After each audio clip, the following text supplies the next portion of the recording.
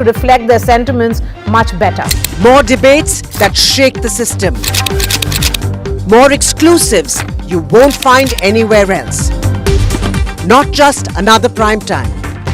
It's a prime time that's unmissable. I've been reporting on all issues big and small from Andhra Pradesh, Telangana, rest of South India, bringing you all the action, all that you need to know, all that you want to know. The energy of Maximum City is infectious. I'm bringing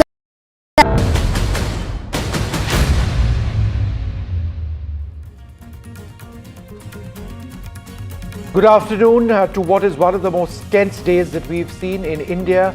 It's a warlike situation in the country. India has hit several Pakistani bases. Several Indian bases have been hit. There has been some damage on the ground as well. Some casualties also may be reported. There is a sense that Pakistan may be forward deploying its troops.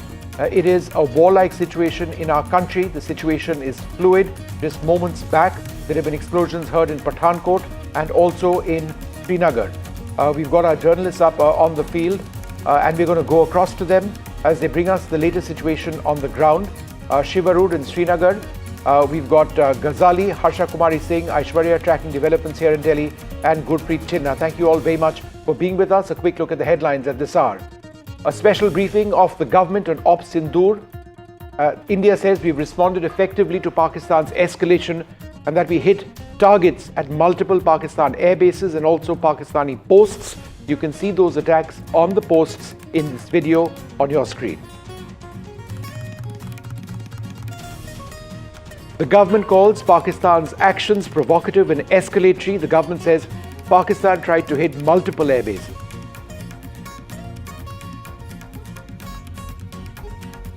The government debunks claims of Pakistan's propaganda and says that Pakistan attacked 26 locations. Time-stamped images of Indian air bases which have been undamaged because there have been fake Pakistani claims as well have also been shown. The US Secretary of State Marco Rubio speaks to External Affairs Minister Dr. Jaishankar. Rubio says India and Pakistan must de-escalate.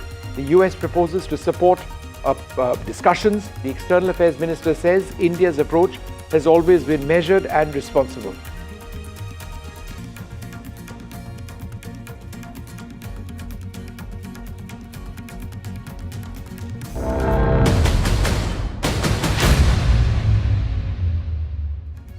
Well, it was an hour and a half back that the government came out with a fairly detailed briefing on what's exactly been taking place in India. Let's listen in.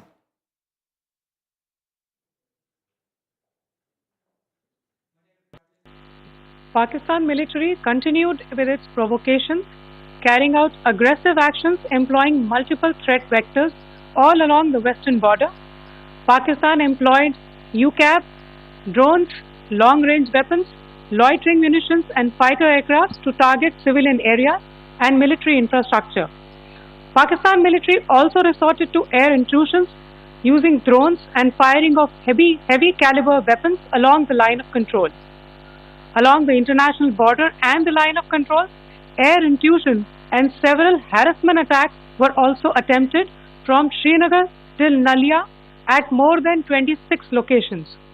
Indian Armed Forces successfully neutralized these threats and majority of the vectors. However, limited damage was sustained to equipment and personnel at Indian Air Force stations at Udhampur, Pathankot, Adampur and Bhuj. There were also several high-speed missile attacks noticed subsequently after 0140 hours in the night at several air bases in Punjab. In a deplorable cowardly act, targeting of civilian infrastructure also had taken place, where Pakistan attacked RT gun positions at Dehrangiyari and Chandigarh Forward Ammunition Depot, with heavy damages to other military stations being propagated on social media. India unequivocally rejects these false narratives being spread by Pakistan.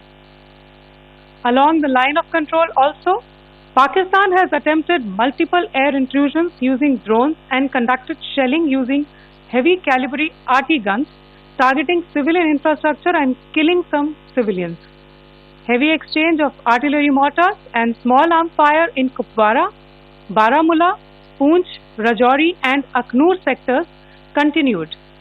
Indian Army has responded effectively and proportionately, causing extensive damage to Pakistan Army. Pak military has been observed to be moving their troops into forward areas, indicating offensive intent to further escalate the situation. Indian Armed Forces remain in a high state of operational readiness. All hostile actions have been effectively countered and responded appropriately. Indian Armed Forces reiterate their commitment to non-escalation, provided it is reciprocated by the Pakistan military. At the end, I would also like to show you a few images of Air Force bases in the Punjab sector and Rajasthan sector, where it is mighty clear that we are debunking the Pakistani claims of causing destruction at these air bases. You can yourself see the normalcy at these air force stations. This is Sirsa, Suratgarh. The runways are intact.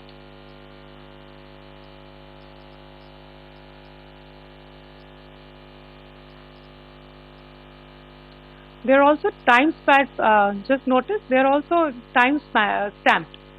This is today. First of all, as you have seen, Pakistani claims about activities that they have undertaken continue to be heavy on lies, misinformation and propaganda. And on top of that, this is peddled by Pakistani state agencies. The claims that they have made about attacking and destroying various places, various military installations and facilities, as has been pointed out by my colleagues here this morning, are completely false. The claim about the Air Force station in Sirsa being destroyed, completely false, as you've seen. The claim about the Air Force station in Suratgarh being destroyed, completely false again, as you have seen.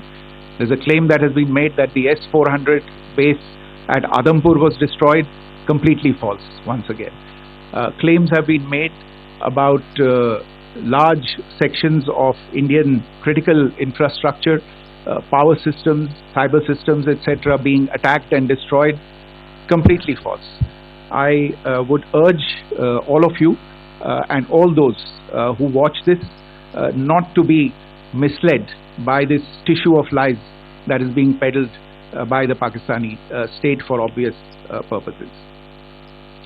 The second point that I wanted to emphasize is that Pakistan continues with its execrable and wanton campaign of targeting civilians and civilian infrastructure, especially in the states of Jammu and Kashmir and Punjab. There is also on its part a consistent attempt to sow discord between communities in India. As I said, there has been a particular focus in its targeting of civilian infrastructure and the population in Jammu and Kashmir and Punjab. Earlier this morning, Pakistan shelled the town of Rajouri, killing the additional District Development Commissioner Sri Rajkumar Thappa, adding to the civilian casualties and the damage in that state. We have also observed overnight damage to property and injuries to civilians in Firozpur and Jalandhar, among other places. Finally, as I said, Pakistani officials also continue to make ludicrous claims about India firing missiles towards Sri Amritsar Sahib.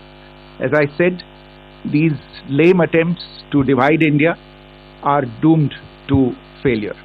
We have also seen in some of the remarks that have been shown on television that the Pakistani army spokesman seems to take great joy at the fact that the Indian public should criticize the government of India with regard to various issues.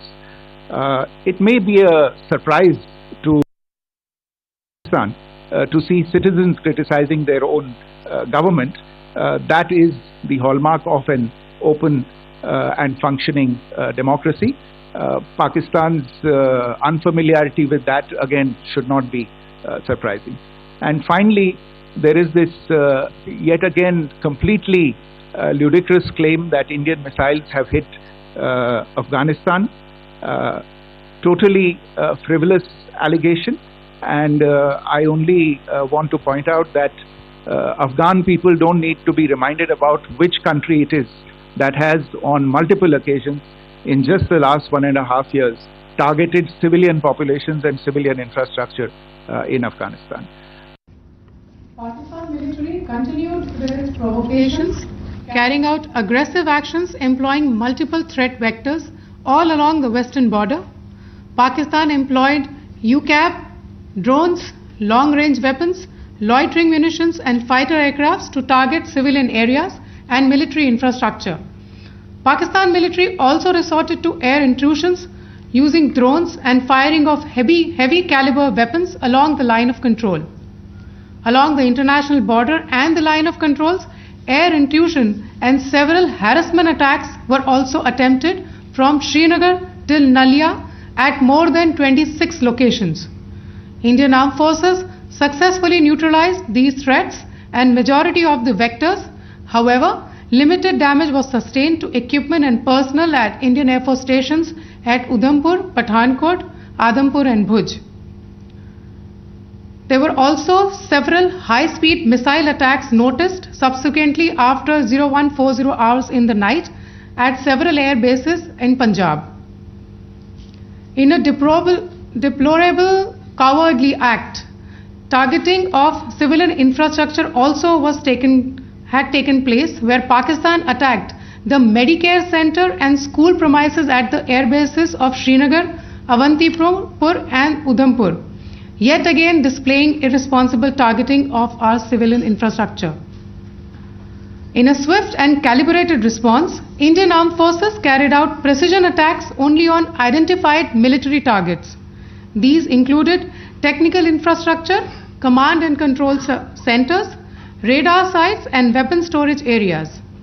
Pakistan military targets at Rafiqi, Murid, Chaklala, Rahim Yar Khan, Sukur and Chunya were engaged using air-launched precision weapons from our fighter aircraft. Radar site at Pasroor and Sialkot Aviation Base were also targeted using precision munitions. While carrying out these responses, India ensured minimum collateral damage. Pakistan has also attempted to execute a continued malicious misinformation campaign with claims of destruction of Indian S-400 system at Adampur, destruction of airfields at Suratgarh and Sirsa, BrahMos base at Nagrota, RT gun positions at Derangyari and Chandigarh forward ammunition depot, with heavy damages to other military stations being propagated on social media. India unequivocally rejects these false narratives being spread by Pakistan. Along the line of control also, Pakistan has attempted multiple air intrusions using drones and conducted shelling using heavy caliber RT guns, targeting civilian infrastructure and killing some civilians. Heavy exchange of artillery mortars and small arm fire in Kupwara, Baramulla, Poonch, Rajouri and Akhnur sectors continued.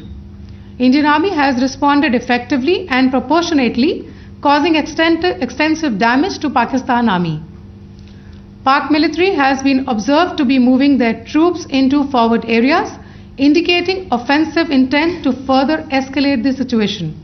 Indian Armed Forces remain in a high state of operational readiness.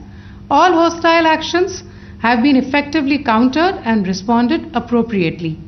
Indian Armed Forces reiterate their commitment to non-escalation, provided it is reciprocated by the Pakistan military.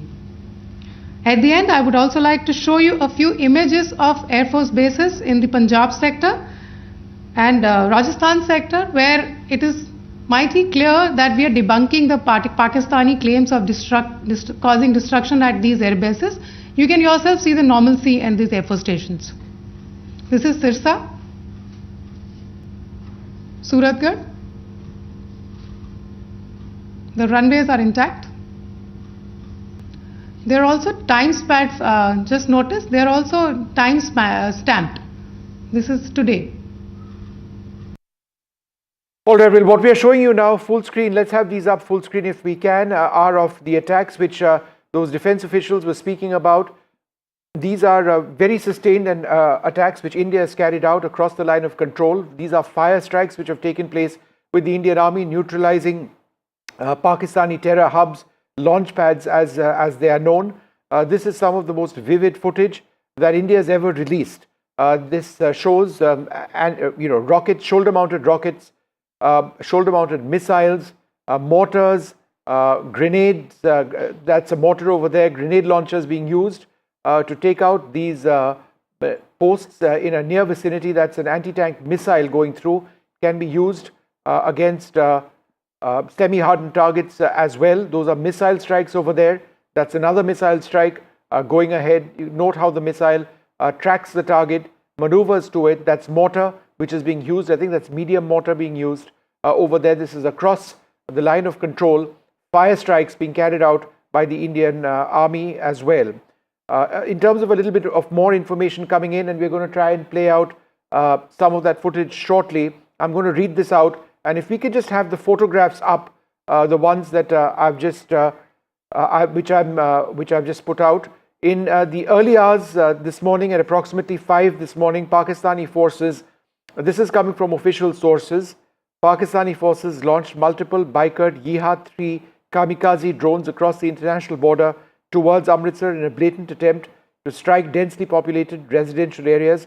Because of the vigilance and rapid response of the Indian Army's air defense network, the hostile drones were detected, tracked and engaged within seconds of breaching Indian airspace using quick reaction air defense guns positioned in depth along the border belt. Anti-air defense gunners brought down, Army air defense gunners brought down the drones in midair, ensuring that no debris fell on civilian property and that no casualties were sustained. Initial analysis indicates that the drones carried high explosive payloads intended to inflict maximum damage on innocent civilians, a fresh low in Pakistan's ongoing escalation. This is what I'm referring to. These pictures match what I'm saying. These are some of the drones which were brought down. The prompt neutralization of this threat underscores the effectiveness of India's layered air defense grid, which integrates ground-based radars, electro-optical sensors, and automated command and control systems. Let's go back to Shiv Arur. Keep these images on the screen. Shiv, we keep talking about fighter aircraft, we keep talking about missiles, we talk about the BrahMos all the time, but it's the, for want of a better word, it's the lowly air defense gunner using an old L-70 system, which increasingly may be radar guided, who has played an incredible role in taking out drones. 400 drones, 300 drones, the numbers are huge. And now, unlike day one, when they weren't armed drones, they didn't have bomblets, these are armed drones. Without these, we would have suffered huge casualties. And Vishnu, I'm so glad you talked about the humble L-70 gunner, because there are 3 ground-based, non-missile anti-drone systems, anti-air systems that have played an absolutely incredible and maybe unsung role. So I'm really glad you've brought it up, because the L-70, the Zu-23, the Shilka, which are slightly more sophisticated, are the weapons that have probably taken on the overwhelming number of those 400-odd drones that came into Indian airspace. You're right, this is literally the trenches. This is where military skill really comes into its own. These are weapons that never get the kind of limelight that more sophisticated weapons that you named actually do. Also, that the video that's just come out from the Indian Army, Vishnu, that you were referring to a short moment ago, those are the trenches. Those are the first images from the line of control trenches, depicting in vivid detail the Indian Army. First pictures in this wave of conflict between India and Pakistan. The first pictures of forward posts along the line of control, absolutely obliterating launch pads and Pakistan Army posts, which, as I've been saying in our coverage, have become very, very difficult to differentiate apart. Very often, Pakistan Army posts and launch pads, are coterminous. They're right there with each other. And therefore, these pictures depicting mortars, I'm guessing also artillery. I didn't see the whole video, but also rocket-propelled grenades and possibly even anti-tank guided missiles being used at close range to absolutely decimate some of this infrastructure. Now, when I've been reporting from the line of control, the information that we got, especially in the Kupwara and Uri sector, is that as many as 40 to 45 major launch pads continue to exist. So I'm very curious after watching this video, how many of those launch pads, are still breathing free air, because this video is about a minute and 25 seconds long, and I counted as many as 7 or 8 launch pads being absolutely obliterated. So it's going to be interesting to see if that data will ever become available. But clearly, Shiv, hold on for half a second. I'm just going to, I'm going to have that up full screen. Not this. Let's play that video. Yeah, Shiv, go ahead. Talk us through this video. Yeah, so this is the video that the Indian Army has put out just a short while ago on its social media handles. Very, very vivid imagery, obviously filmed at forward posts along the line of control in an eyeball. When you say eyeball to eyeball situation, this is what it means. From where these Jawans and officers are standing, you can see the Pakistan Army posts and the launch pads right there. So it's a mix of real life camera, daylight camera, as well as thermal imaging or infrared camera, capturing the destruction and decimation of a series of launch pads and Pakistan Army posts, which are usually adjacent to each other in some sectors of the line of control. I counted at least 6 or 7 such terror launch pads being destroyed. You can see ammunition being cooked off in some of those videos as well, Vishnu. Also, look at the weapons being used. You've got everything from mortars to anti-tank guided missiles, rocket-propelled grenades, possibly some other weapons, machine guns as well, being used against those launch pads. So very interesting, and I always insist on marking these things in any cycle of conflict. These are the first images of this particular conflict on the front lines. These are the men fighting those forward posts from Pakistan. And they'd be facing significant attacks themselves. So, I mean, let's not forget that for a moment. This is the front line. Yeah. These are the people who hit the hardest sometimes, but face the brunt of attacks. These are our Jawans defending and protecting us and hitting terrorist launch pads in just the last little while. I'm going to go across to our colleagues Nazir Masoodi and Aishwarya Jain. Aishwarya, let me come across to you first. There have been a series of meetings which have taken place already today. Aishwarya, can you give us an idea of what's happening today by way of top leaders meeting? Is there going to be a press conference again later this evening, Aishwarya?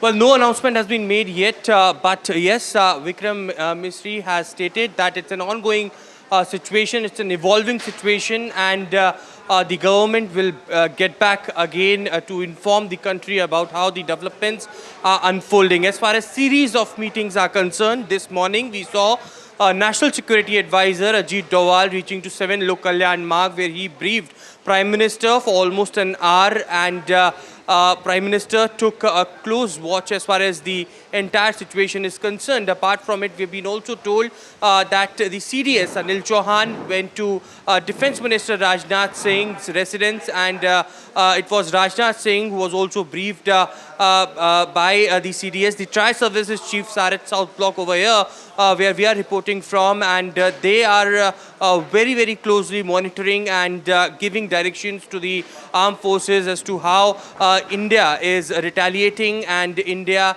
is taking actions against the Pakistani violation of the truce. But yes, once again, we have got confirmation from the Indian Army. Yesterday, there were visual proofs that were given by the Border Security Force as well, that in a continuous operation, there are terrorists which had been neutralized, who were tried to infiltrate in the Indian territory. Today, there were several such posts which were also completely destroyed in an action by the Indian Army.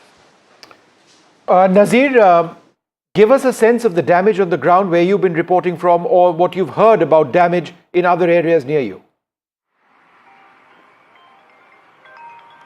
Well, there have been targets, attacks and targets on defense installations, Avantipura and Srinagar airport, or the Udhampur, which government has said it in its briefing clearly.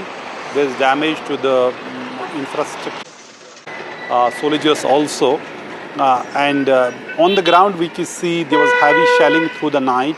Here in Kupara also, army clearly targeted Pakistani posts across the line of control here. But here on Pakistani side targeted both civilians as well as this army installations. So this is something which is going on. The army has hit them hard. Pakistan has been trying to target innocent civilians. Many civilians have been killed. Many have lost their homes. I have been to some of those places where these people have lost their homes. They got injured, and all that has happened. This is something which nobody would want, that innocent people are targeted, but that is happening here in Jammu and Kashmir. We see people facing the brunt of Pakistani shelling here in Jammu and Kashmir in the border areas. But one thing important, while we have been covering this, we have never shown any troop movement or troop deployment. That we have been careful about to ensure that there is nothing when it comes to the operational secrecy of the forces, that is never compromised. And here on the ground we saw in Srinagar there were 3 loud explosions were heard. Nature of explosions is not known. What is the reason? What is the cause? But in the situation it has been happening. There was also sirens were sounded in parts of Srinagar. So fingers crossed what has happened. But the way we have been seeing situation unfolding in Srinagar, where we saw in Avantipura Air Base that they tried to target it, and there were 2 medical facilities and schools in both the places. Yeah, Nazir, hold on a second. Let's quickly go across to Gurpreet Chinna as well. Gurpreet needs to move from that location, which is why I'm interrupting you, Nazir. Gurpreet, go ahead where you are. Tell us what's happening. Well, we are reporting from one of the villages from district Firozpur. This is the Burj Makhan Singh village. Last night we are showing that how our forces, they are neutralizing missiles or drones in the air, and we have seen the one portion of some object has been seen here. तो क्या देखा आपने यहाँ पे? हम देख रहे हैं ट्रांसफार्मर के पास. आप हमारे साथ भी चलो अगर वहाँ पे. ਇਹ ਨਾ ਤਕਰੀਬਨ ਰਾਤ ਟਾਈਮ ਹੈਗਾ ਸੀ 1:30 ਵਜੇ ਦਾ ਜੀ, ਤੇ ਇਹਨਾਂ ਇੱਕ ਵਾਰੀ ਬਲਾਸਟ ਹੋਇਆ ਬਹੁਤ ਜ਼ਿਆਦਾ. ਬਲਾਸਟ ਹੋਣ ਕਾਰਨ ਅਸੀਂ ਬਾਹਰ ਸੀ, ਤੇ ਬਾਅਦ ਵਿੱਚ ਚਾਚਾ ਜੀ ਨੇ ਦੱਸਿਆ ਮੈਨੂੰ, ਕਹਿੰਦੇ ਵੀ ਆਪਣੇ ਨਾ ਬਲਾਸਟ ਹੋਇਆ, ਤੇ ਜੋ ਦਰਵਾਜ਼ੇ ਖਿੜਕੀਆਂ ਨਾ ਉਹ ਇੱਕਦਮ ਕੰਬਣੇ ਲੱਗੀ, ਤੇ ਫਿਰ ਅਸੀਂ ਬਾਹਰ ਜਦੋਂ ਆਣ ਕੇ ਦੇਖਿਆ ਤਾਰ ਟੁੱਟੀ ਹੋਈ ਸੀ ਟਰਾਂਸਫਾਰਮਰ ਦੀ, ਇਹ ਲਾਈਟ ਆਫ ਸੀ ਉਦੋਂ, ਤੇ ਤਾਰ टूटी हुई थी। तो जब देखा आने तो पैरों में अड़ा थे, ठुड्डा आया, तो देखा नीचे इतना सारा पंखे की तरह था जो यहाँ पर पड़ा था। बिल्कुल यहाँ पे पड़ा हुआ था, हम देख सकते हैं। ये मैं अपने कैमरामैन साथी को कहूँगा तस्वीर दिखाई जाए तो क्या था वो, मतलब कोई यहाँ पे डैमेज हुआ, कुछ हुआ ऐसा कुछ? नहीं, इतने डैमेज हवा च ही डैमेज हो गया, इतने खाली खोखला आन के डिगा जी, क्योंकि साथ में ट्रांसफार्मर था। कल हमने देखा कि 8 बजे के बाद पूरे शहर में ब्लैकआउट किया गया था। कहीं ना कहीं लगता है कि अगर यहाँ पे टारगेट किया जाता तो शायद ज़्यादा नुकसान होता गाँव का। बिल्कुल जी बिल्कुल। ये अगर ये लाइट होती तो फिर, क्योंकि तार 3-4 घरों में जाती है, ये टूट के नीचे गिरी, अगर ये लाइट होती तो ये ब्लास्ट करती बहुत ज़्यादा। एक नौजवान है हमारे साथ, आपने वीडियो भी बनाई, आप दिखा रहे थे कैसे ऊपर से आया, क्या हुआ क्या? एक्चुअली क्या है कि जैसे ही ड्रोन आया तो हवा में ही वो डिफ्यूज़ हो गया होगा, और जो उसका लास्ट पार्ट था छोटा सा, वैसे केजी में तो आई थिंक 15 से 20 केजी का होगा वो, और सीधा यहाँ पे आगे गिरा। तो थैंक गॉड ये कि ये सीधा ट्रांसफार्मर के ऊपर आगे नहीं गिरा, तो यहाँ पे नीचे ही गिरा। कोई गांव में कोई नुकसान तो नहीं हुआ, कहीं किसी जगह पे कोई नुकसान तो नहीं हुआ? अगर यहाँ गिरा कोई शीशे टूटे हो, कोई नुकसान हुआ है? नहीं, हमारे इस गांव में तो कोई नुकसान नहीं हुआ। एक्चुअली हमारे गांव से एक 10-15 किलोमीटर और गांव है खाई फेमे की, वैसे वहाँ पे ज़्यादा नुकसान हुआ है, हमारे इस गांव में नहीं हुआ। So, we can see that this is the example how our defense system, integrated defense system is working, and we are able to even neutralize all the missiles and drones which are being targeted from Pakistan side. We are reporting from this border area where we have seen the people have seen some part of some object here, but there was no damage at all. Back to studio. All right, we leave it over there. Gurpreet, keep coming back to all of you in a moment. India striking back hard, but there has been damage in India as well. There is a lot more information coming in what is clearly a very, very fluid situation.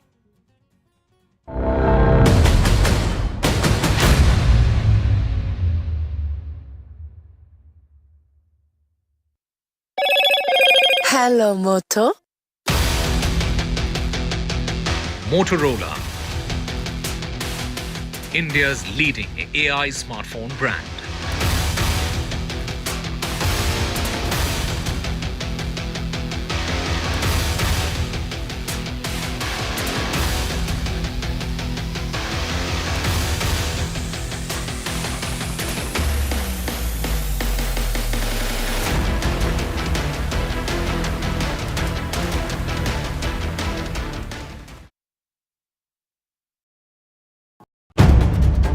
If it matters to you, if it matters to you, if it matters to you, it matters to India, it matters to India, and it matters to me, and it matters to me. India Matters with Shivaru, only on NDTV 24/7. In today's interconnected world, India's voice is more crucial than ever. When India speaks, the world listens. At NDTV World, we are that voice, bringing you intelligent and insightful news from India and beyond. From geopolitics and diplomacy to economic shifts, migrations, tech disruptions, and the stories of our diaspora. We cover the news that shapes our global future. NDTV World, your new home for global news is here.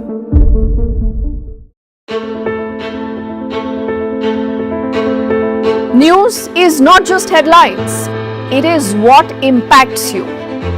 And news should never be mistaken for noise. What matters is the reality. Accurate. Hello, Moto. Motorola, India's leading AI smartphone brand.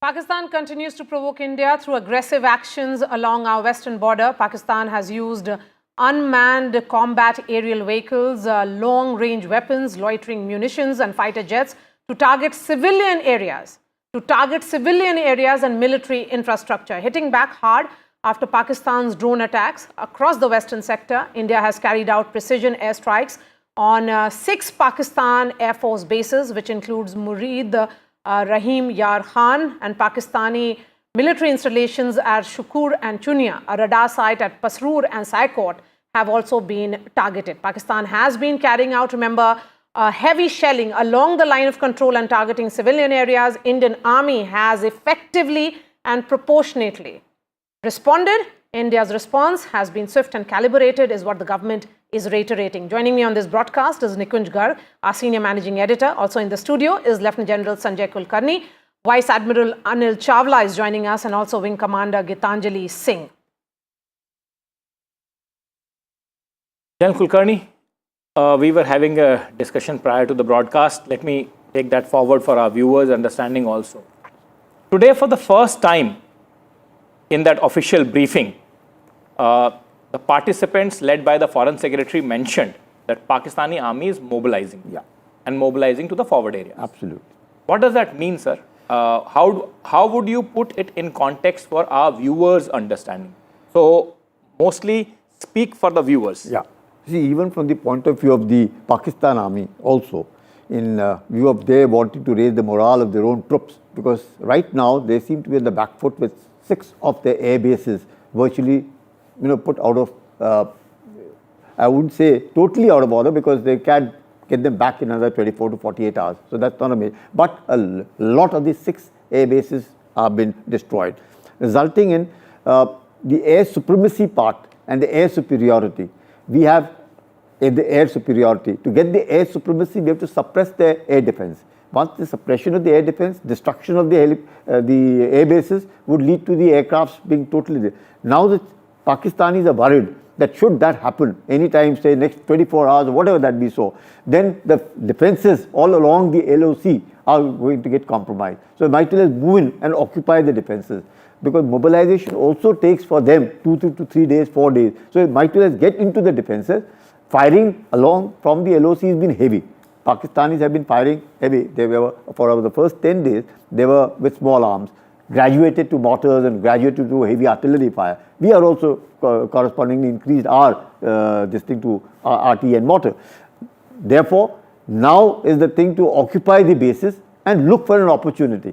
Because at this point of time, Pakistan wants to raise the morale of their troops, that they're not on the back foot. Don't worry, we are at it. So A, this is a morale raising exercise for their troops. Yeah. But B, as you are saying that they are covering their flanks, and C, but then it obviously raises the temperatures, because then it becomes a position where they are mobilized and we have not yet mobilized. No. Even if we have not mobilized the troops all along the LOC, should they find weaknesses and just march in, the Pakistanis will be caught on the back foot. They wouldn't know what has happened to them, because rear areas are being destroyed. There is nothing along the LOC. So if the defenses have to be occupied, even if the rear areas get them, so they don't want their area to be compromised, and hence the mobilization to at least hold the front. If the front is also gone and the rear is also gone, then Pakistan collapses. So that is where they are aware that is may collapse, because the way we are getting on to their airfields being destroyed. Similar, more installations will go. If Pak raises the thing by hitting more, first day there were 16 odd targets they took on ours. Second day they took 36. The third day 26.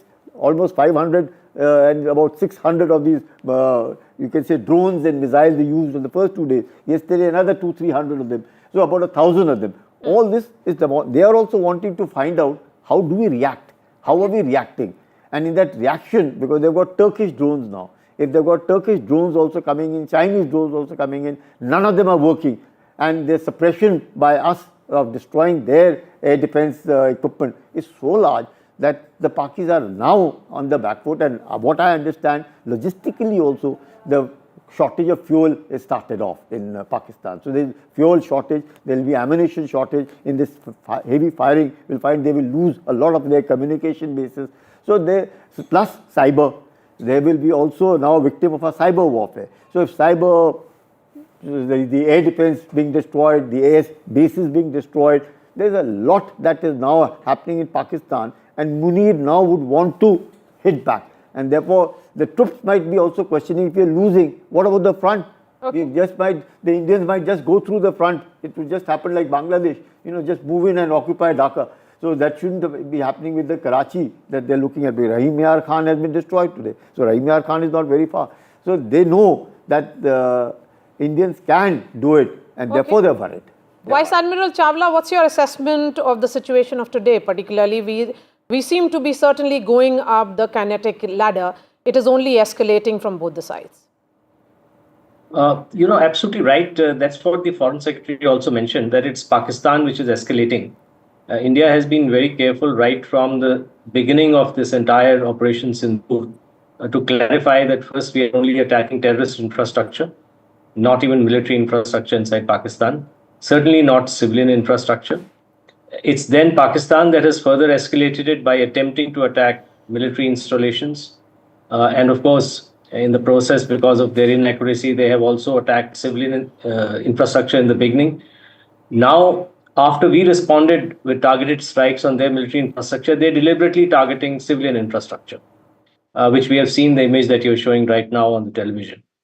So, the fact is that they are the ones who are escalating, and they are the ones who need to de-escalate. And I think, as I mentioned earlier in your program, they need to come to their senses, because the Indian state has only used a fraction of its force against Pakistan right now. There's much more that is left, and a prudent person will step back from the brink, and I think that's what Pakistan needs to do. Step back from the brink. But are the Pakistanis listening? Is the Pakistan military brass getting that sense is the big question. Historically, it has taken at least a couple of weeks for it to sink into their brains.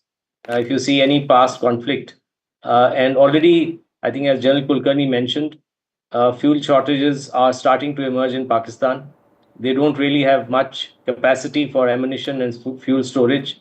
And so this bluster and the bluff that they are trying to perpetuate by sending UAVs and drones and random missiles, which have mostly been shot down, will come to an end soon. So I think the sum of the matter is that, as we are doing today, as the leadership is doing, we need to be resolute, and we need to ensure that we don't cede ground here, and that Pakistan realizes in a few days what its standing is. It's already surviving on a loan. I mean, yesterday it got a $1 billion loan, though of course that was not meant for defense purposes, but they've always misused whatever loans they had to either repay old loans from China or diverting them for quasi or military use.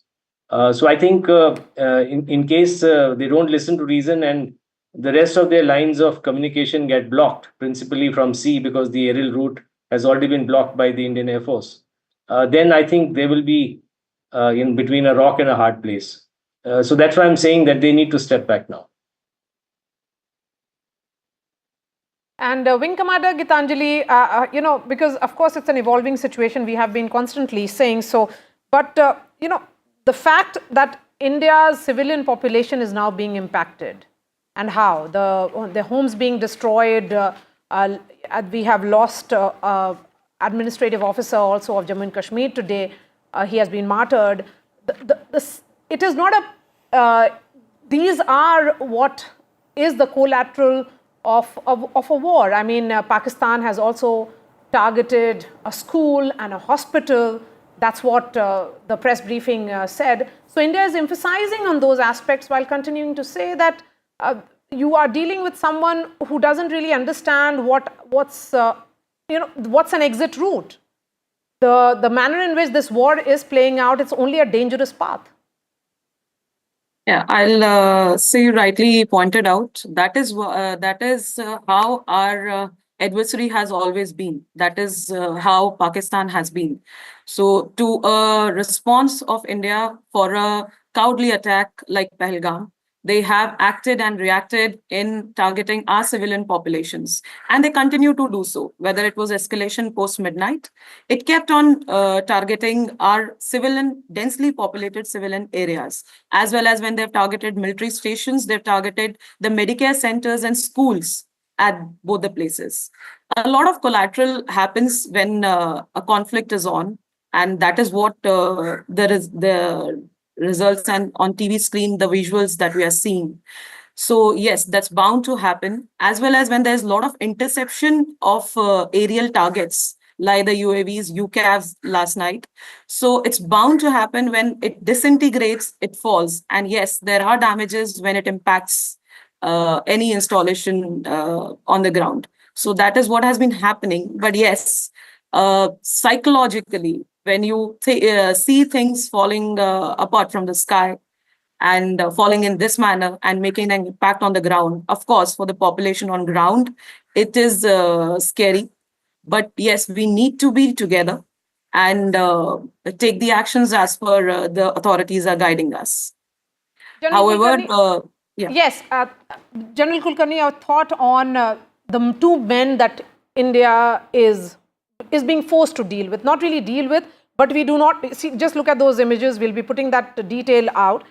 You have Pakistan's new ISPR chief, who's the son of Osama-linked scientist, who had famously said, or should I say infamously said, jinns can make electricity. You're dealing with this man, and then you have General Munir. Both these men have taken their country down a very, very dangerous path, a point of no return, one would say. But the call that has been made by Marco Rubio to General Munir certainly emphasizes on the point that he is the man in charge, man in control of Pakistan right now, and the civilian leadership is completely inconsequential. You're absolutely right. America, though a democracy, always believes in one-point contact. And they know in Pakistan, the only one-point contact is the chief of the army staff, Munir. Nobody else. However jihadi he may be, whatever he may be, he might take Pakistan down the lane, whatever it is. America knows one-point contact in Pakistan is Munir. Nobody else. We can say democracy, whatever. Yeah, I mean, this is a point that many are emphasizing, and I've been trying to discuss this point while we discuss the credentials or the backgrounds of these men. Yeah. Of course, the ISI chief is General Munir's close aide. He is his man. He has put him in that chair.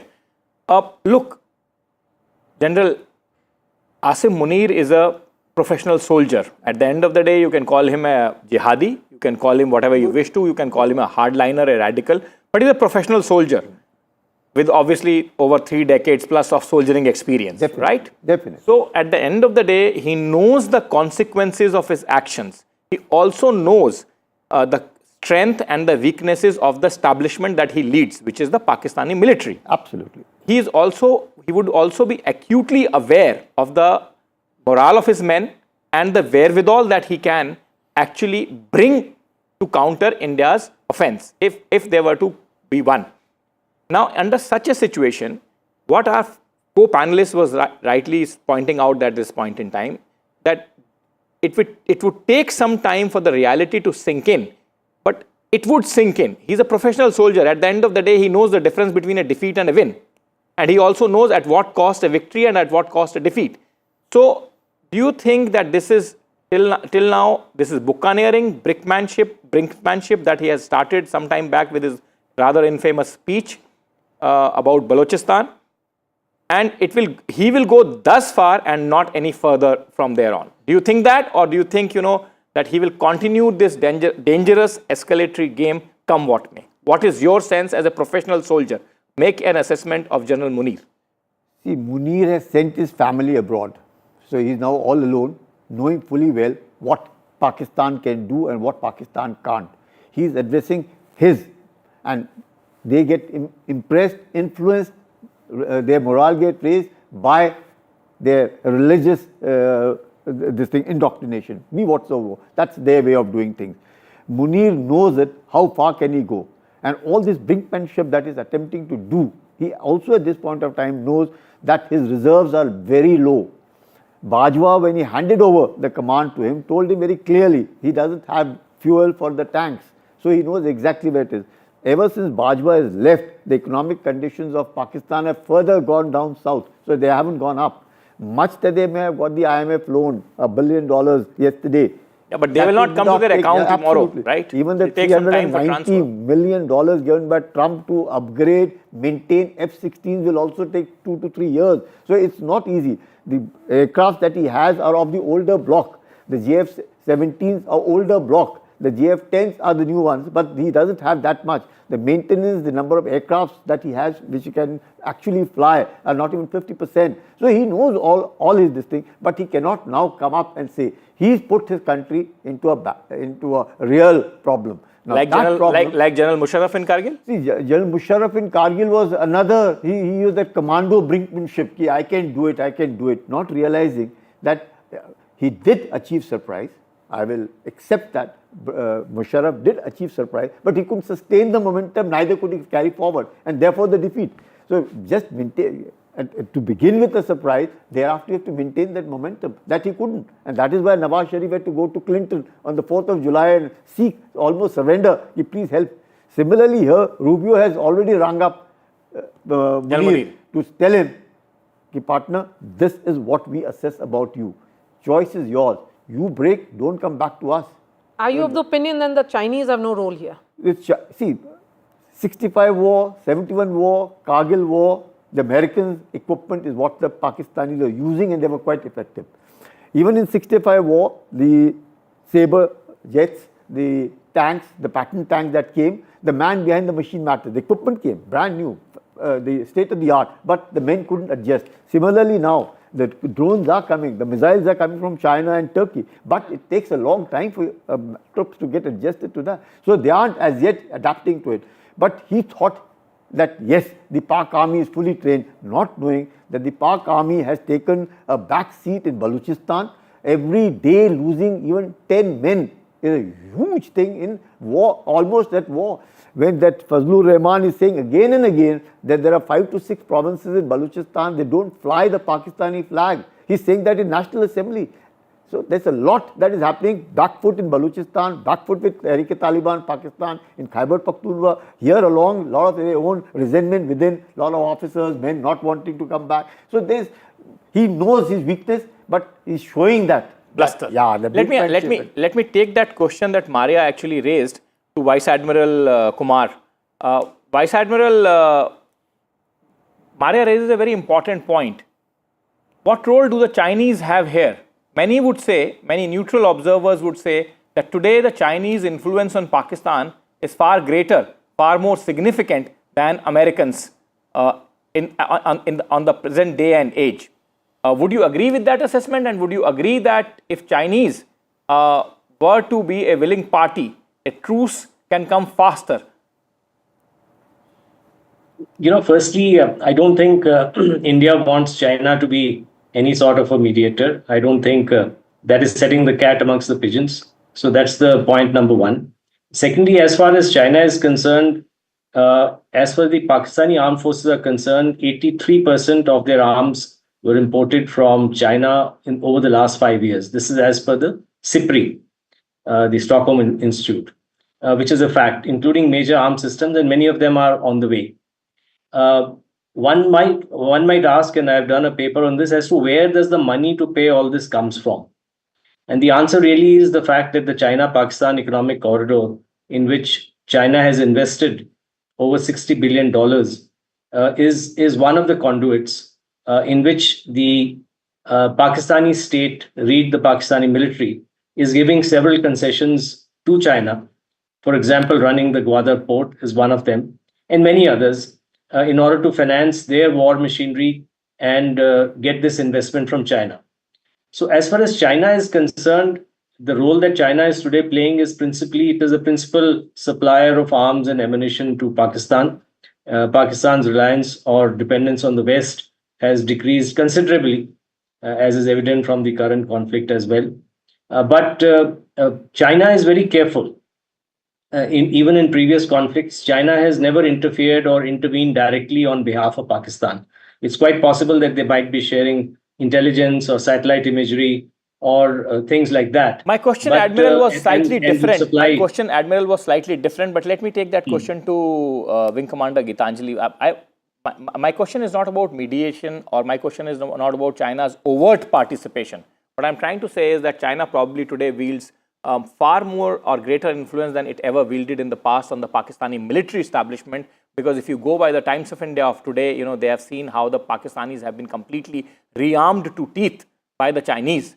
And therefore, my question is that if the Chinese were to wish peace between India and Pakistan, as they have expressed, an hour back, there was a statement from the Chinese establishment which said that, we request both parties to disengage.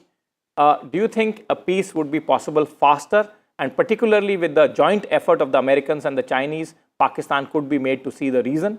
Of course, the might of the Indian armed forces would make them see the reason in some time to come for sure, as pointed out by Vice Admiral. But do you think that collaborative process can probably make them see the reason quicker?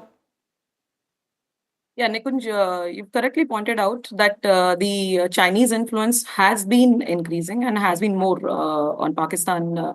And the exit route to all the escalation and all the ongoing scenario is actually diplomacy and continued effort and a common ground which has to be offered by a third party, of course, whether it be US or China. But as you're saying, yes, the Chinese influence has been there. Providing a common dialogue or persuading for a common dialogue, of course, can be said that they can work out, because as sir also pointed out, the ongoing inventory as well as the joint programs that Pakistan has been continuing with China is actually making it more confident into these conflicts, to enter into these conflicts, and thinking about that backing they might have. So a common ground, of course, and the dialogue, if pressurized and routed through China, could maybe work out. But however, I would say that the prudence still lies on the man leading the missions. So in Pakistan, the scenario is not seeming to be dealt in a very prudent manner and a very thoughtful manner. They're already sitting on brink of their reserves and on the lookout of their inventories. So that needs to be reconciled and rethought about. Right. The leadership there needs to Wing rethink. Commander, really appreciate your time. Thank you so much for joining us, Lieutenant General Sanjay Kulkarni here and Vice Admiral Chawla. Shifting focus to all the international reactions. Remember, in the last couple of hours, there have been series of phone calls that have happened.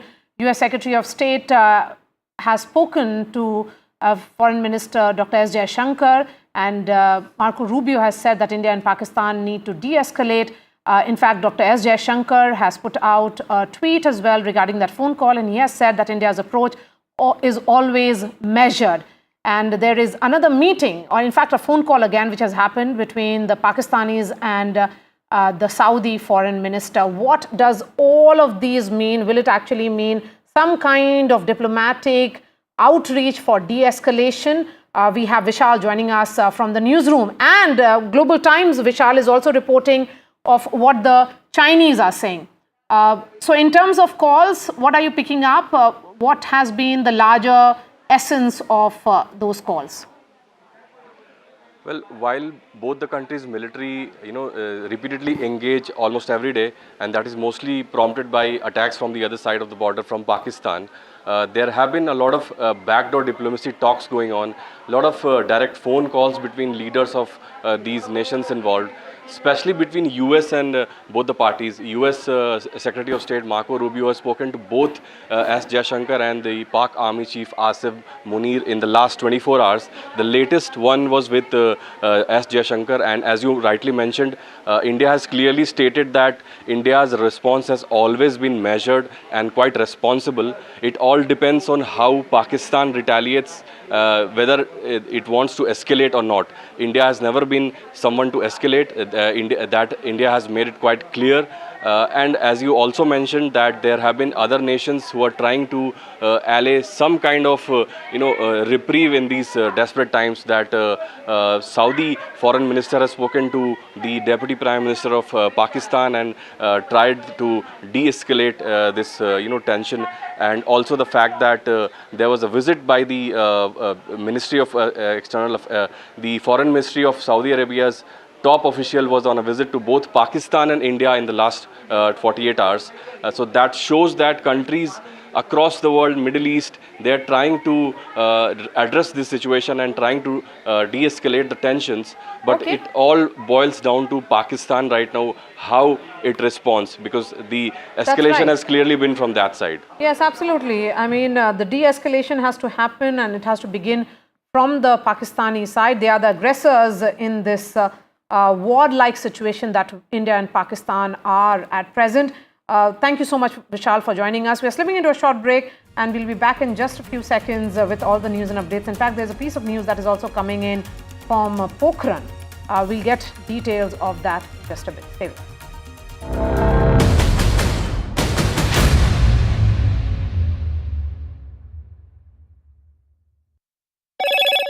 Hello, Moto.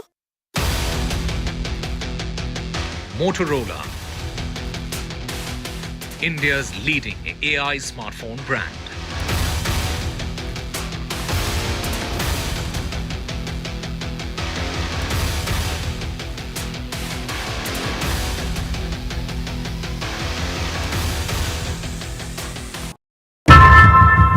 How often have you turned away from debates that descend into endless fights?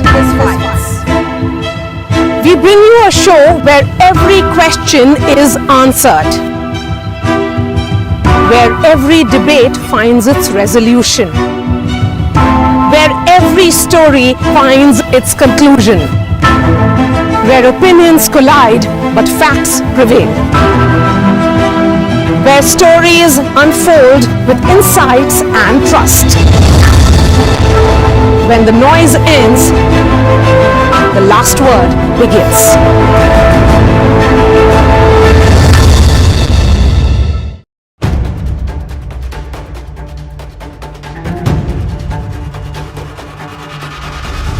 If it matters to you, if it matters to you, if it matters to you,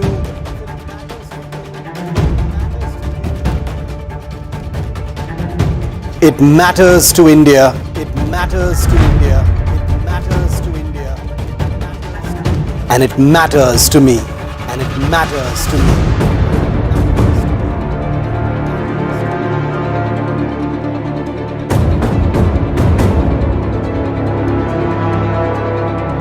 India Matters with Shivaroop, only on NDTV 24/7.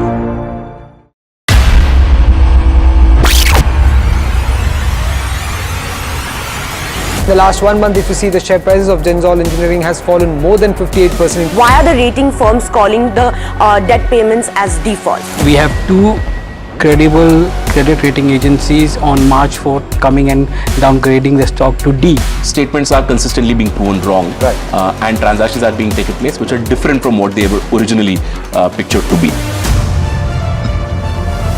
The company claimed it would roll out 6,400 electric vehicles.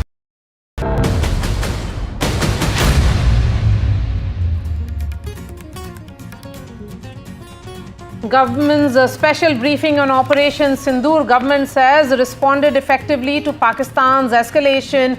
India hit targets at multiple Pakistan air bases is what the government has said. Government of India reiterates that Pakistan actions are provocative and escalatory. Pakistan is trying hard to hit multiple air bases in India. India successfully debunks claims of Pakistani propaganda. Government says that Pakistan attacked 26 locations. Time-stamped images of Indian air bases show zero damage. US Secretary of State Marco Rubio speaks to Dr. S. Jaishankar. Rubio says India-Pakistan need to de-escalate. External Affairs Minister responds by saying India's approach has always been measured and responsible.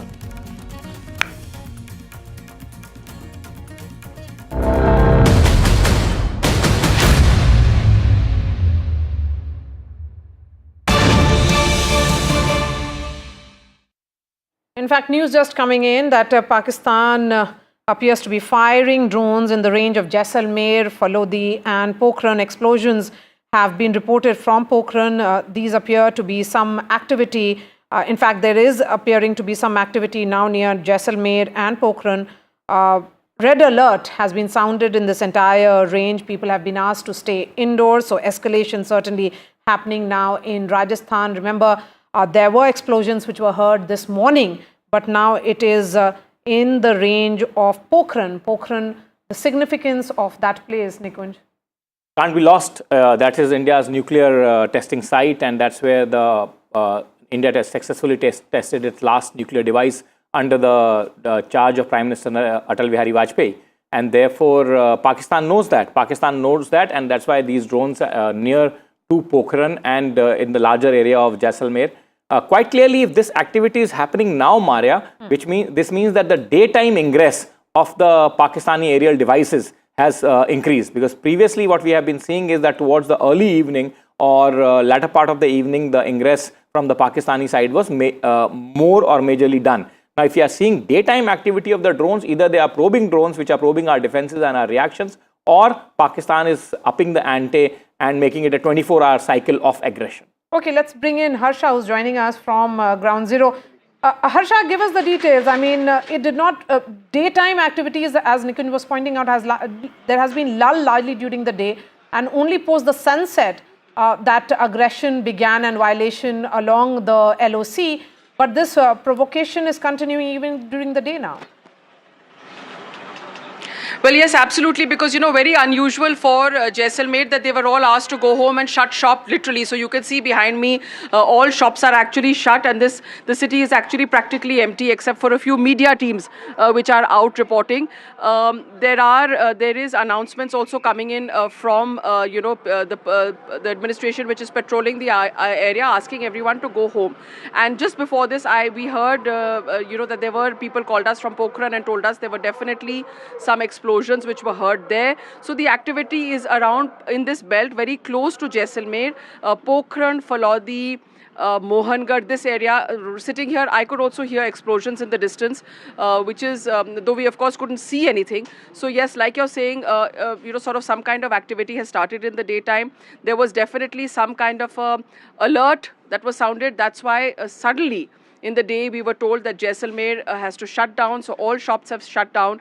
Barmer has to shut down, so there's a red alert for Jaisalmer and Barmer. In fact, I was talking to a senior police official also who said that you will be stopped before you enter Jaisalmer. But as of now, I was allowed to come back into the city. So yes, there is a sense of high alert here, and definitely explosions and sounds being heard in this range. There is some kind of an activity that's going on here. Harsha, explain to our viewers how far are you from the international border, because the state that you are in has complete international border. There is no line of control or working boundary or whatever, anything like that. That's clear, quite well demarcated international border with a fence. India completed that fence in the late 90s, and that fence exists. And therefore, explain to our viewers how far as crow flies, the distance between you and the international border is, and how far in your rear from the international border all of this activity is taking place. 20 kilometers in your rear, 30 kilometers in your rear, or in what kind of a geographical spread you are talking about in the border areas of Rajasthan between Jaisalmer, Barmer and Pokhran. Please explain in detail. Well, yes, the Jaisalmer, Pokhran and Barmer are the three border towns on this 1,000+ kilometer long border that Rajasthan shares with Pakistan. And it is completely fenced. In fact, like you said, it's a fenced border where there's a constant vigil by the BSF. Now, these border towns are definitely in the line of, should I say, aggression, because they are the last outposts. I am in Jaisalmer, which is about 150 kilometers from the border as the crow flies. So definitely a sense of alertness here. And the border towns of Barmer, Jaisalmer and Pokhran have also been known for their importance to India and to India's military. Everybody knows that. So obviously these are very, very sensitive towns in that sense. Now, there has been, like we were discussing, there has been activity in Jaisalmer, in these areas. I just came back from a field in Jaisalmer where last night at about 4 o'clock in the morning, a drone came in with a projectile which actually caused a crater in the field, and there was a loud explosion and the lights could be seen all around. Now this was about, again, a little more towards the border, a little away from me. So I would say about 70-80 kilometers from the border is where this happened. And, that projectile is now lying in a field. The army is, of course, retrieving it, but it was designed to cause harm. And even now, as I'm standing here, there is behind me, if you can hear the sounds, there is a police vehicle that is going around the city and asking people to go indoors. So the sense of alertness is quite high. The sense of, preparedness is also quite high. The administration is taking no chances because, remember, like I was saying, we are about 150 odd kilometers from the border with Pakistan as the crow flies. Let's shift focus now from Jaisalmer to the power corridors in New Delhi, where a series of meetings are continuing. Aishwarya is now reporting that there is a high-level meeting which is currently taking place at 7 LKM, that is Prime Minister Narendra Modi's official residence. Three service chiefs, or the tri-services chiefs, are in attendance there, and the CDS and also the National Security Advisor is present. This, of course, comes an hour and a half after that crucial press conference, which was chaired by the MOD and Ministry of External Affairs, where details of what happened in the early hours of today was shared. Aishwarya is joining us live. Aishwarya.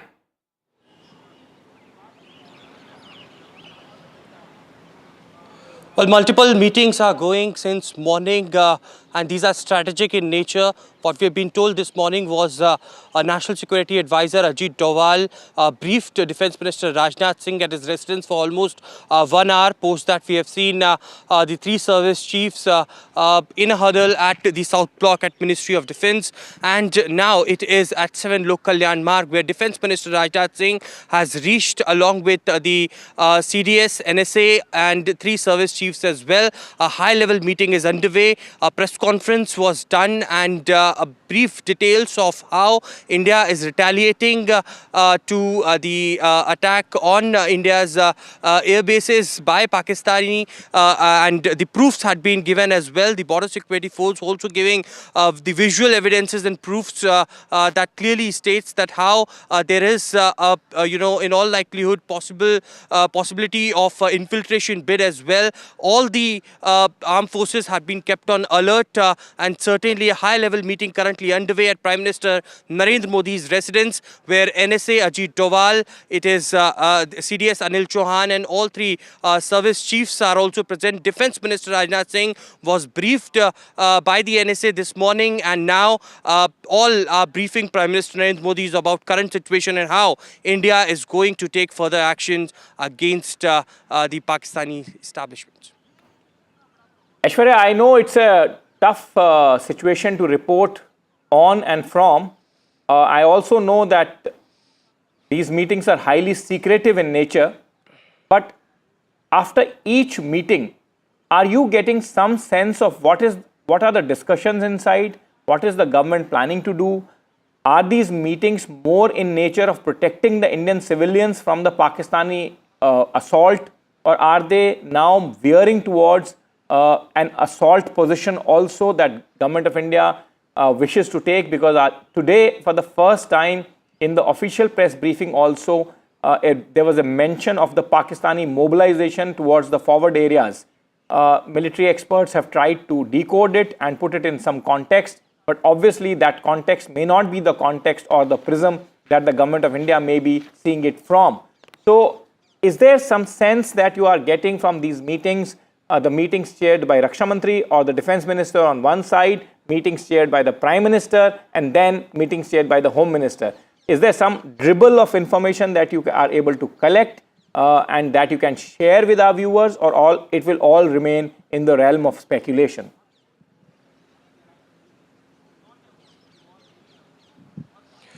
Well, these meetings are very secretive in nature, of course, strategic as well.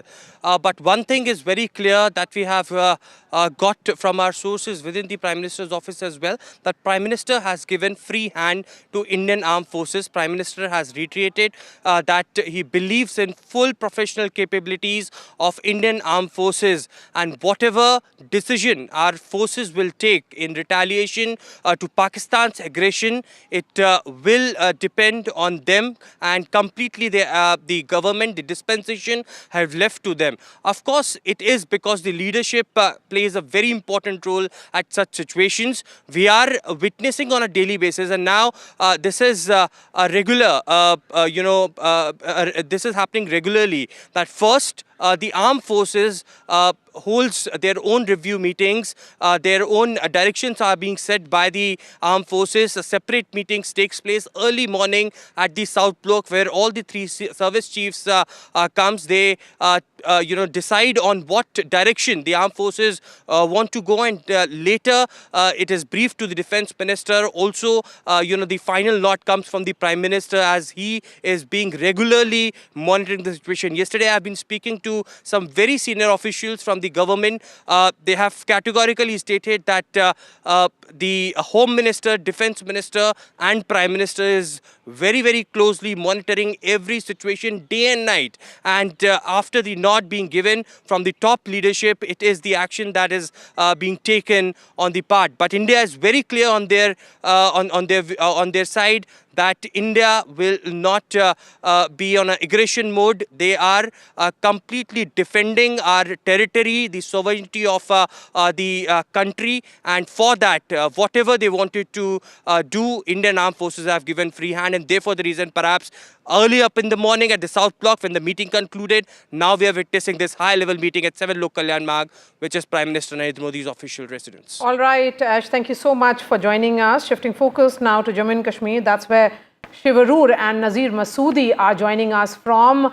Shiv, just minutes ago, we heard you were reporting that there were explosions heard in Srinagar. You were reporting from right near the Dal Lake.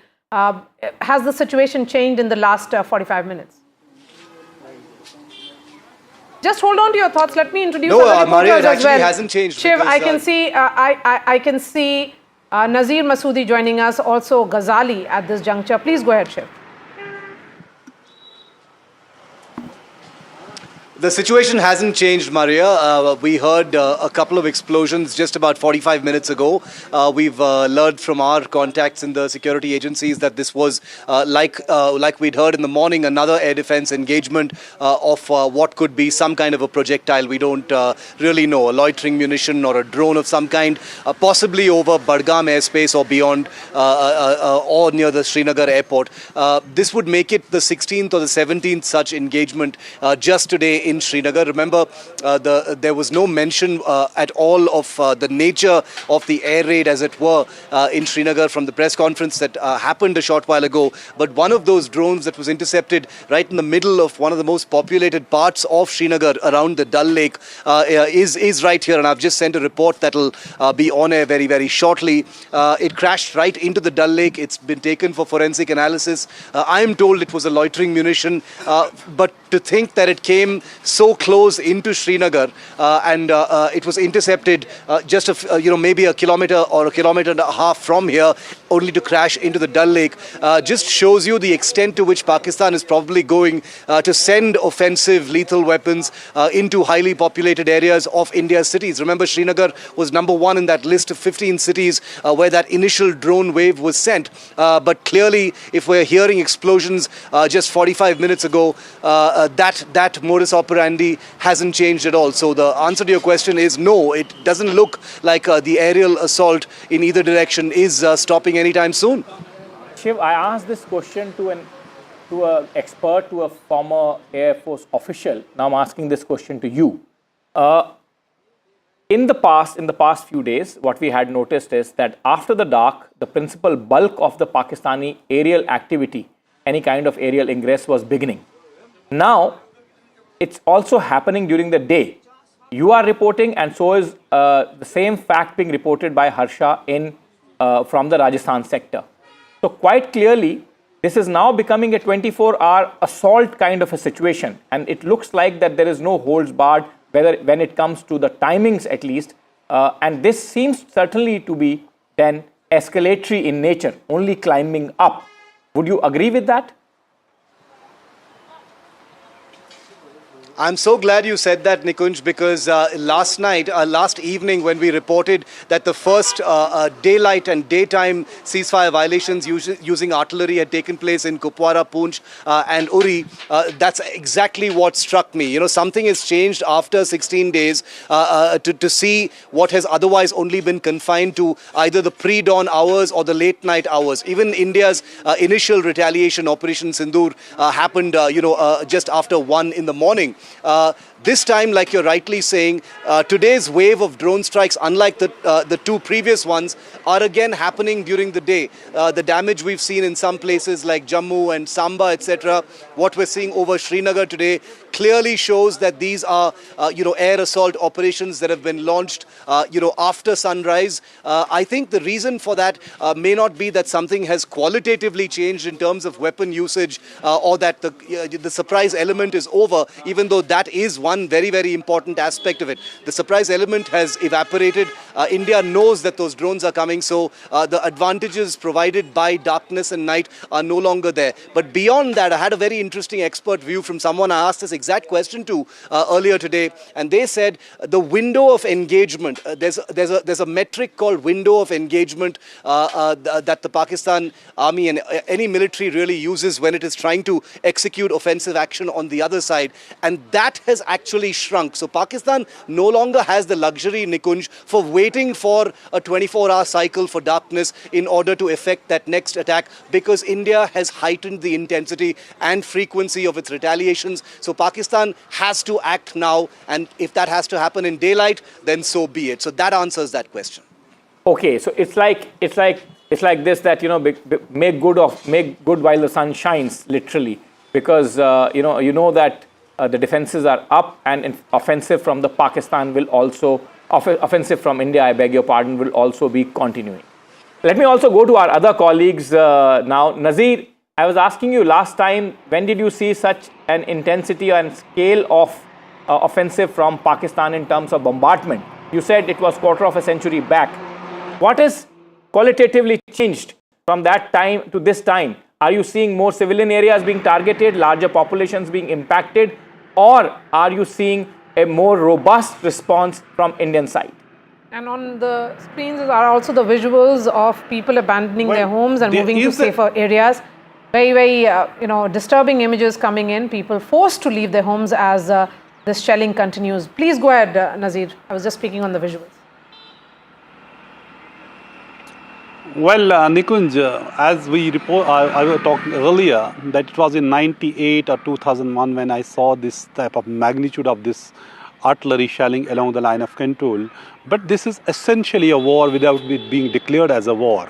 When you have the main military installation or the air bases being targeted here in Srinagar, in less than 24 hours, you have 3 attempts on Srinagar air base or the Avantipora air base. Just as Nikunj was mentioning a while back, there were at least 2 to 3 explosions. Nature of explosion is not known. We'll wait for the official information and the confirmation.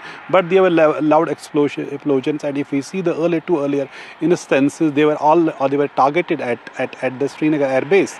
And what government has said in its briefing, there was a damage not only just to the air base, but also school there for children, healthcare facility at both Avantipora air base and Srinagar air base. They have been targeted, they have suffered damages.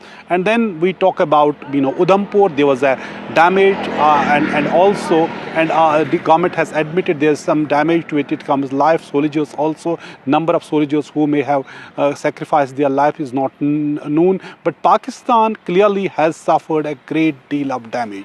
It air bases, its military infrastructure, it is posts across the line of control, which army has actually released videos showing how their bunkers, how their positions, how terror launch pads have been targeted by the army, by the forward posts, and all they have been captured on camera to show what extent of damage. But also it has to be seen what would be the response of Pakistan if the attacks would again start from those bases. That would show the extent of the damage which they have suffered in Indian retaliatory action. But over the last 3 days, we have been seeing it is only escalating. India has today clearly said that they don't want any further escalation, but it would provide it. Pakistan doesn't escalate things, they want things to settle. So first thing India had said, the first escalation was attack on innocent tourists on April 22nd, when 26 innocent people were killed.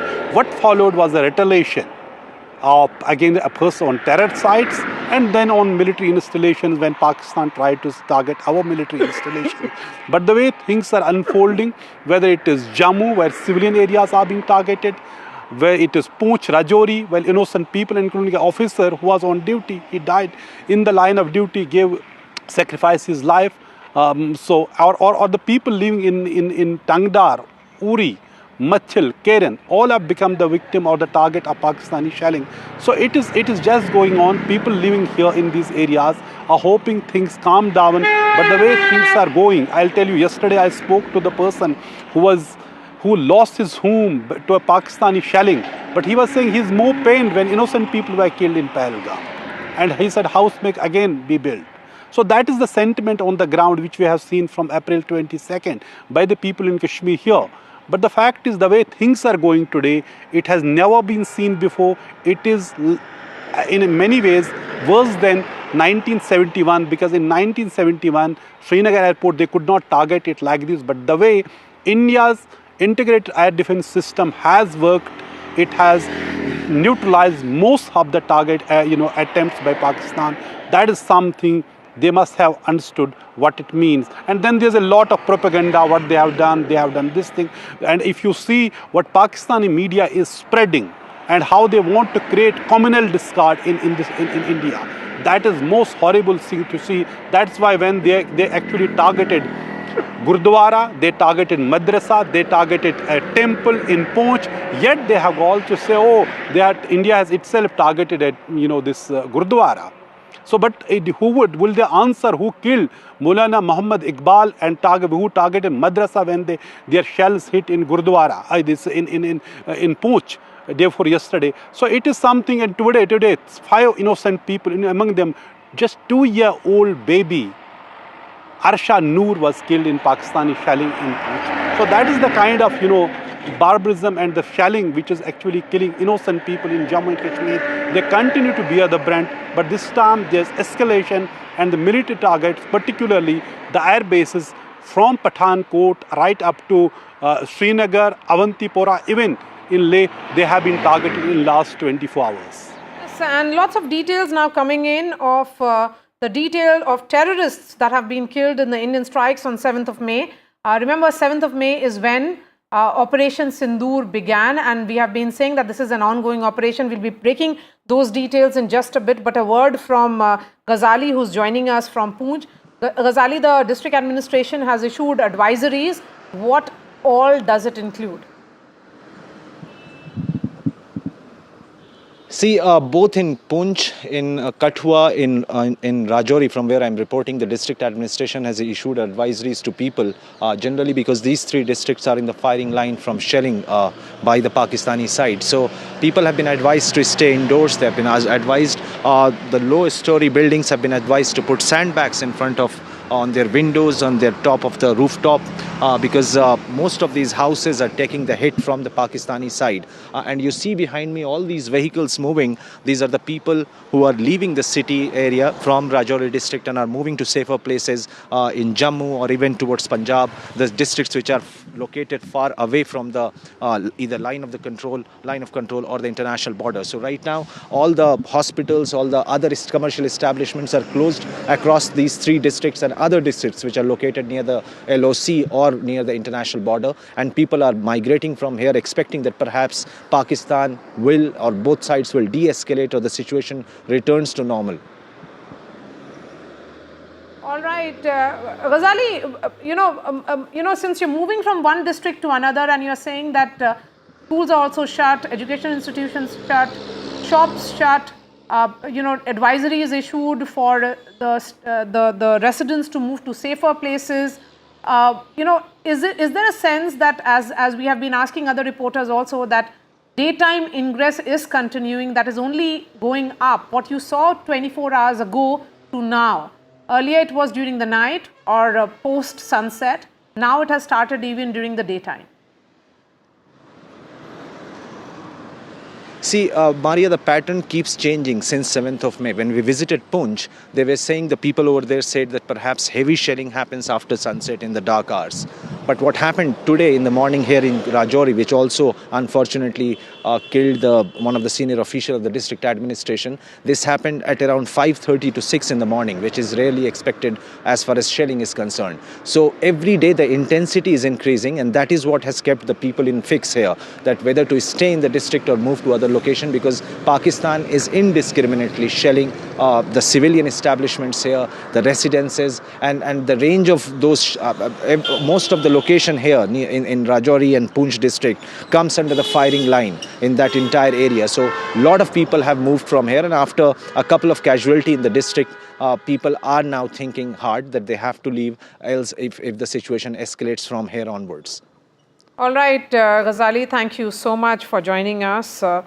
In fact, government sources have now released a list of some of the terrorists who were killed in the Indian strikes on 7th of May.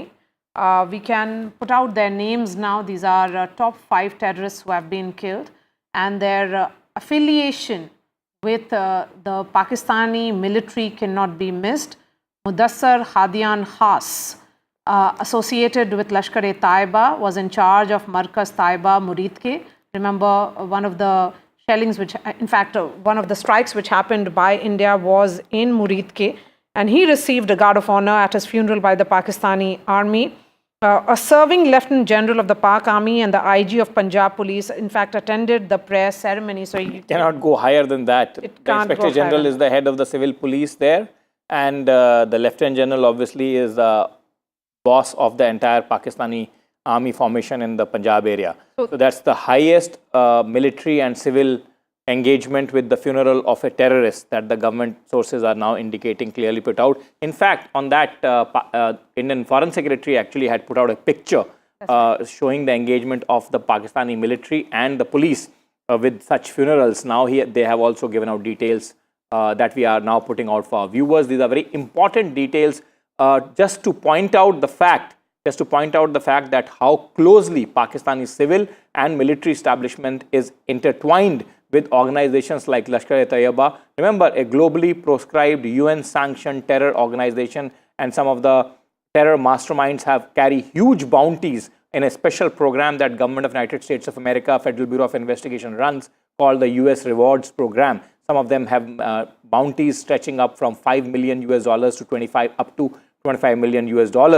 So, and with such terrorists, the engagement of the Pakistani civil and military leadership is crystal clear, as is now being put out by the government sources, which we are now breaking out for our viewers. Pictures of this were shown to the larger world, International Committee of Nations and our own population by none less than the Foreign Secretary of India in the briefing that he did some time back.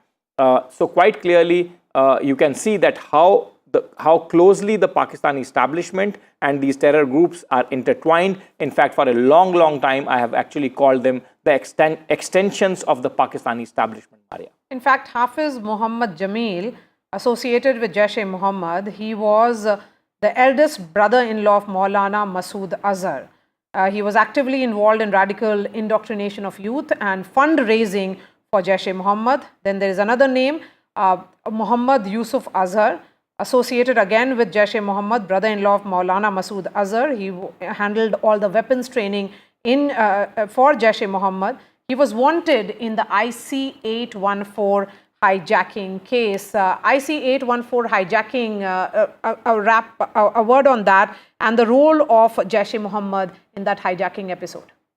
I mean, that's probably the last time that our civilian airliners faced that kind of threat. And Pakistan was actively engaged in it. It was completely clear to the world that Pakistani establishment was completely backing those terrorists. Jaish-e-Mohammed's boss, who actually formed Jaish-e-Mohammed, Maulana Masood Azhar, after coming out of Indian prison, was released during that hijacking, that infamous exchange of terrorists, for which the government of India was also panned by certain quarters. But remember, at stake was also lives of nearly 200 innocent civilians, passengers of that ill-fated aircraft or flight IC-814. Jaish-e-Mohammed and remember, Maria, Jaish-e-Mohammed and Lashkar-e-Taiba are two pincers of the extensions of Pakistani establishment.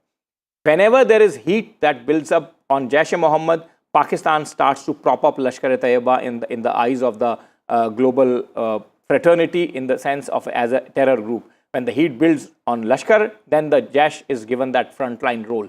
So Pakistani establishment has very conveniently used these two terror groups for training, attacking, and blackmailing, siphoning off of legitimate funds and manpower from all kinds of legitimate sources. This is not only our complaint. This is the complaint of the Pakistan's eastern neighbors also, like Iran, that these are the terror establishments being backed by Pakistan actively. And since we have highlighted that aspect, that how intertwined the equations between the terror groups and the Pakistani establishment has been, another name here is Khalid. We should actually put out that picture on our screen for our viewers that Foreign Secretary himself displayed in the briefing day before. So if our desk can do that, put out that picture that the Foreign Secretary was holding in his hand.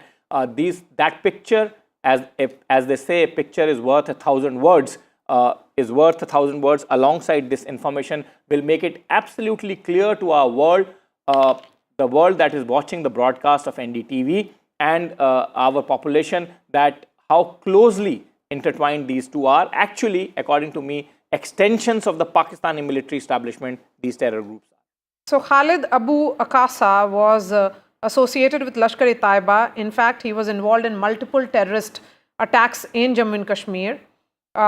His funeral was held in Faisalabad, and it was attended by senior Pakistani army officials and Deputy Commissioner of Faisalabad.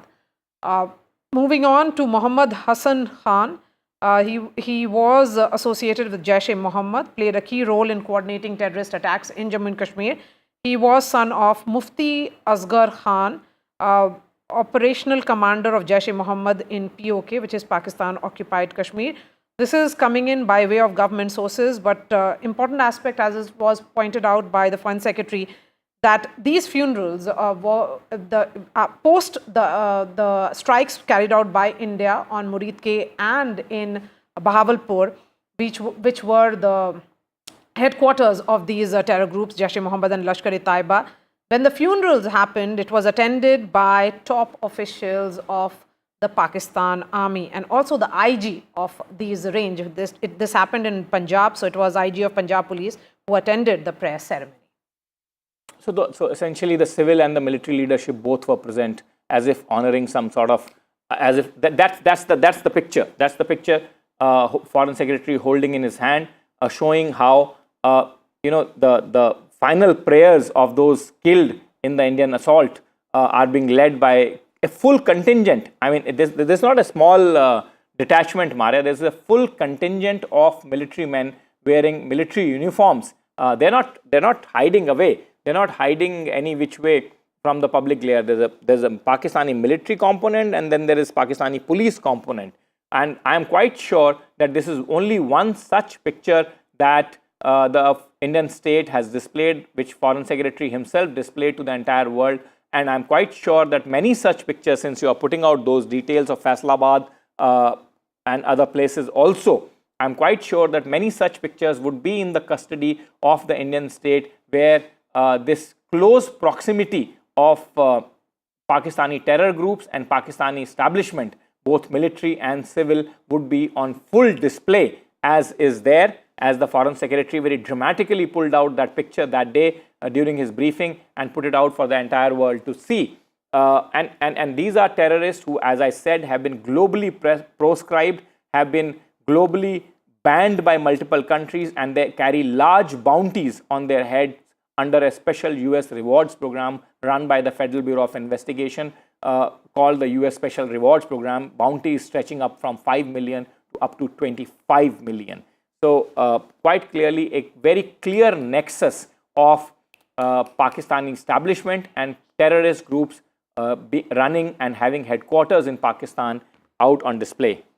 Air Marshal Ahluwalia, former Chief of Western Air Command, is joining us. Air Marshal Ahluwalia, details coming in, and what is becoming increasingly clear, as Nikunj was saying, that these terror groups were essentially an extension of Pakistani military, and the fact that during their funeral, senior officials of generals and IGs are in attendance means a lot. I mean, as they say, a picture is worth 1,000 words. We are looking at those visuals as well. Yes, certainly. It is only a reaffirmation of what goes on in Pakistan. We all know, and it's an open secret, that the Pakistan deep state is actually running these terrorist organizations like JEM and LET. So therefore, this is once again reiterating and confirming what I think the world needs to know. And then what is happening now is they've led us into a situation where the two sides are an absolute, they're facing each other, ready to go into battle subsequently. We are at a very critical stage now, especially after the Pakistanis have hit, all our places, civilian organizations, civilian establishments, civilian residential areas, with these UAVs right across the LOC, and even places like Amritsar and places like Jammu, which have been very hardly hit. They've also tried to hit our bases. In some places, I don't think they have achieved any success, because the air defense setup that we've got has been very, very efficient in shooting down, I would say, these drones. These drones are not easy to shoot because they're very, very small. And they hardly contain, they cannot cause very much damage, but they can be a nuisance value, like you see, in the Palestine conflict. But notwithstanding that, what do we do now? We have reached a stage where we are firing missiles at them. Missiles in the sense that we're firing missiles from the air, airborne platforms, and missiles from the ground, like BrahMos. Now, these are deadly weapons. So we've got into a situation as to who is going to blink first. And this is only going to go to the next step, to the next step, to the next step. And I only see the future here where we have to make sure that the Pakis bend their knees. Otherwise, the objective of teaching them a lesson as far as terrorism is concerned is going to be way off, because they're going to repeat it again and again and again. The Pakistani army.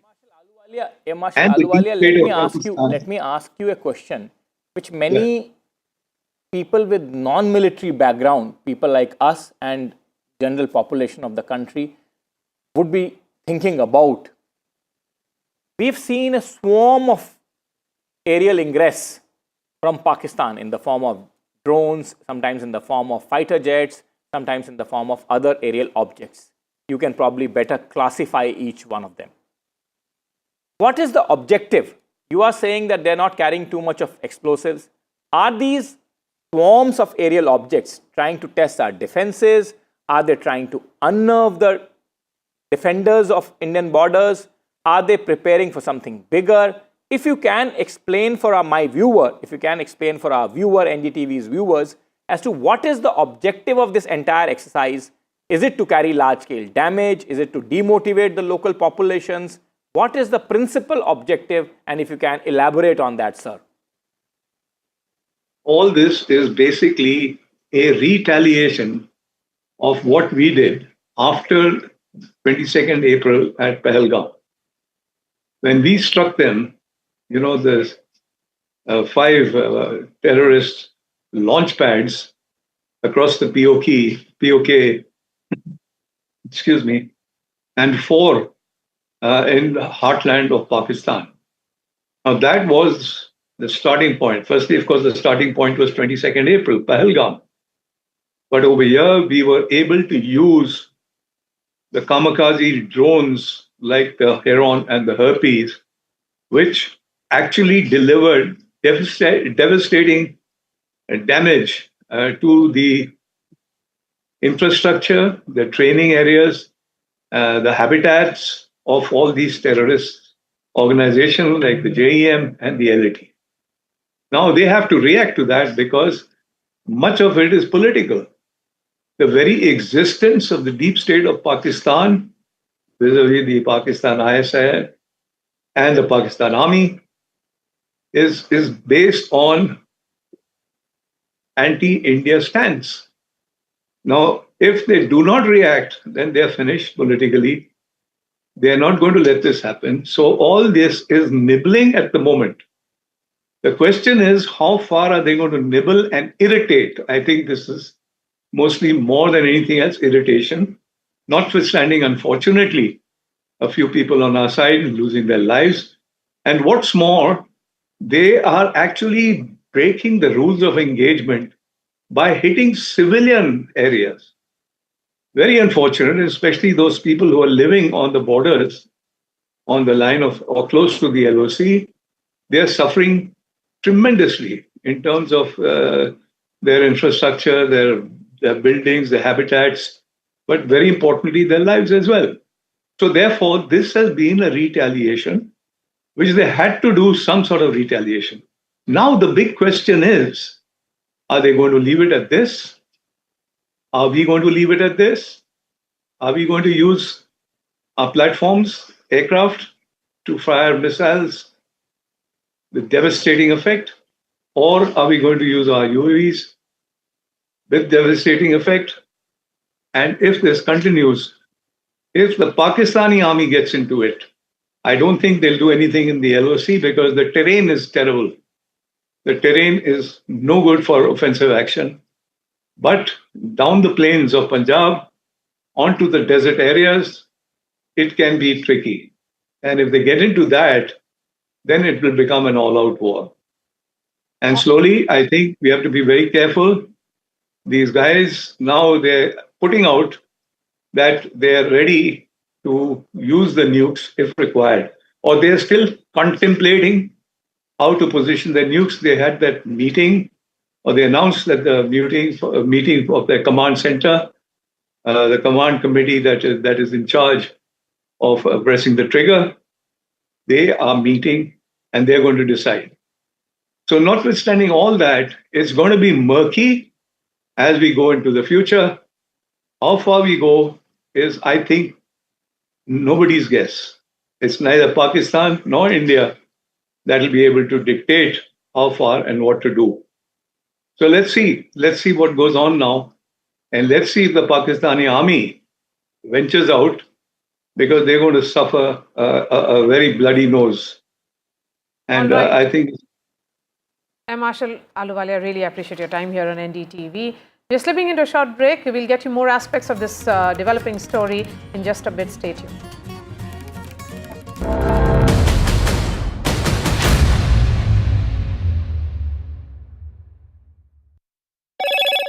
Hello, Moto. Motorola, India's leading AI smartphone brand.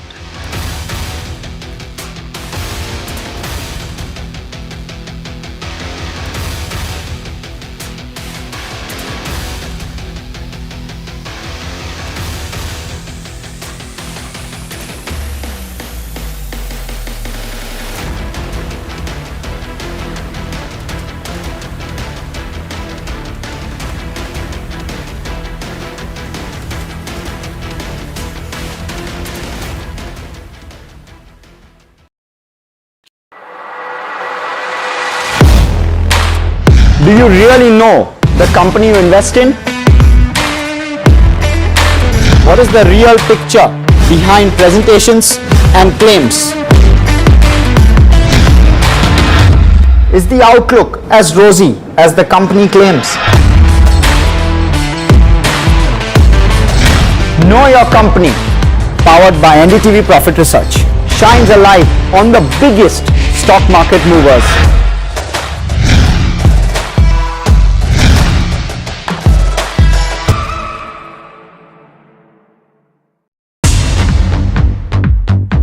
More news that matters. Big exclusive. Tulsi Gabbard gunned down by Pakistan-backed cowards. When you interact with people on ground, you're able to reflect their sentiments much better. More debates that shake the system. More exclusives you won't find anywhere else. Not just another prime time. It's a prime time that's unmissable.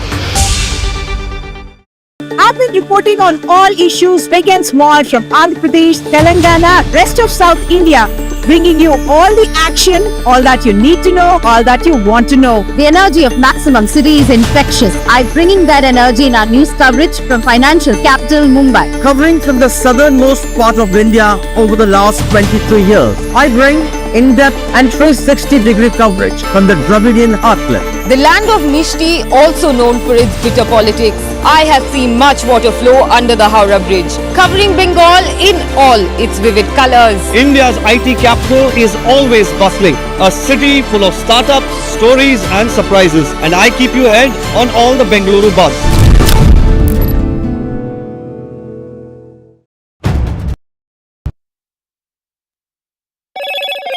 Hello, Moto.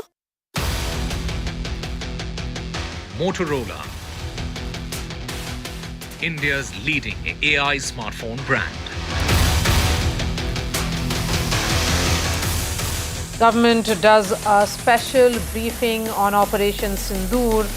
Government says it responded effectively to Pakistan's escalation. India hit targets at multiple Pakistan air bases.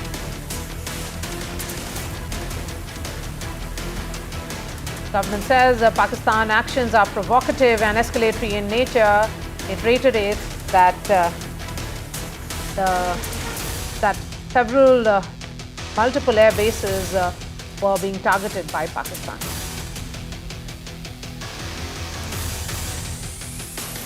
Government debunks claims of Pakistani propaganda. Pakistan attacked 26 locations.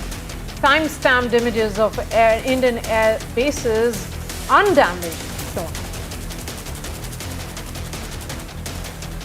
United States Secretary of State speaks to Dr. S. Jaishankar. Marco Rubio says that India and Pakistan must de-escalate. External Affairs Minister responds by saying that India's approach has always been measured and responsible.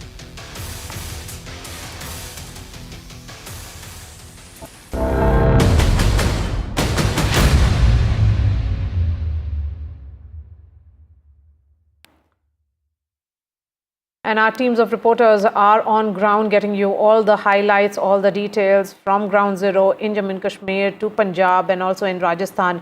Here's a report by Shivarur from Dal Lake.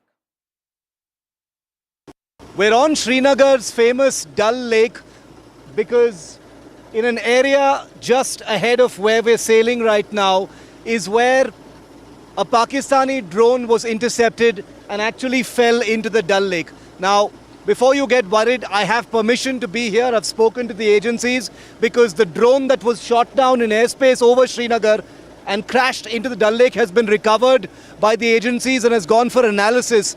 But I wanted to give our viewers here on NDTV tracking our ground coverage just a sense of how in the middle of a population center, Pakistan has been sending offensive weapons. Now, we are told it was some kind of a long-range loitering munition or a drone. While we were reporting this morning, we heard a series of loud explosions, and it's difficult to pinpoint, but at least one of those explosions must have been the interception of a drone somewhere in this airspace, finally landing near that brick bridge right here on the Dal Lake. There have been as many as 14 explosions, including 2 in the afternoon. Most of them in the morning. We are told that air defense systems have activated in and around Srinagar near the airport and beyond, bringing down a variety of drones, confirming once again that last night's drone strike attempts in Srinagar and several other places, we are told about 26 different places, is continuing today as well. We heard it with our own ears and it was captured on NDTV's cameras. What Pakistan does next will depend on how it handles the Indian airstrikes that have taken place as a retaliation on their military bases. Remember that phrase, military bases, viewer, because here in Srinagar, a highly populated city with lakhs of people living around the Dal Lake, Pakistan sent a loitering munition capable of killing lots of people right into a population center, signaling very, very clearly that it doesn't care for civilians and it doesn't differentiate between population centers and military targets. With Ashwini Mehra on the Dal Lake in Srinagar, Shiv Arur for NDTV. We're on Srinagar's famous... All right, some visuals now coming in of that crucial meeting that was chaired by Prime Minister Modi In fact, Rajnath Singh, Raksha Mantri and other heads of three forces were in attendance as well. We'll try and play those visuals right on your television screens. And Aishwarya will be joining us. The significance of these meetings, Nikunj, which are taking place in Delhi, Prime Minister Narendra Modi doing an overall assessment. Then you have Raksha Mantri meeting Tri-Services Chief, Home Minister Amit Shah meeting paramilitary forces. Well, Maria, now this is a very crucial stage of this entire conflict. Part of the meetings, of course, would be now to safeguard the civilian population in the border areas. That becomes the big management task for the Ministry of Home Affairs. Remember, it's their area of responsibility. It's the principal border guarding force that they are masters of, and they will have to coordinate with the civil administration to evacuate a large chunk of civilian population living alongside these areas, which are now being shelled actively by Pakistan. But what further steps we have to take now to bolster our defenses, be the offensive action against Pakistan from deterring them for any kind of mischief that they have been carrying out for last couple of days now, or in fact more. That is also now a very important part of the entire strategizing, and that is why Prime Minister himself at the superstructure of the political structure of the country, at the apex of the political structure of the country, meeting not only the service chiefs but also the civilian leadership, including the National Security Advisor and his top ministers, just to fine-tune and strategize each component of that strategy. Each minister will do the responsibility of his executive line ministry, the home, the defense, etc. And then at the level of the Prime Minister, the overarching strategy to deal with Pakistan, including the defensive action to safeguard the populations from the Pakistani action, would be decided. So, but it's a regular monitoring, regular assessment, because it's a dynamic situation, and the Prime Minister at the helm of the political structure of the country is very hands-on, is what is also becoming very clear. He has displayed that political will when Operation Sindoor was carried out. India has sent a message of a new security doctrine, which will be very different from what it was in pre-Modi era. Well, absolutely, that's fine, Maria, but this, as the chief executive of the government, cannot settle at any other level. This has to settle at the Prime Minister's level, because it's the Prime Minister who will have to congregate each one of them, various stakeholders, his top apex ministers of defense and home, and National Security Advisor, and the military brass, the least to say, who are all present here, at least in this meeting. So all of this, the entire whole of strategy here can only be solidified at the level of the Prime Minister, and his directions, like in any other case, would be final. As I said, multiple components now to it. The first and principal component is deterring Pakistan from carrying out further aggression, responding to Pakistani aggression, and then the third, equally important component, I would say, of safeguarding the interest of the civilian population, safeguarding the civilian populations actually now physically very much. So all these components of various line ministries' executive responsibility has to be fine-tuned at the level of the Prime Minister, and final direction issued to the people on the ground. All right, we are shifting from the story now to the call that has happened. In fact, multiple calls are taking place between India and US and Pakistan. Certainly, United States playing the role of the interlocutor now. United States Secretary of State Marco Rubio has spoken to Dr. S. Jaishankar, Foreign Affairs Minister, and he has said that India and Pakistan must de-escalate. In fact, there was a proposal that came in from the US that they will support in discussions if India and Pakistan were to agree to it. In fact, India's approach has always been measured, is a message that came in from External Affairs Minister, and Pakistan has also spoken to Saudi Foreign Minister. Rubio has dialed Pakistan Foreign Minister Ishaq Dar, and US has offered support in discussions, and all this happening at a time when Global Times, which is the mouthpiece of Beijing, has actually said that they believe that India and Pakistan must de-escalate as well. Vishal is joining us live. So Rubio has spoken to Pakistan Foreign Minister Ishaq Dar as well, after having spoken to General Munir. Yeah, after having spoken to General Munir, and then he spoke to S. Jaishankar, and he actually spoke to S. Jaishankar and Ishaq Dar almost at the same time, because both the releases from the US administration came in at the same time. And the wordings are almost the same in both the releases. They ask for de-escalation and ask both the countries to start communication lines which had been severed in the last 48 to 72 hours. The US administration wants both the countries to start speaking again so that there could be de-escalation. And as we've been reporting, there have been several nations in the Middle East, rest of the world that have been trying really hard to de-escalate the situation. The Iranian foreign minister was visited both the countries in the last 3 days. Saudi Arabia's top official from the foreign ministry was also here and also visited Pakistan. That was almost like an unannounced visit. So there have been a lot of these meetings, these backdoor diplomacy meetings that are trying to allay tensions.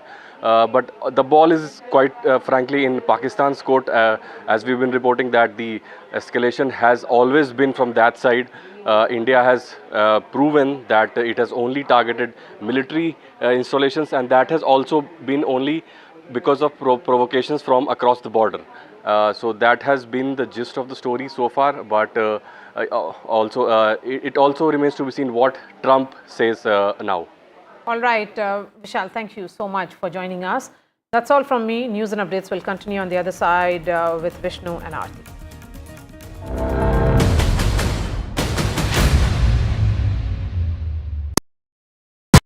In today's interconnected world, India's voice is more crucial than ever. When India speaks, the world listens. At NDTV World, we are that voice, bringing you intelligent and insightful news from India and beyond. From geopolitics and diplomacy to economic shifts, migrations, tech disruptions, and the stories of our diaspora. We cover the news that shapes our global future. NDTV World, your new home for global news is here.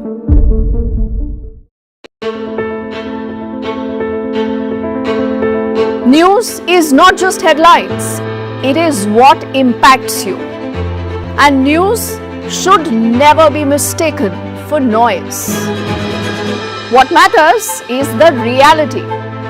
Accurate, in-depth, and with the right perspective. For over 20 years, I have been a journalist, and never has clarity mattered more than now. At Newsnight, we go beyond the surface.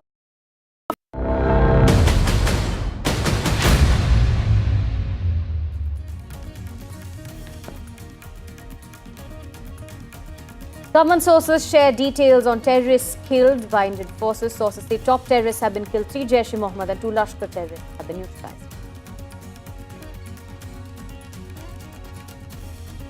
There's been a high-level meeting underway at the residence of the Prime Minister. The 3 service chiefs have met Prime Minister Modi. They've reviewed the situation with the 3 chiefs and the Chief of Defence Staff. The government in a press briefing said Pakistan's actions were provocative and escalatory. The government also said that Pakistan had tried to hit multiple air bases in India.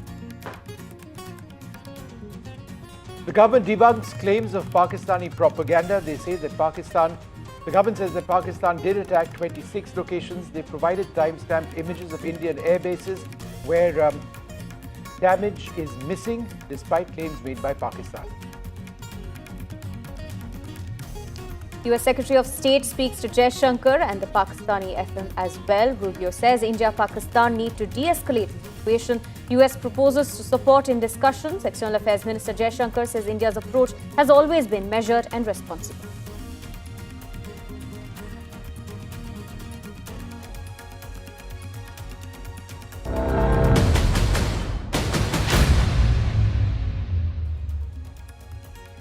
Good afternoon. We continue to bring you our non-stop coverage of what is a warlike situation between India and Pakistan with multiple attacks which have been underway now for the last couple of days. That situation remains particularly difficult now, but as a result of all of what is happening, the Prime Minister is meeting the 3 service chiefs, the Air Force, Army and Navy chief, also the Chief of Defence Staff, and they are reviewing the situation on the ground. Joined now by my colleague Aishwarya Jain, who's been tracking this particular meeting. Aishwarya, this is one of several meetings which have been going on since the morning, right? Well, that's right. Multiple meetings have taken place since morning. We have reported that it was a long hour meeting that went on at Defence Minister Rajnath Singh's residence, first in which he was briefed by National Security Advisor Ajit Doval. It was CDS who also went on to meet Defence Minister, a separate meeting in a huddle of the three service chiefs at South Block that went on for almost 2 hours. And after those briefings, it was all who have now arrived at 7 Lok Kalyan Marg, which is Prime Minister's residence. Let me quickly show you these visuals of Prime Minister's residence over here, where a high-level meeting is still underway as far as Defence Minister Rajnath Singh, CDS Ajit Doval, CDS Anil Chauhan, NSA Ajit Doval, and all the three service chiefs all are present inside 7 Lok Kalyan Marg, and there we can see the visuals as well of the meeting. Prime Minister is currently chairing on the ongoing tensions between India and Pakistan. Of course, there are certain actions that the Indian armed forces are regularly doing, and they had been updating on a regular basis as far as the visual proofs or how there has been attempt of infiltration bid and how Pakistani forces are indulged in hitting Indian civilians. And it is India's stand that is very clear that India is just retaliating to what Pakistan is doing. They are hitting our civilians, and we are defending our territory, and standing instructions from the Prime Minister. Of course, the sources earlier stated that Prime Minister has stated that it is Indian armed forces which are being given complete free hand. Prime Minister believes in the professional capabilities of the Indian armed forces, and certainly the final lot comes from the top dispensation, the top leadership of the country. But of course, after those briefings, Prime Minister currently chairing this high-level meeting, which has started almost half an hour ago. That's right, Aishwarya, and this meeting also comes at a crucial time because we've seen that in the past couple of days there's been a lot of escalation, especially this morning, and we've also had an unprecedented briefing from the government in the morning as well, talking about how India's action in Pakistan.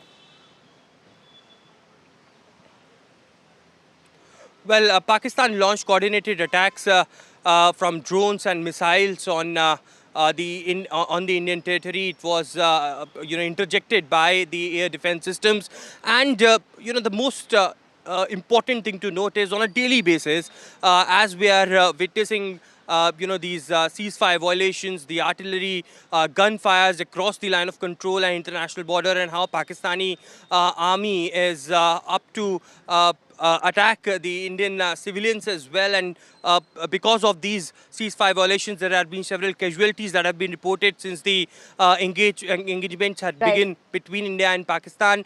There has been visual proofs that had come out, and on a daily basis, it is, of course, the Indian army which is releasing these visual evidences of how Pakistani troops are indulged in hitting the Indian territory. So, it is, of course, the top leadership in the government, which has also stated that, the Indian armed forces are taking every action possible, but the top leadership, Prime Minister, Home Minister and Defence Minister, very, very closely monitoring every situation day and night. All right, half a second, Aishwarya. We're going to move on now to the other big story that we are tracking today. The government has released details of terrorists killed in Indian operations. Why is this significant? Because remember, all of what we are seeing right now is because of Pakistan's terror attack in Pahalgam. Now, after that, India did attack Pakistan. We attacked Muridke, we attacked Bahawalpur, several other areas where top terrorists of the Pakistani terrorist groups, the Lashkar-e-Toiba and the Jaish-e-Mohammed, have been trained. These were particular sites which facilitated attacks, including 26/11 against India. We now have details on who the terrorists were who have been eliminated as a result of India's actions. This is critical because ultimately all of this is post that Indian operation to get rid of terrorists. My colleague Maria Shakil with us at this stage. Maria, would you like to run us through some of the key names which have now emerged? Yes, so let's start with this list, and you know, Vishnu, we have been saying that, and that's what the Indian establishment here also has been emphasizing on, that the terrorists who have been killed are linked to Jaish-e-Mohammed and Lashkar-e-Taiba. These terror outfits have been carrying out attacks on Indian soil not once but multiple occasions in the past. Remember, IC-814 hijack which happened. In fact, someone who carried out that hijack was wanted in that case, has also been killed, Muhammad Yusuf Azhar. He is brother-in-law of Maulana Masood Azhar. He handled, in fact, weapons training for Jaish-e-Mohammed, and was responsible for multiple terrorist attacks which took place in Jammu and Kashmir. Besides that, other names, which includes Mudassar Khadian Khas, who was in charge of the Mazkar Taiba in Murid Ke. His funeral, as was pointed out by Foreign Secretary, was attended by the serving Lieutenant General of Pakistani Army and also the IG of Punjab Punjab Police in Pakistan. So the emphasis being made here by the government sources, Vishnu, is that they have worked closely with the Pakistani military and the entire Pakistani establishment in carrying out those terror attacks on Indian soil from across the border. It was cross-border terrorism, and the planning and was carried out, it was done on the Pakistani soil. More names that have been released by way of government sources, of course, is of Muhammad Hassan Khan, who is associated with Jaish-e-Mohammed. He played a key role in carrying out multiple terrorist attacks in Jammu and Kashmir. Another important name again would be Khalid Abu Akhasa, who was associated with Lashkar-e-Taiba, and his funeral was held in Faisalabad. Again, that funeral was attended by senior Pakistani army officials and the Deputy Commissioner of Faisalabad. So this is the list of some of the terrorists, the names of which have now come out by way of government sources. Aarti? Right, thank you, Maria, for joining us and bringing us those details. Vishnu, since the morning, we have been tracking developments coming in from Jammu, and we had seen how a top senior official has been killed in the shelling in Rajouri as well. Now, CMO has issued a statement. They've also announced ex gratia relief of 10 lakh rupees. We're also learning that Umar Abdullah has visited some areas. Rehari and Roopnagar were learning in Jammu today. Yeah, so that would likely take place. Omar Abdullah has since yesterday been sending out a bunch of tweets urging citizens to be careful. He did know this particular official who sadly lost his life. So there was a great deal that he said over there about this official and the tragedy which has befallen him. But he's also spoken about the situation in Jammu. There has been substantial damage in some areas of Jammu as well. Let me just bring in Shiv Arur, who joins us at the stage. Shiv, you know, we've been chatting throughout the morning. One of the interesting and important developments now taking place, several reports of further attacks, possibly Indian attacks on other air bases, including Sargodha. So that is an important addition. I don't think India's offensive is done by any means. Number one. And number two, Shiv, I've just learned that there will be another briefing of the government today, this evening, the time not yet clear. You're right, Vishnu. You know, it looks like, you know, considering how rapidly things are evolving in India's actions in Pakistan, I wouldn't be surprised at all if there is an update later today as to the strike targets that have been hit by Indian missiles in that, you know, that air action that was carried out early this morning.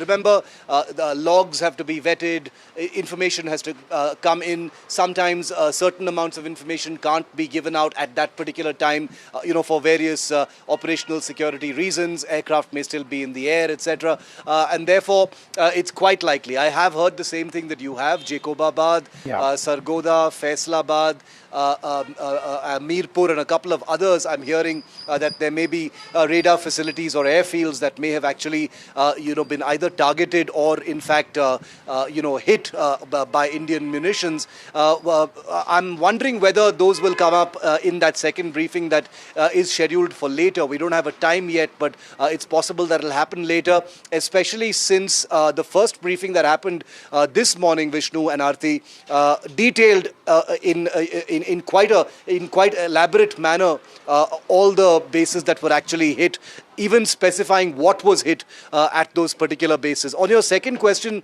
on that briefing, very, very possible that it will happen. Remember, as we speak, the Prime Minister is meeting with his top security men, the three armed forces chief, the CDS, the National Security Advisor, Mr. Doval, and the Defence Minister, Rajnath Singh. And they must be taking stock, obviously, of what has been the most escalatory of the last 3 days since Operation Sindoor began. Given that Indian military bases, including military installations here in Srinagar, where I'm reporting from, have been under target for the last 72 hours in wave after mini wave of Pakistani drones, manned aircraft possibly, which was confirmed in today's press conference, loitering munitions, long-range weapons, etc.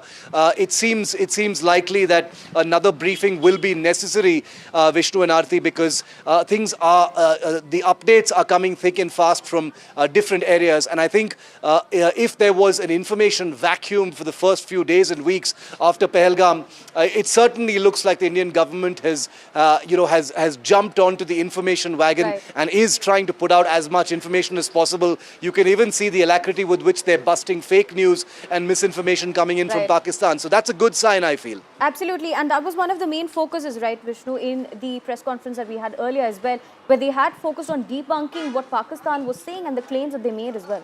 Yeah, so the government, the Pakistanis made all sorts of bizarre claims. They said that an S-400 surface-to-air missile site had been destroyed. The government said no. The Pakistanis said that infrastructure in India was attacked. We've said no. Tirsa air base being destroyed, that never took place. Adhampur air base having been destroyed, that never took place. So there's been a lot of rubbish which has come in, frankly, from the Pakistani side, and that has been debunked quite categorically. I do suspect that in that press briefing, the timing of which we don't know as yet, there would be a lot more that comes out, simply because there have been many more attacks, which I believe India has now been carrying out. It's not over as yet. It's been going on throughout the day. The situation is extremely fluid. Let me go across to my colleague Ghazali, who joins us.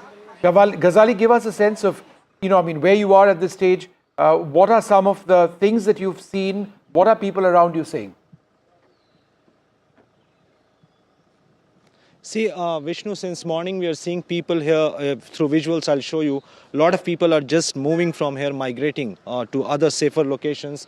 There are cars behind me which are coming from higher areas, from the higher altitude areas of Rajouri district. And every car is coming with people who are moving with lock, stock and barrel from this particular area, because they're uncertain that by when Pakistan will stop the shelling near the line of control, because all these villages towards this hilltop are closely located to the line of control. And for the last 4 days, at least since 7th of May, there has been heavy shelling by Pakistan, and the pattern keeps changing. Earlier it was expected that it will only be after sunset or in the evening hours, dark hours. But today, with the death of one of the senior officials who was killed in shelling early morning at around 5:30 to 6, has certainly created a kind of panic among the residents here who are moving towards the safer areas. The Deputy Commissioner and the administration of Kathua district, Rajouri district and Poonch, which is closer to the line of control, most of the people have been advised to stay indoors and keep sandbags and all for their safety,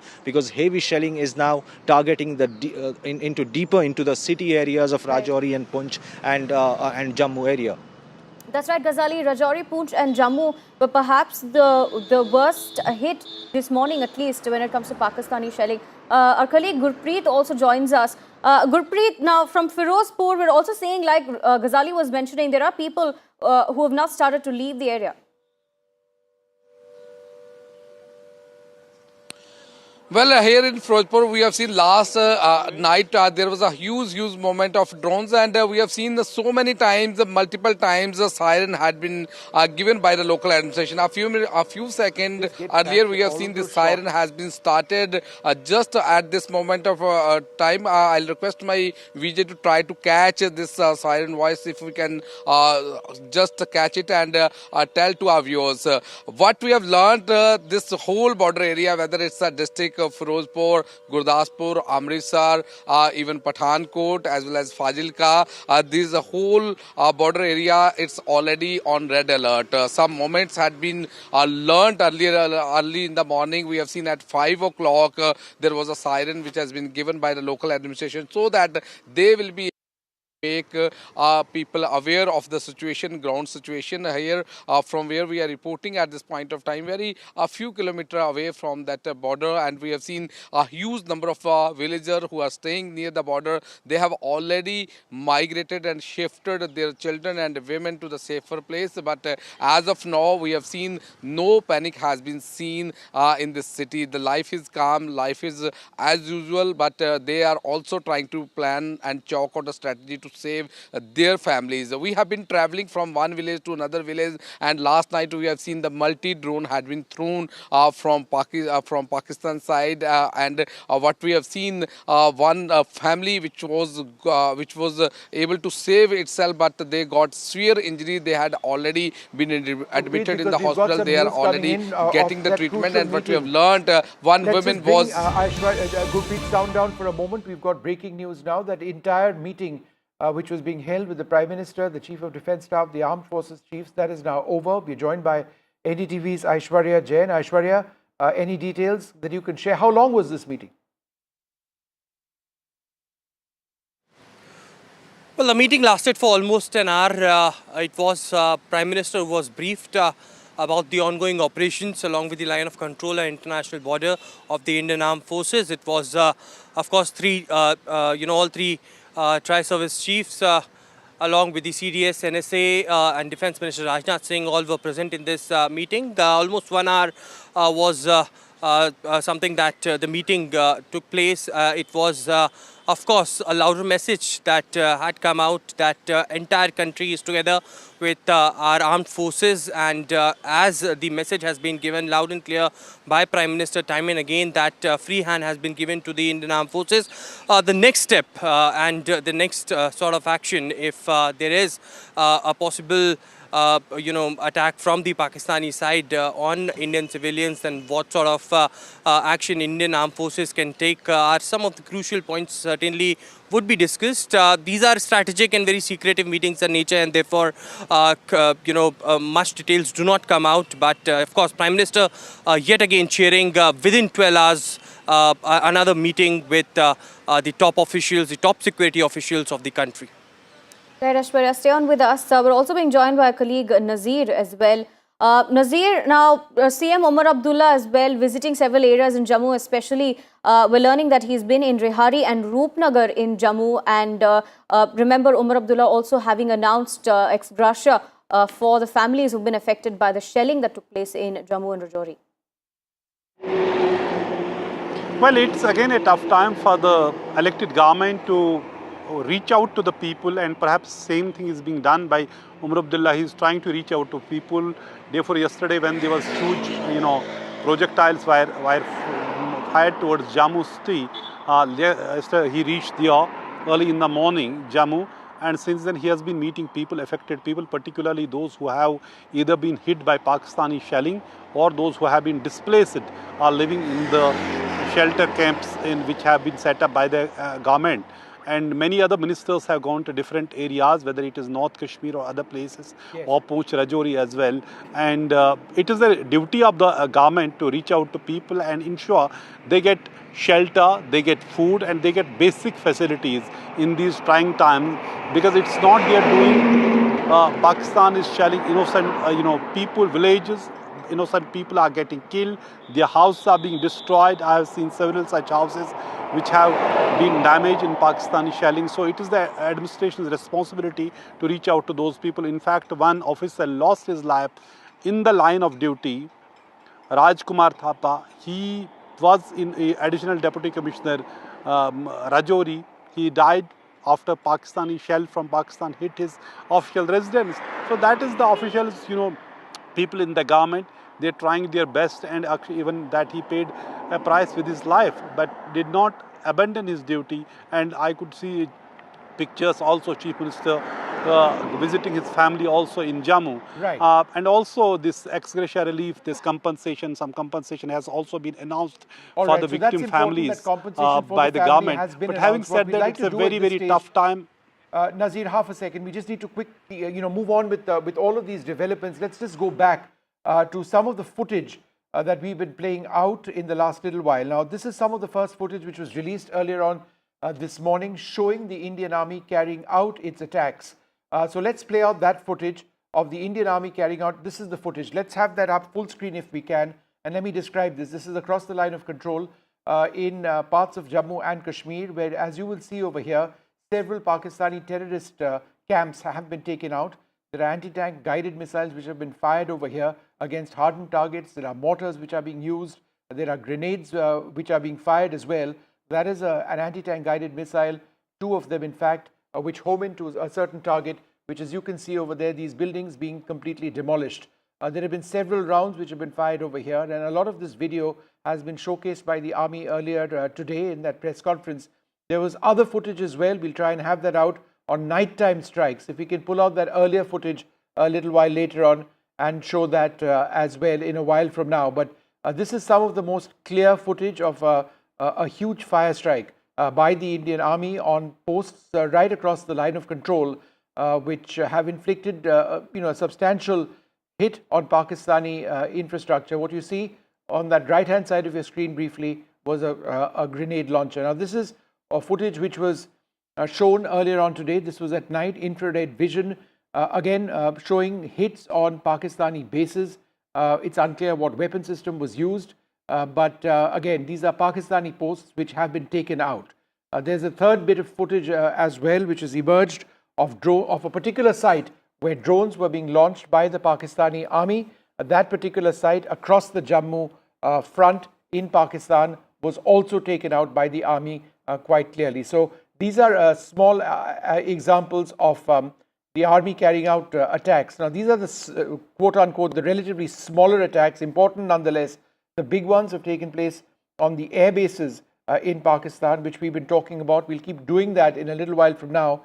But let's listen into some of the key points mentioned by the spokesperson of the Indian Air Force, Wing Commander Vyomika Singh, on the attacks which were carried out by India and what India has had to endure as well.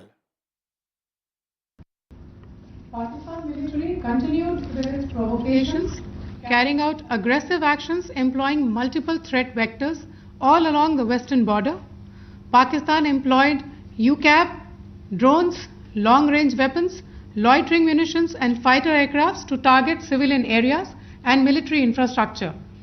Pakistan military also resorted to air intrusions using drones and firing of heavy caliber weapons along the line of control. Along the international border and the line of controls, air intrusion and several harassment attacks were also attempted from Srinagar till Nalia at more than 26 locations.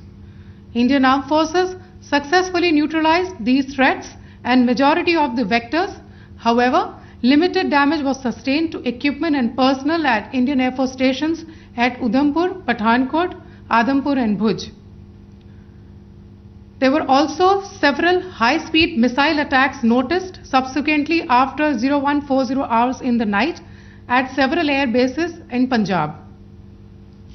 In a deplorable cowardly act, targeting of civilian infrastructure also had taken place, where Pakistan attacked the Medicare Center and school premises at the air bases of Srinagar, Avantipur and Udhampur, yet again displaying irresponsible targeting of our civilian infrastructure. In a swift and calibrated response, Indian Armed Forces carried out precision attacks only on identified military targets. These included technical infrastructure, command and control centers, radar sites and weapon storage areas. Pakistan military targets at Rafiqi, Murid, Chaklala, Rahim Yar Khan, Sukur and Chunya were engaged using air-launched precision weapons from our fighter aircraft. Radar site at Pasroor and Sialkot Aviation Base were also targeted using precision munitions. While carrying out these responses, India ensured minimum collateral damage. Pakistan has also attempted to execute a continued malicious misinformation campaign with claims of destruction of Indian S-400 system at Adhampur, destruction of airfields at Suratgarh and Sirsa, BrahMos base at Nagrota, RT gun positions at Derang Yari and Chandigarh forward ammunition depot, with heavy damages to other military stations being propagated on social media. India unequivocally rejects these false narratives being spread by Pakistan. Along the line of control also, Pakistan has attempted multiple air intrusions using drones and conducted shelling using heavy caliber RT guns, targeting civilian infrastructure and killing some civilians. Heavy exchange of artillery mortars and small arm fire in Kupwara, Baramulla, Poonch, Rajouri and Akhnur sectors continued. Indian Army has responded effectively and proportionately, causing extensive damage to Pakistan Army. Pak military has been observed to be moving their troops into forward areas, indicating offensive intent to further escalate the situation. Indian armed forces remain in a high state of operational readiness. All hostile actions have been effectively countered and responded appropriately. Indian armed forces reiterate their commitment to non-escalation, provided it is reciprocated by the Pakistan military. At the end, I would also like to show you a few images of Air Force bases in the Punjab sector and Rajasthan sector, where it is mighty clear that we are debunking the Pakistani claims of causing destruction at these air bases. You can yourself see the normalcy in these Air Force stations. This is Sirsa, Suratgarh. The runways are intact.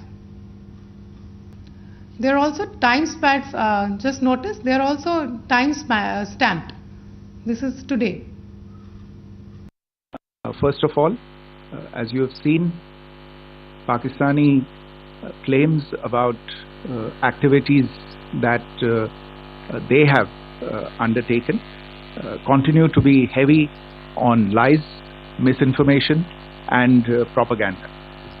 And on top of that, this is peddled by Pakistani state agencies.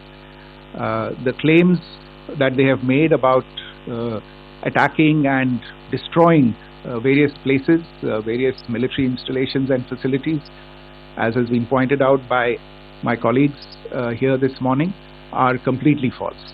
The claim about the Air Force station in Sirsa being destroyed, completely false, as you've seen. The claim about the Air Force station in Suratgarh being destroyed, completely false again, as you have seen. There's a claim that has been made that the S-400 base at Adampur was destroyed, completely false once again. Claims have been made about large sections of Indian critical infrastructure, power systems, cyber systems, etc. being attacked and destroyed, completely false. I would urge all of you and all those who watch this not to be misled by this tissue of lies that is being peddled by the Pakistani state for obvious purposes. The second point that I wanted to emphasize is that Pakistan continues with its execrable and wanton campaign of targeting civilians and civilian infrastructure, especially in the states of Jammu and Kashmir and Punjab.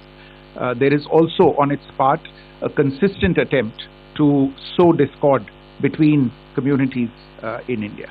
As I said, there has been a particular focus in its targeting of civilian infrastructure and the population in Jammu and Kashmir and Punjab. Earlier this morning, Pakistan shelled the town of Rajouri, killing the additional District Development Commissioner Shri Rajkumar Thappa, adding to the civilian casualties and the damage in that state. We have also observed overnight damage to property and injuries to civilians in Firozpur and Jalandhar, among other places. Finally, as I said, Pakistani officials also continue to make ludicrous claims about India firing missiles towards Sri Amritsar Sahib. As I said, these lame attempts to divide India are doomed to failure. We have also seen in some of the remarks that have been shown on television that the Pakistani army spokesman seems to take great joy at the fact that the Indian public should criticize the government of India with regard to various issues. It may be a surprise to Pakistan to see citizens criticizing their own government, that is the hallmark of an open and functioning democracy. Pakistan's unfamiliarity with that, again, should not be surprising. And finally, there is this yet again completely ludicrous claim that Indian missiles have hit Afghanistan. Totally frivolous allegation, and I only want to point out that Afghan people don't need to be reminded about which country it is that has on multiple occasions in just the last 1.5 years targeted civilian populations and civilian infrastructure in Afghanistan.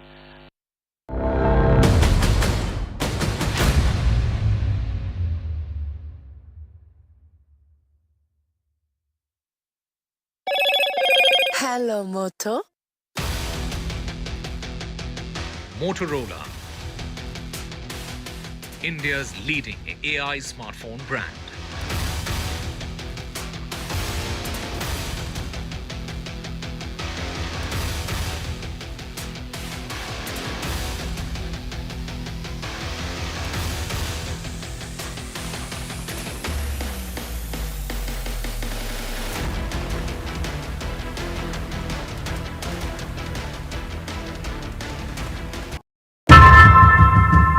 Often have you turned away from debates that descend into endless fights? We bring you a show where every question is answered, where every debate finds its resolution, where every story finds its conclusion, where opinions collide but facts prevail, where stories unfold with insights and trust. When the noise ends, the last word begins.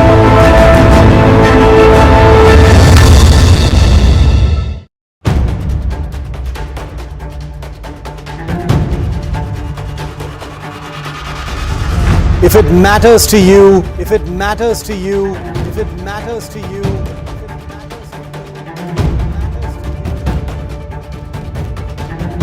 it matters to India. It matters to India. It matters to India. And it matters to me. And it matters to me.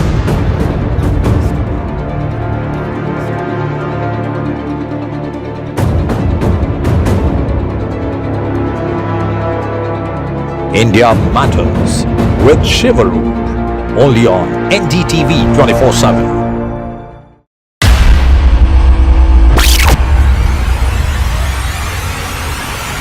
The last 1 month, if you see, the share prices of Genzol Engineering has fallen more than 58%. Why are the rating firms calling the debt payments as default? We have two credible credit rating agencies on March 4th coming and downgrading the stock to D. Statements are consistently being proven wrong, and transactions are being taken place which are different from what they were originally pictured to be.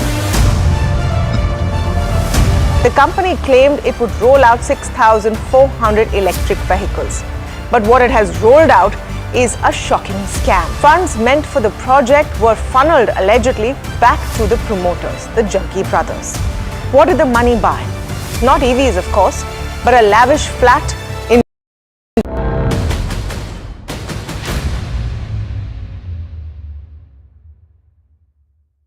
Welcome back. What happens next? It's been a day of intense military activity across the line of control and the international border. Pakistani air attacks continue. India hitting back at Pakistan very, very hard indeed. There is going to be a briefing of the External Affairs Ministry, which would be the second one of the day in a couple of hours from now. Joining us now, Ambassador Rajiv Dogra. Ambassador, thanks very much for being with us. We've seen the United States reach out to both India and Pakistan, say that there needs to be some sort of way of communicating. We've seen the Saudis reach out to both sides as well. Other countries, the G7 also, asking for de-escalation. How does one get about de-escalation, or do you believe that that's not an option at all from an India standpoint presently? Well, I don't think anyone in India would say that de-escalation is not our desire. Firstly, we did not escalate. The escalation started from Pakistan's side on 22nd April, as has been said repeatedly by every government spokesperson, and every news anchor, every participant in news shows. Even after that, every step in the escalatory ladder has been by Pakistan. India has not done it. To give you one example, who's attacking the civilian population of a country? It is Pakistan.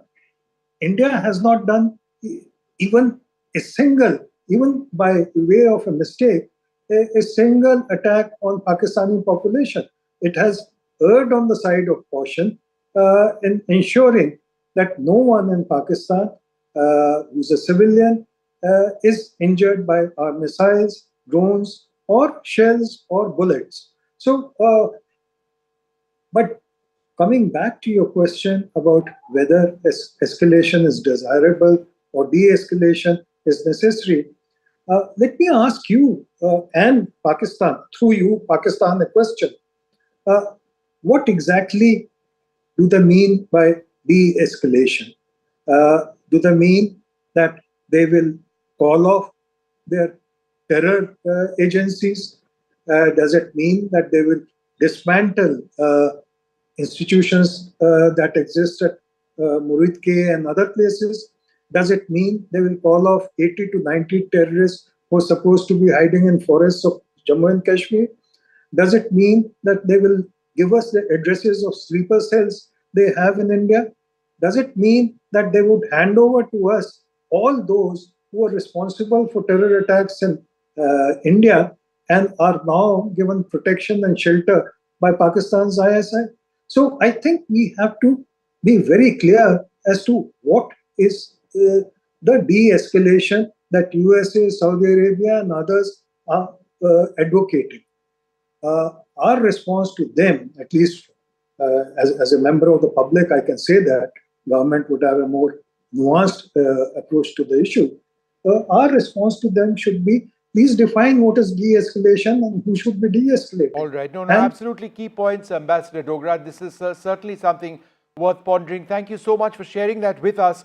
We're going to move on now to some details which we've now been able to get of terrorists killed in the original Indian operations post the Pahalgam terror attack, India's airstrikes which took place in Pakistan, where top terrorists have been killed. We've got details of those who have been eliminated, 3 Jaish and 2 Lashkar terrorists, and details of this have now emerged. Now, why is this important?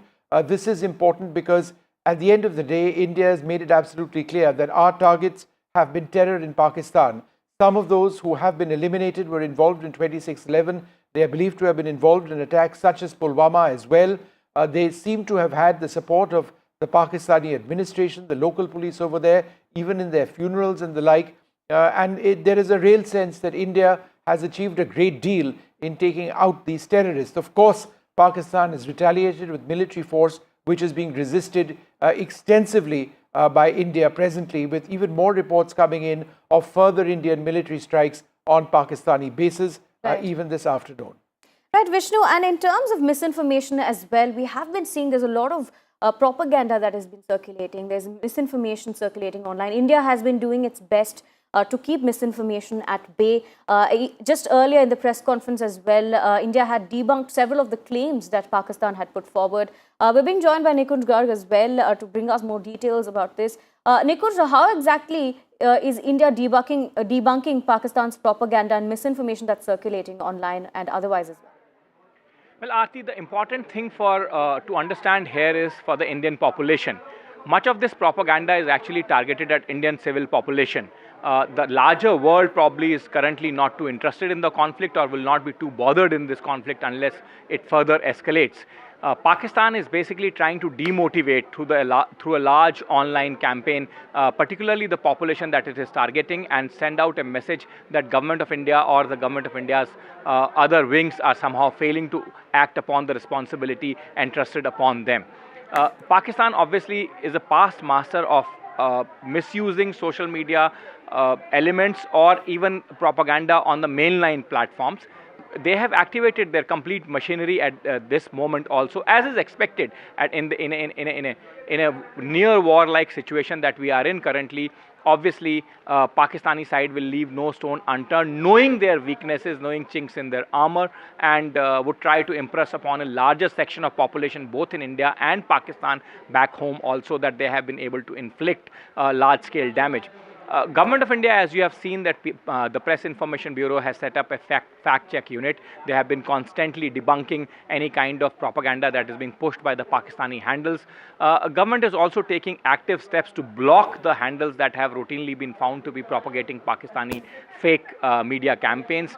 It has also put out advisories. Yesterday, Information and Broadcasting Minister took a special meeting of multiple public platforms. In fact, a series of meetings, and after that they have set up a special control room for anyone to verify, anyone in the business of news, media and information seeking, to verify the news that is being put out through a special platform or a special control room of the Press Information Bureau. So multiple steps are being taken, but the best step against any kind of fakery on social media is not to fall for any kind of propaganda material being pushed by unverified handles or handles that do not have any reliable followers. And that's a general advisory for general people in any time, and mostly in the times of wars and situation of any contingency. People should very closely follow it. In fact, Foreign Secretary himself today appealed to the people not to fall for the kind Pakistani propaganda that is being pushed, and that was after he said that Pakistan is actually trying to sow the seeds of discord between communities in India. So that's how important this information warfare has become at this stage, Aarti. Thank you for joining us and bringing us. Nikunj, thanks very much. We're going to move on now, and it's not just Rajasthan, but across Punjab, parts of Jammu and Kashmir as well, that farmers are coming across debris in fields. There is remnants of weaponry which is being found on tops of homes, and elsewhere people are picking up potentially explosive devices. That's extremely dangerous, what you just saw over there. But this is a reality because a lot of weapons have been fired, a lot of drones have been brought down. There are also booster elements of missiles as well, which separate from weapons which we fire soon after the weapon is launched. For example, the BrahMos missile system, some of those have been found in fields also. Let's go across to NDTV's Harsha Kumari Singh. Harsha, thanks very much for being with us. It's been a very tense day in parts of Rajasthan today. Can you give us a sense of what it's been like for you? You would have heard explosions, seen people who are tense. What's happening where you are? Well, yes, I am in Jaisalmer, which is very close to the border with Pakistan. In fact, it's the last big city on the Western Front, Vishnu. And here in the early morning, we've heard reports from villages that, there were explosions which were heard. So there were explosions heard close to Jaisalmer. And then, of course, after that, at about 11:30, 12, we were told that there's going to be a complete red alert and everyone was asked to go indoors. And sure enough, after that, we got calls from Pokhran telling us that people heard explosions there, and we do know that in villages close to Pokhran there has been some kind of debris that has been found. The debris that you were describing, potentially explosive, can cause a lot of harm, but luckily landed in a field. So obviously, the air defense system neutralized it before it could hit any target. And also, in Jaisalmer, when we came back to Jaisalmer, firstly we were not being allowed into the city because they just wanted no movement at all. So that definitely created a sense of tension for everybody. And then when we were in Jaisalmer city, also in the distance, we could hear explosions. I've spoken to some senior officials who've told me that in this area, Jaisalmer, Pokhran, Falodi area, I can't pinpoint exactly where, but in Jaisalmer, Pokhran, and Falodi area, of course, there have been explosions. And like you said, these kind of devices have been neutralized. But where I did go this morning, and it was astonishing that there was such a big crater that has been created in the ground by one of these devices that was neutralized just about 30-40 kilometers from Jaisalmer. So let's see that report. A lot of drone activity here on the border on the western front. Now we are in Jaisalmer in Badoda Gaon, which is about 30-40 kilometers from Jaisalmer, and about 4:10 in the morning, this is what happened here. So you can see that this kind of a crater that has come up here. Now at about 4:10 in the morning, the village people here, they saw a missile-like object landing here, and then it went ahead. And if you can see, it created a crater, and then it went through that tree in front of me, throwing sort of debris all along. It went there and then it landed another 500 meters to the other side. So it's got a huge range from here till about another 500 meters. Now I have some people here with me who were of course witness to all this. भैया आपका नाम बताइए. उदय सिंह. हाँ, उदय सिंह, आप लोग यहाँ पर रात को सो रहे थे, घर में क्या देखा आपने? खेत है हमारा, वहाँ पर सो रहे थे. हाँ, क्या देखा आपने? हमने तो 4:40 पर धमाका हुआ, 3 धमाका, जोरदार धमाका हुआ. उसमें अपने आग पूरा प्रकाश हो गया 3 किलोमीटर में. प्रकाश से प्रकाश. और फिर क्या देखा? यहाँ पे क्या हुआ? यहाँ पर गड्ढा, ये मिसाइल फूट को अलग गई, 2 किलोमीटर में अलग गई यहाँ. ठीक है. आपने क्या देखा? आप यहीं पे थे? हमने वही देखा, ब्लास्ट हुआ है और चिंगारियाँ निकली है 4-4:30 के आसपास, और फिर धमाके, अलग अलग जगह धमाके भी हुए हैं. और ये जो यहाँ पे आया था, ये लगता है चीरता हुआ यहाँ से गया है. बिल्कुल बिल्कुल. यहाँ से गिरने से सीधा, ये झाड़ है, इसके अंदर से गिरने से सीधा यहाँ से 1.5 किलोमीटर आगे इसका जो टुकड़ा है वो आगे गिरा है. और जो हमारे घर थे उसके ऊपर भी गिरे हैं और घर के अंदर भी आए हैं, फिर नुकसान कुछ नहीं हुआ. इसीलिए क्या है कि गिरने से थोड़ा अफसोस भी हुआ है घर वालों को, इसीलिए वो सीधा आगे निकल गया. जो इसका टुकड़ा है ना, वो आगे गिर गया है. बाकी छोटे छोटे पार्ट्स हैं वो हमारे घर में गिरे हैं, उधर खेत में भी गए हैं. तो आर्मी ने आके यहाँ से सारे पार्ट्स इकट्ठा कर लिए? बिल्कुल, पार्ट्स सभी इकट्ठे कर लिए. आर्मी आ गई है, पुलिस प्रशासन भी आ गए हैं, सब यहाँ पर आ गए हैं. इसीलिए वो सब इकट्ठा करके एक जगह कर लिया है. ले गए. So as you can see behind me, quite a big sort of indent it's made in the ground, quite a big crater, and it seems to have a very long range, because as the people here are telling us, it went through this tree, it went over that house there, and then it's gone further. Another part of that explosive has gone further and landed in a field there. So in Jaisalmer and Barmer, in these areas, early in the morning, these kind of attacks are coming from across the border, and of course, luckily so far, no harm or damage has been caused. Right, Vishnu, we have been reporting, like you mentioned as well, this debris that's been spotted in several other areas in Jammu and Kashmir, in Srinagar as well. Some debris has been reported in the Dal Lake, and that's been sent for analysis as well.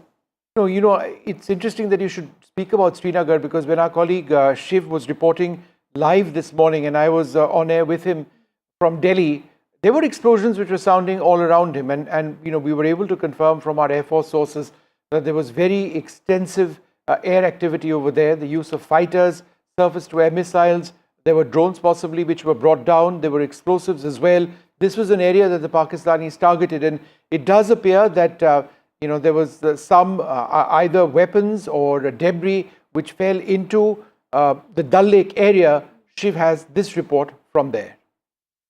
We're on Srinagar's famous Dal Lake, because in an area just ahead of where we're sailing right now is where a Pakistani drone was intercepted and actually fell into the Dal Lake. Now, before you get worried, I have permission to be here. I've spoken to the agencies, because the drone that was shot down in airspace over Srinagar and crashed into the Dal Lake has been recovered by the agencies and has gone for analysis. But I wanted to give our viewers here on NDTV tracking our ground coverage just a sense of how in the middle of a population center, Pakistan has been sending offensive weapons. Now, we are told it was some kind of a long-range loitering munition or a drone. While we were reporting this morning, we heard a series of loud explosions, and it's difficult to pinpoint, but at least one of those explosions must have been the interception of a drone somewhere in this airspace, finally landing near that brick bridge right here on the Dal Lake. There have been as many as 14 explosions, including 2 in the afternoon, most of them in the morning. We are told that air defense systems have activated in and around Srinagar, near the airport and beyond. bringing down a variety of drones, confirming once again that last night's drone strike attempts in Srinagar and several other places, we are told about 26 different places, is continuing today as well. We heard it with our own ears and it was captured on NDTV's cameras. What Pakistan does next will depend on how it handles the Indian airstrikes that have taken place as a retaliation on their military bases. Remember that phrase, military bases, viewer, because here in Srinagar, a highly populated city with lakhs of people living around the Dal Lake, Pakistan sent a loitering munition capable of killing lots of people right into a population center, signaling very, very clearly that it doesn't care for civilians and it doesn't differentiate between population centers and military targets. With Ashwini Mehra on the Dal Lake in Srinagar, Shiv Arur for NDTV. We'll continue tracking the story for you. For now, let's take a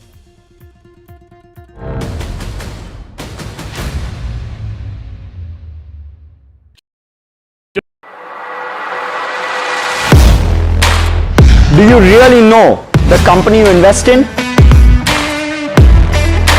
What is the real picture behind presentations and claims?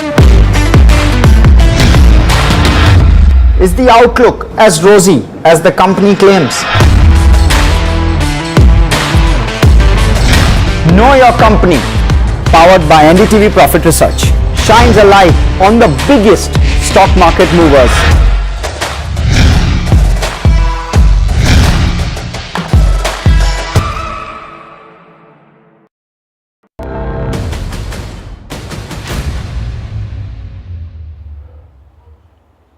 Well, as we go through this incredible tension in the subcontinent, there is the gaze of countries around the world on India and on Pakistan. The US Secretary of State, Marco Rubio, has spoken to our External Affairs Minister, Dr. S. Jayashankar, just one of several leaders who are calling for de-escalation. But how is that going to take place? Is India communicating at Pakistan at all? Should we be doing that, considering how it is Pakistan that's escalating? These are important questions. It's something that my colleague Vishal has been tracking throughout the day.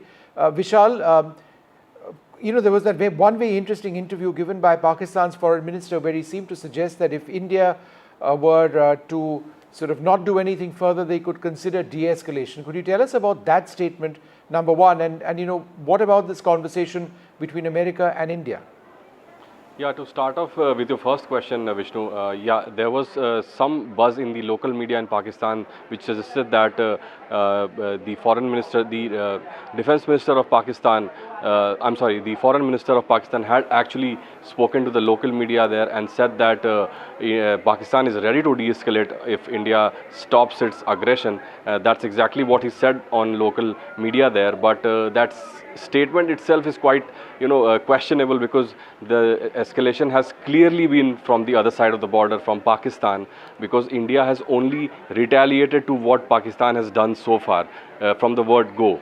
So that statement itself is quite false. To move on to the second question of yours, which talked about Marco Rubio's interaction with leaders of both the countries. So Marco Rubio spoke with the foreign ministers of India and Pakistan, S. Jayashankar and Ishaq, and he almost said the same thing to both the leaders. The wordings of the press release is almost the same.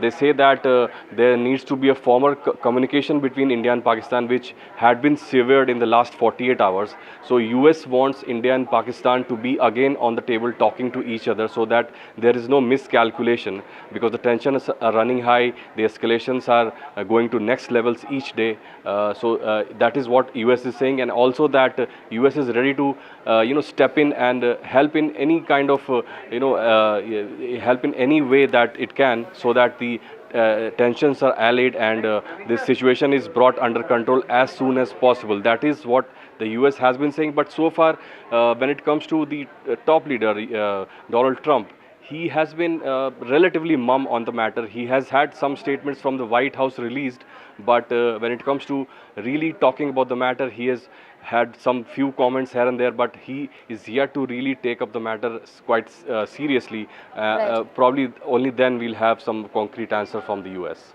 Right, Vishal, thank you for joining us and bringing us those details. The situation, of course, is still escalating, quite tense, Vishnu. And what we're looking forward to now is the External Affairs Ministry's next briefing that we're expecting in a couple of hours. We don't have a time for that as yet, but there should be one which comes up. If indeed it does, then it would perhaps reflect on how India has been carrying out or perhaps carrying out more strikes in Pakistan, and the situation over our airspace as fluid as ever. We will take a short break, come back with more.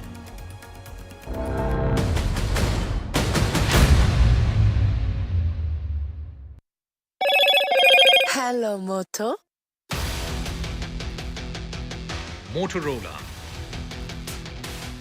India's leading AI smartphone brand.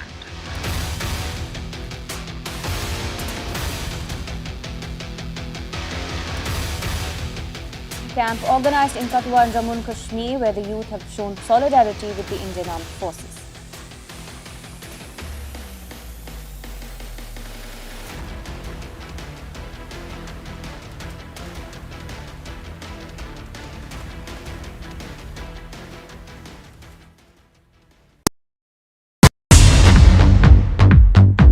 More news that matters.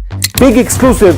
Tulsi Gabbard gunned down by Pakistan-backed cowards. When you interact with people on ground, you're able to reflect their sentiments much better. More debates that shake the system. More exclusives you won't find anywhere else. Not just another prime time. It's a prime time that's unmissable.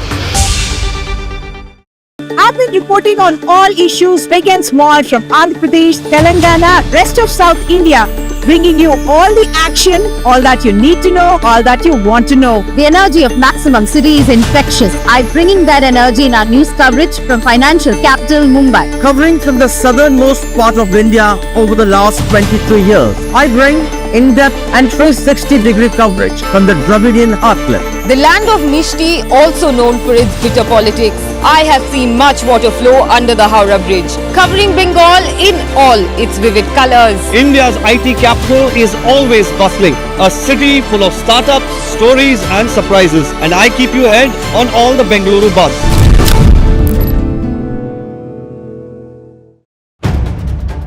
If it matters to you, if it matters to you, if it matters to you,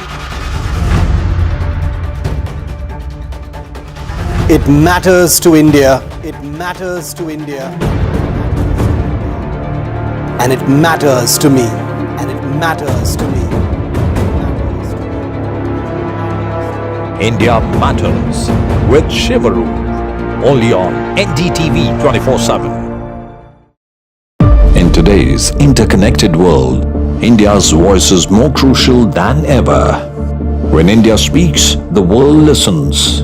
At NDTV World, we are that voice, bringing you intelligent and insightful news from India and beyond. From geopolitics and diplomacy to economic shifts, migrations, tech disruptions, and the stories of our diaspora. We cover the news that shapes our global future. NDTV World, your new home for global news is here.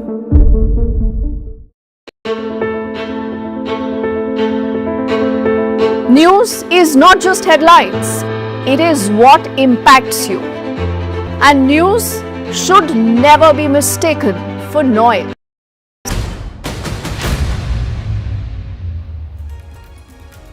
Ladies and gentlemen, 5 terrorists have been neutralized by our forces. This as Pakistan continues to wanting to escalate the situation. But India has called out the bluff of Pakistan, and we continue to maintain that we are more restrained and calculated in our approach, and we are never the aggressor. All that and much more with a lot of live ground reportage coming in from our team of reporters tracking the story. First up, the headlines. Government sources have spoken on the terrorists that have been neutralized. Sources say top terrorists have been eliminated. 3 belong to the Jaish and 2 to the Lashkar. The Prime Minister earlier has shared a high-level meet. 3 service chiefs have met with the Prime Minister. The tri-service chiefs, CDS, NSA and the Raksha Mantri were all a part of that big meet. The government is calling out the bluff of Pakistan. They say Pak actions are provocative and escalatory, and it is Pakistan that tried to hit multiple air bases. The government also debunking claims of a Pak propaganda. The government says it is Pakistan that has attacked 26 of our locations. Time-stamp images of the Indian air bases undamaged is also out. The US Secretary of State has spoken to the External Affairs Minister. Also, the Pakistani Minister Rubio also says that India and Pak need to de-escalate now. The US is proposing support and discussions. The External Affairs Minister very blunt in his reply, and he says India's approach always has been measured and responsible.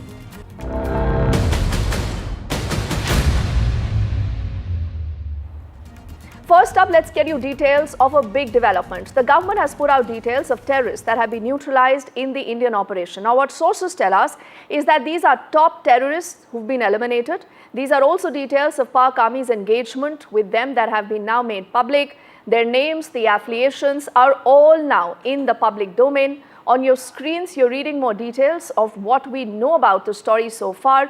These are 3 individuals, 3 terrorists that belong to the Jaish, 2 to the Lashkar. And the government sources also maintaining that there are details of how the Pak Army's engagement has continued to ensure their infiltration and to ensure that they continue here to come and spread terror. Let's also get in more details of what we know about that story so far. We have been saying that, and that's what the Indian establishment here also has been emphasizing on, that the terrorists who have been killed are linked to Jaish-e-Mohammed and Lashkar-e-Taiba. These terror outfits have been carrying out attacks on Indian soil not once but multiple occasions in the past. Remember, IC-814 hijack which happened. In fact, someone who carried out that hijack was wanted in that case, has also been killed, Muhammad Yusuf Azhar. He is brother-in-law of Maulana Masood Azhar. He handled, in fact, weapons training for Jaish-e-Mohammed and was responsible for multiple terrorist attacks which took place in Jammu and Kashmir. Besides that, other names, which includes Mudassar Khadian Khas, who was in charge of the Mazkar Taiba in Murid Ke. His funeral, as was pointed out by Foreign Secretary, was attended by the serving Lieutenant General of Pakistani Army and also the IG of Punjab Punjab Police in Pakistan.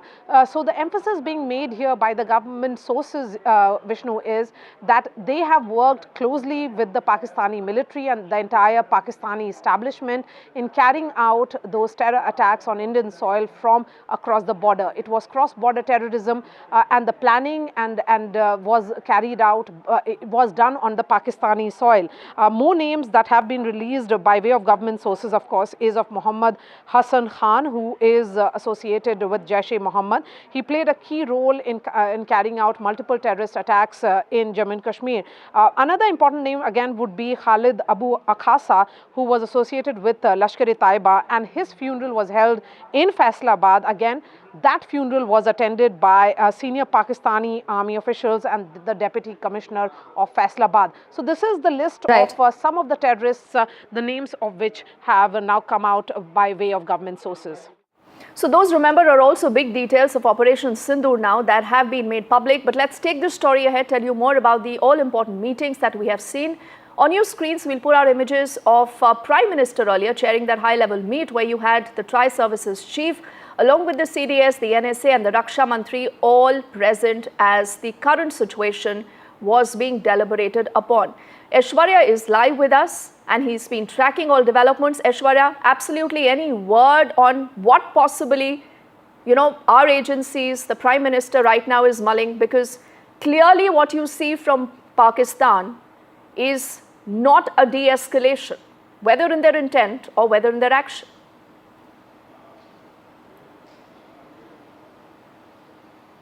Well, these meetings are very secretive in nature and strategic as well. Yesterday, late night, Prime Minister chaired a high-level security meeting with top officials of the defense forces, including Defense Minister Rajnath Singh. And within 13 to 14 hours, another round of meeting took place today at 7 Lok Kalyan Marg, where Prime Minister was briefed about the ongoing operations of the Indian Armed Forces. The Indian government and the top dispensation of Indian establishment is in view that India is only retaliating to what Pakistani troops are doing as far as hitting our civilians and also engaging in the infiltration bid. There has been cover fires being given by the Pakistani troops from their bunkers, and it is, of course, the border security force, clearly stopping this kind of infiltration bid. All of them had come into, the visual evidences that Indian armed forces are collecting, but certainly it is the Prime Minister who had a view that Indian armed forces should be given a free hand, and the entire country is united together in support with the Indian armed forces. Prime Minister had stated that he believes in full professional capabilities of our armed forces, and therefore the ongoing escalation by the Pakistani side is something that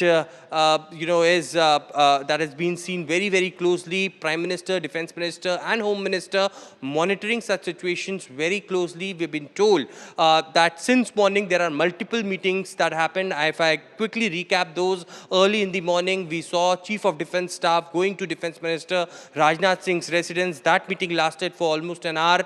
Post that, we saw that press conference by the Government of India in which details were given about how the Indian armed forces stopped the Pakistani drones and missiles that were coming and hit and was aiming towards the Indian air bases. Post that, we saw NSA Ajit Doval going towards 7 LKM, and that meeting lasted for almost an hour, and then this very important meeting that Prime Minister chaired with Defence Minister Rajnath Singh, CDS, NSA and tri-service chiefs present. That meeting lasted for an hour, and a separate one-on-one meeting after that with NSA Ajit Doval and Prime Minister. So Prime Minister very, very closely monitoring each and every situation. Of course, the nod is being given by Prime Minister for the armed forces, but the armed forces have been given clear a free hand for their operations. Absolutely. Aishwarya, only for the moment, thank you so much for filling us in on those details.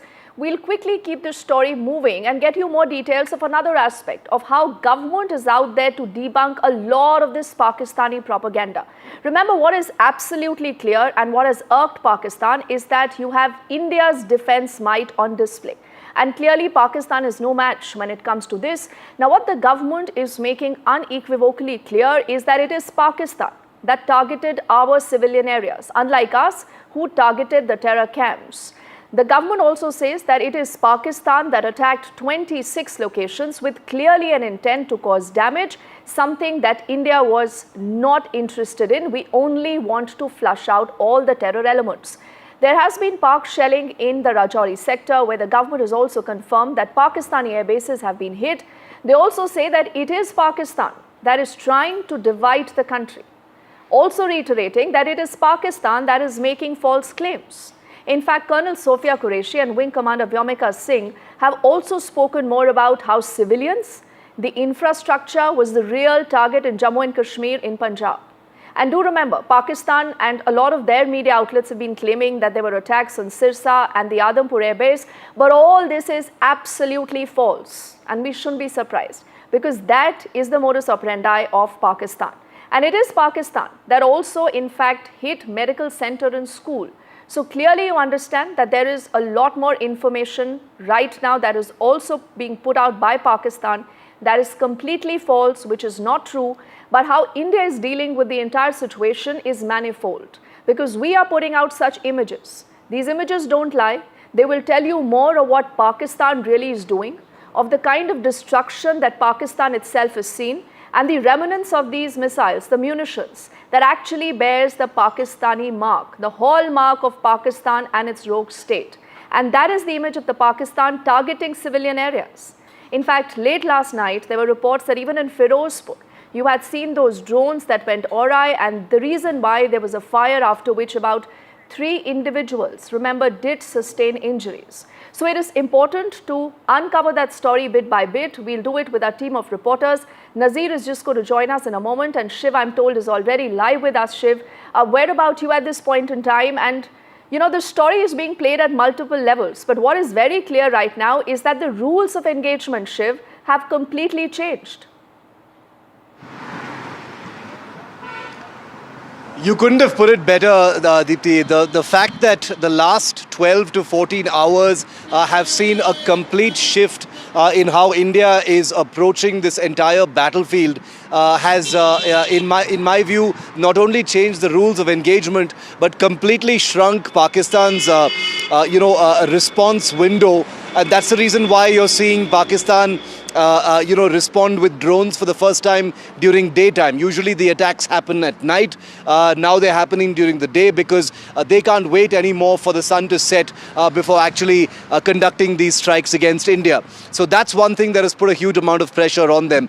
Point number 2, which is the big elephant in the room, after 2 days of targeting terrorist camps, terror infrastructure in Pakistan, hitting some posts at the line of control, the Indian Air Force and the Indian military has unleashed direct targeting of large, prominent Pakistan Air Force and Pakistan military bases, from Chaklala in Rawalpindi to Murid, to Rafiki, to Jacobabad we hear, possibly even Sargodha. Vishnu was confirming that a little earlier.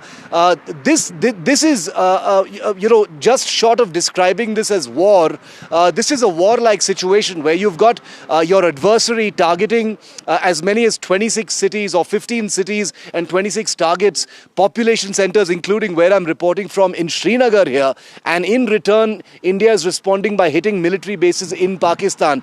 If this isn't war, I don't quite know what war is, but let's go with war-like situation for the moment. The Prime Minister has held a meeting with the 3 armed forces chiefs, the Defence Minister, the NSA, the CDS, etc. And we're expecting the most important update we have is that there's going to be another briefing later today. It'll be the first time we've got 2 briefings in a day. Because so many things have happened during the day, and those updates need to be provided to the media and the public as well. So I'm guessing that there will be an update of at least 2 more Pakistan Air Force bases that will have been confirmed hit by the Indian Air Force once that briefing happens. Right. Shiv, why don't you stay with us? I'm told Nazir is also with us and he's joining us from Kupwara. We'll also figure out what's the latest that he can add to what we do know, Nazir. What is your sense? So what possibly, the next few hours could entail? We are looking at a lot of pressure right now in Pakistan, but then this is Pakistan. Well, if you see, Pakistan, once India decided to, suspend Indus Water Treaty, they said, look, we'll hit back. It is an act of war. And all those who know Pakistan, they would know that what they can do, and they have been trying to do that. But India has hit back and hit very hard. And their air bases, their military installations, since they started targeting our military installations and our air bases in Srinagar, in less than 24 hours, there have been 3 attempts, 3 targets. They targeted 3 times. And even schools and medical facilities at the Srinagar Air Base and Avantipura Air Base have been damaged in their attacks, in their targets, after they were targeted. So the situation looks like very tense. In the borders, we have seen for last 3-4 days heavy artillery shelling going on. No hope if it's going to stop anytime soon, unless there's some really strong back channel or diplomatic push which will make Pakistan to change its behavior. India has already given it an indication. If Pakistan will not further escalate, we will not escalate. But provided Pakistan should not escalate it further. India has made its point when it wanted to hit the terror sites, which Pakistan said, and whether it was Bahawalpur, Jaish-e-Mohammed sites, or it was Murdiki, Lashkar-e-Taiba or other places. But Pakistan was in denial mode, and they said all of them, they were civilians and attended the funeral prayers of all those who have been killed. So they were terrorists here and they made them civilians there. So they are actually they try to brazen it out and tell the world, look, civilians have been killed. Then they targeted the military establishments here, and we have seen As I said, 3 times there was attempt or these air bases were targeted in Srinagar and Avantipora. Also Jammu air base, they tried to target it. Pathankot, you all know that has been reported, and Adampur, all these things. So it looks like no immediate indication of any de-escalation, even as world powers, US Secretary of State spoke to both our foreign minister S.J. Shankar and Pakistan's foreign minister Ishaq Dar, and also the real boss of Pakistan, General Asim Munir. What would happen yesterday? We know the Saudi junior foreign minister he was in India, then he visited Pakistan, met Shahbaz Sharif and other Pakistani leadership. Iranian foreign minister was in both countries also, and we have to see how things are playing out in next 24 hours will be really crucial. If this night would be bit calmer, maybe then there would be some sensibility, some sense may prevail. But we have never seen such type of things happening. Srinagar airport coming to attack like this. Even in 1971, that was the story of Pakistani surrender in Bangladesh, in Dhaka. That was not a story what they were doing here. But it's after first time we see such a thing happening. And in fact, 2 hours back, there was in less than 2 hours back, there was again explosions there. We still don't know the nature of those explosions, but it appears to be the part of ongoing conflict or this war-like situation which we have been witnessing. There's very less traffic across Kashmir. In many places shops are still closed. In Jammu region we have seen people have been targeted, although it is across the line of control. But as we saw in Rajouri, senior official was hit, he was killed, and so are innocent people, including a 2-year-old baby. So Chief Minister Umar Abdullah is there meeting the affected people, trying to reach out to them, and government is trying to reach out to people, taking them to safer locations. Many people had to flee from their homes because innocent people and innocents and civilians are being targeted from across the border. All right, we do have our best eyes and ears on the ground, and that is the reason why a lot of you, as in the viewers, are tuning into the NDTV coverage. Shiv and Nazir, I'm just requesting a moment from you, as I want to take this also to our colleague Gurpreet, who's joining us from Firozpur, and he's also been tracking a lot of these details. In fact, he was the first to get us those very worrying images that came in of that huge fire, that was caused after that drone went awry there, and this did harm the civilians. Gurpreet, what is the latest? What is it that you can tell us? Well, we have seen since morning multiple times the local administration had used siren to just give a very, very strong message to people of Firozpur that they should not come out of their houses. As of now, we have come to one place that is a few kilometers away from this border, where we have seen the people, they have started shifting their domestic animals to nearby place. The way we have seen, they are very, very motivating, but they say the women's as well as the old people, they are going to be shifted. कौन सा गांव है आप? कौन सा पिंड है आपका? पिंड साडा टलीगलां है ते गट्टियों संभाल चले ते पिंड तो किन्ने के लोग चले गए? हाँ जी, किन्ने के लोग पिंड तो चले गए? मेरे तो लगता है पिंड ही विरला रह गया, खाली हो गया, गट्टी राजो के क्या लगता है सारा खाली हो गया.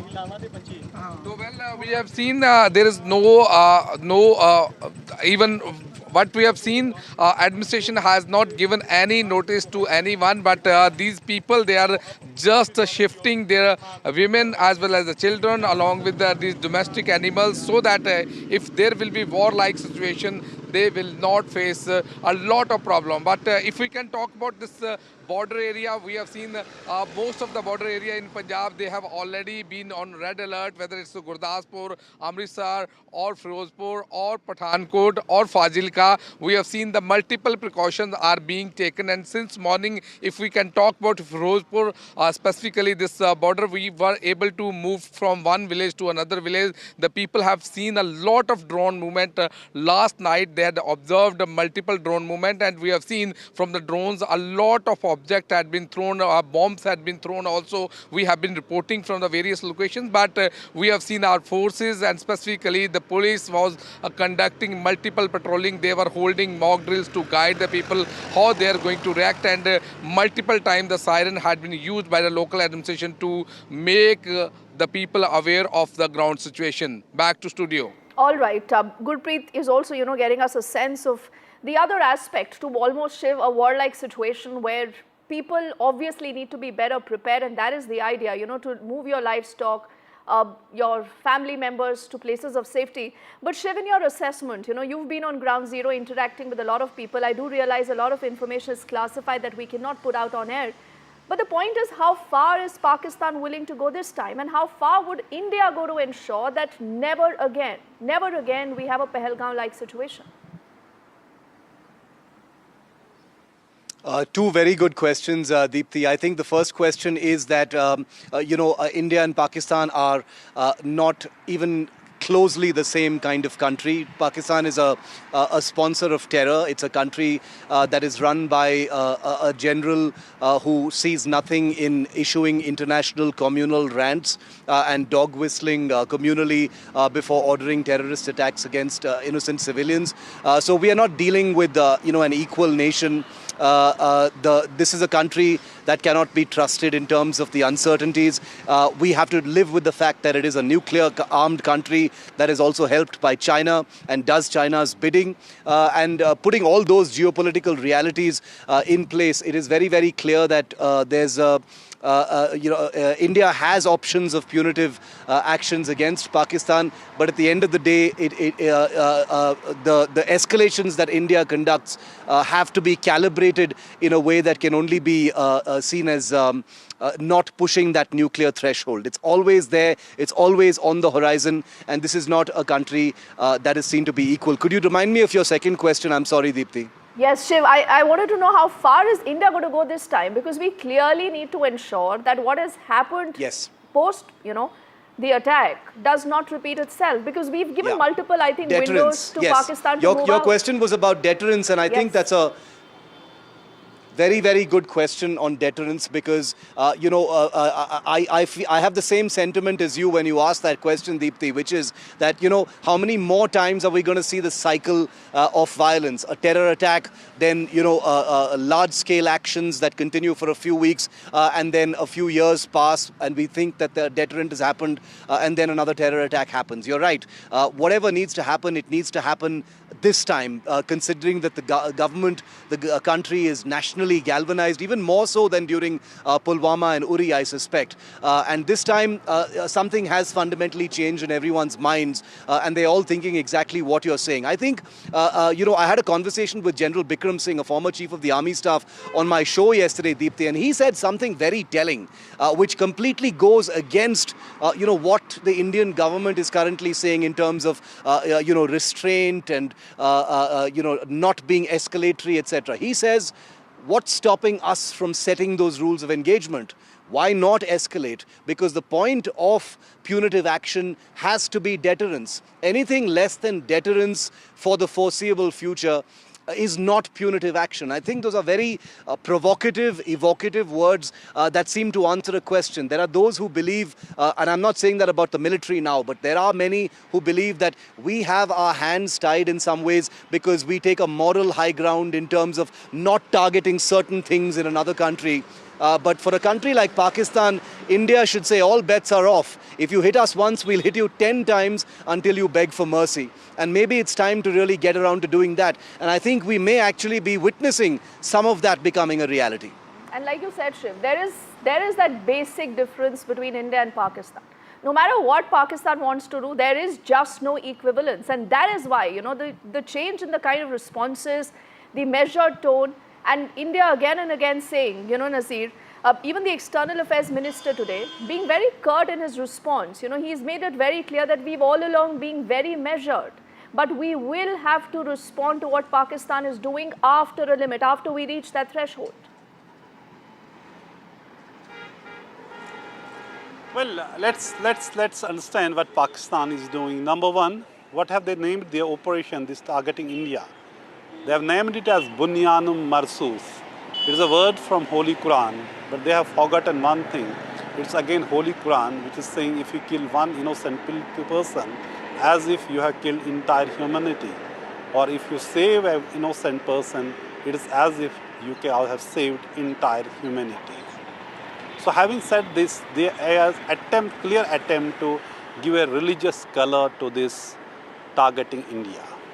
And then if you see it through their propaganda, the state TV and the social media handlers, they are trying to use it as a religious war, and then they are also trying to divide here. And perhaps that was the reason from day one when Pahalgam happened, when men were separated from women and children and killed in the name of the religion who they were. So that is one doctrine they have, very ugly one. But the fact is, when we talk about the war, and there are actually no clear winners in any war. The way which have seen things playing out, it is sometime it has to end. It can't remain like it all the times. But who would actually send that message? The other side would not. Other side would not dare to do it again. And militancy, when it comes to militancy, it is a complex issue. Yes, Pakistan, origin is in Pakistan, problem is still in Kashmir. So that people had given a resounding their view after Pahalgam massacre that it is not acceptable, we don't want this thing, and that also needs to be built where we fight Pakistan and ensure that it doesn't emanate from there. So people's mood here is also very important when it comes and people's participation in this sport to ending terrorism. But this time, if it is not officially declared war, as she was talking about, it is essentially, when we call it warlike situation, that is terminology that we should use careful what we talk. But the way it is happening, military establishments are being targeted, air bases are being targeted, there is damage to the infrastructure, and also soldiers, which in the briefing today government said there's also casualties also. They said they're damaged, men also, and there have been injuries also. Camps have been targeted. There is a damage, nobody is denying that, but there's greater damage to Pakistani side also. But that would be also gauged with one thing: what would be the future response if the targets again emanate from those same bases, which would again show the extent of damage they may have suffered. Well, Pakistan has been in a denial mode that they have not suffered much, but clearly India has hit where it hurts the most. It has hit very, very hard. So it is an evolving situation, but spare a thought for the people living near the borders. For last 4 days, a night has been a nightmare. Many people I saw in last 3 days in Kupara have not been able to sleep because of the fear, because of the gun battle, because of the bombs falling, and nobody knows where it will fall next time, next minute. So it is a tough situation. War may look beautiful from a distance, but when you see from close and see the people who suffer, you feel the pain, you feel what it means actually on the ground. But clearly the things, how it has started, what India clearly said, the real and the original escalation was Pahalgam massacre, and what started is the follow-up that to end that, and it should never happen again. But as I said, that Pakistan has its own view. World leaders have been trying to de-escalate the situation, but perhaps there has not been any categoric one statement from country which would tell Pakistan to just stop. Yes, I think what Nazir has said, Shiv, is such a powerful, strong commentary on how the Aam Aadmi, who's bearing the brunt of this feels. But then there would also be those, Shiv, who would say that you cannot have this as a normal practice now. We cannot be waiting for Pakistan to strike and then, you respond. The cycle continues. But Shiv, very quickly, there's a lot of conversation about the role of the US. How far is US willing to go? But I'm a little curious. Is US a part of the problem or US is part of the solution now? It's an interesting question because of how many different noises we've heard from the United States since the beginning of this cycle of tension, Deepthi. You had Tulsi Gabbard, the so-called Director of National Intelligence of the US, seem like she completely supports Indian action in Pakistan. Then you had Trump saying he's very good friends with both sides. Then you had J.D. Vance come to India and shortly after say Pakistan should cooperate to the extent that it is responsible. Now you've got Marco Rubio, who's actually very, very pro-India, similarly playing that kind of equidistant, both of you should calm down kind of role. Going back to the earlier point that you and I were chatting about, Deepthi, about India and Pakistan not being equal, this kind of equidistance, talking about India and Pakistan in the same breath, saying both of you should cooperate and calm down and restrain yourselves, as if it was India who played a part in this tension, is of great annoyance to India diplomatically. India doesn't appreciate and deeply resents any diplomatic messaging, especially from the United States, where India and Pakistan are projected as hyphenated or having some kind of an equal part to play in this huge escalation that has taken place between them. There are very few who have actually acknowledged that it is Pakistan that is, as a terror state, directly triggered what has happened here. So the reality of it, of course, is that we need to go beyond the optics, stop chest beating about not having optical or cosmetic support from growing allies like the United States, and get used to and live with the fact that ultimately, when it comes to big measures that are in our self-interest, it's very, very lonely. It's going to be lonely geopolitically, diplomatically, and otherwise. We will always have our friends who will stand by and watch us do our work. But ultimately, when India needs to up the ante, set the rules of engagement as far as Pakistan is concerned, hit them 10 times when they hit us once, it's going to have to be without anyone's validation. That's the bitter reality of what's happened post-Pahalgam. And sometimes I think you need to swallow a bitter pill, We might agree to disagree, Shiv, but there is a larger sentiment that encompasses what Nazir has said, what you've been saying. But yes, we as a country, again and again reiterate, we are never the aggressor. Only for the moment, Shiv, I'm just letting you go, but do stay safe and continue to get us all that ground reportage. As I'm requesting Nazir to stay with us, because we'll also get you details of the other aspect of this story. There are reports of a Jammu and Kashmir official who's lost his life in shelling. The Chief Minister Omar Abdullah and the ALG earlier have also shared their condolences. An ex gratia has also been announced and 10 lakh for the families of those who are deceased. The Chief Minister earlier has met with the late Thapa's family. The ADC Rajkumar Thapa actually lost his life in Rajouri, and he was accompanying the Deputy Chief Minister. And do remember, this is where civilians were targeted by Pakistan. Nazir, powerful pictures, but these are pictures that, we as a country and you as someone who's been on ground zero have seen time and again. And clearly, these are not pictures that, should be normalized or should be acceptable for us as a country.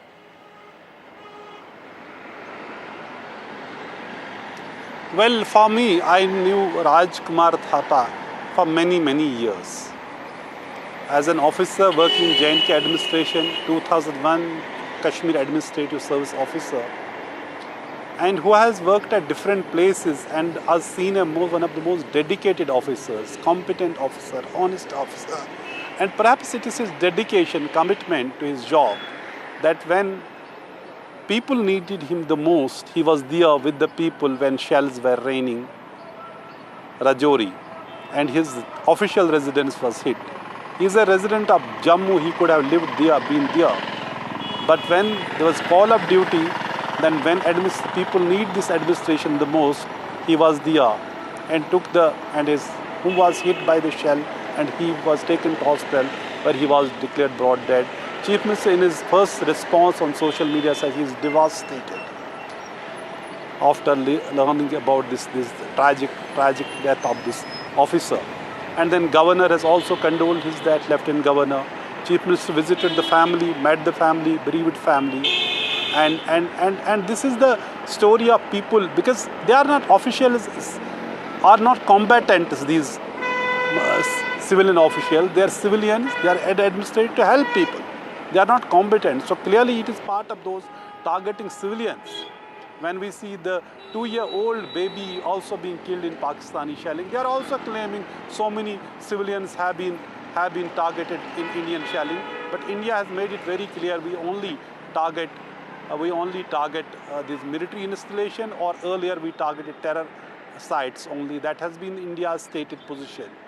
But as we have been talking about the larger problem, what is happening? India wanted to see the world to this problem, this escalation, as problem which has emanated from a terror attack, and Pakistan wanted this problem to see as Kashmir and their water issue, Indus Water Treaty, and both are trying to show the world like that, and that's what we have been dealing with when we say diplomatic pressure or diplomatic, intervention. India has always said there cannot be a third-party intervention, even on now bilateral issue, since the abrogation of Article 370 and J&K making as a union territory, even that bilateral thing is also ended, and Kashmir, India has now since then made it clear that Kashmir is now a closed chapter. But Pakistan, after this situation, is trying to make Kashmir again as a flashpoint, and also water as their survival or thing. And they say they cannot rest in peace till the time this problem with their water share through Indus Water Treaty, what they say, which has been suspended by India after Pahalgam terror attack. Yes, and Nazir, that is why maybe they say that when it comes to Pakistan, the more things change, the more they remain the same. That is the irony. I thank you just for the moment for getting us the latest. You also please take very good care of yourself. And we also extend our condolences, our thoughts right now with the families that are grieving. But clearly, there needs to be a larger message that needs to be sent out. Let's take the story ahead and tell you more about another sinister plot of Pakistan. That is their Pak propaganda. Putting out information that is completely false, targeting people, and creating a new narrative of yourself, which no one is wanting to believe. Now, do remember the Indian Army, for the longest time, has been trying to shoot down Pakistani lies. What they are doing is that they are countering all this Pak fiction, all these Pak lies with facts, only plain simple facts. And the Pak fake news of the Indian Army damages, in fact, has also been called out, and the government makes it very, very clear that we are keeping a record of every action and every proof of Pakistan's treachery. And again that propaganda is being called out. Our colleague Nikunj is adding more to what we know about this story.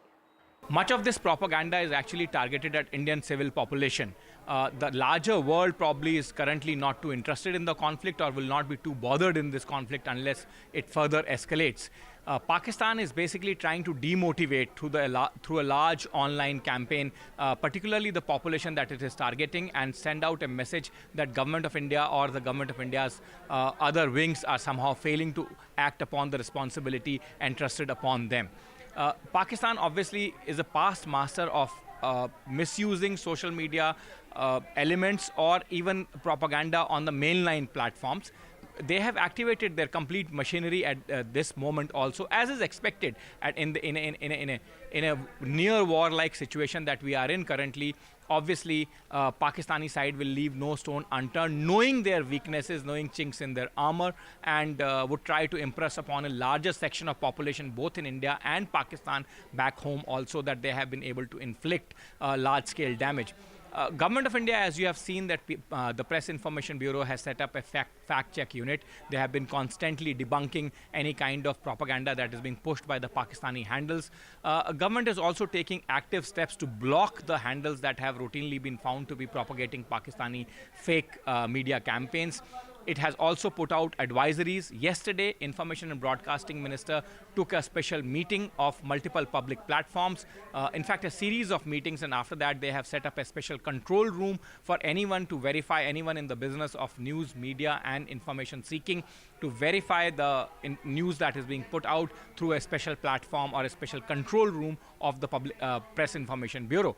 So multiple steps are being taken, but the best step against any kind of fakery on social media is not to fall for any kind of propaganda material being pushed by unverified handles or handles that do not have any reliable followers. And that's a general advisory for general people in any time. And mostly in the times of wars and situation of any contingency, people should very closely follow it. In fact, Foreign Secretary himself today appealed to the people not to fall for the kind Pakistani propaganda that is being pushed. And that was after he said that Pakistan is actually trying to sow the seeds of discord between communities in India. So like you just heard Nikunj mentioning, there have been multiple news points of this briefing that we have seen being led by the Foreign Secretary Vikram Misri, where he's also taking down the Pak army and their false propaganda, and also putting out details of the kind of action that India has initiated vis-a-vis Pakistan. Sit back and watch the highlights. Pakistan military continued with its provocations, carrying out aggressive actions employing multiple threat vectors all along the western border. Pakistan employed UCAV, drones, long-range weapons, loitering munitions and fighter aircrafts to target civilian areas and military infrastructure. Pakistan military also resorted to air intrusions using drones and firing of heavy caliber weapons along the line of control. Along the international border and the line of controls, air intrusion and several harassment attacks were also attempted from Srinagar till Nalia at more than 26 locations. Indian Armed Forces successfully neutralized these threats and majority of the vectors. However, limited damage was sustained to equipment and personnel at Indian Air Force stations at Udhampur, Pathankot, Adampur and Bhuj. There were also several high-speed missile attacks noticed subsequently after 0140 hours in the night at several air bases in Punjab. In a deplorable cowardly act, targeting of civilian infrastructure also had taken place, where Pakistan attacked the Medicare center and school premises at the air bases of Srinagar, Avantipur and Udhampur, yet again displaying irresponsible targeting of our civilian infrastructure.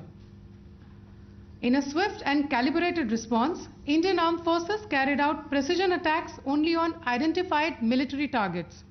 These included technical infrastructure, command and control centers, radar sites and weapon storage areas. Pakistan military targets at Rafiqi, Murid, Chaklala, Rahim Yar Khan, Sukur and Chunya were engaged using air-launched precision weapons from our fighter aircraft. Radar site at Pasroor and Sialkot Aviation Base were also targeted using precision munitions. While carrying out these responses, India ensured minimum collateral damage. Pakistan has also attempted to execute a continued malicious misinformation campaign with claims of destruction of Indian S-400 system at Adampur, destruction of airfields at Suratgarh and Sirsa, BrahMos base at Nagrota, RT gun positions at Derang Yari and Chandigarh forward ammunition depot, with heavy damages to other military stations being propagated on social media. India unequivocally rejects these false narratives being spread by Pakistan.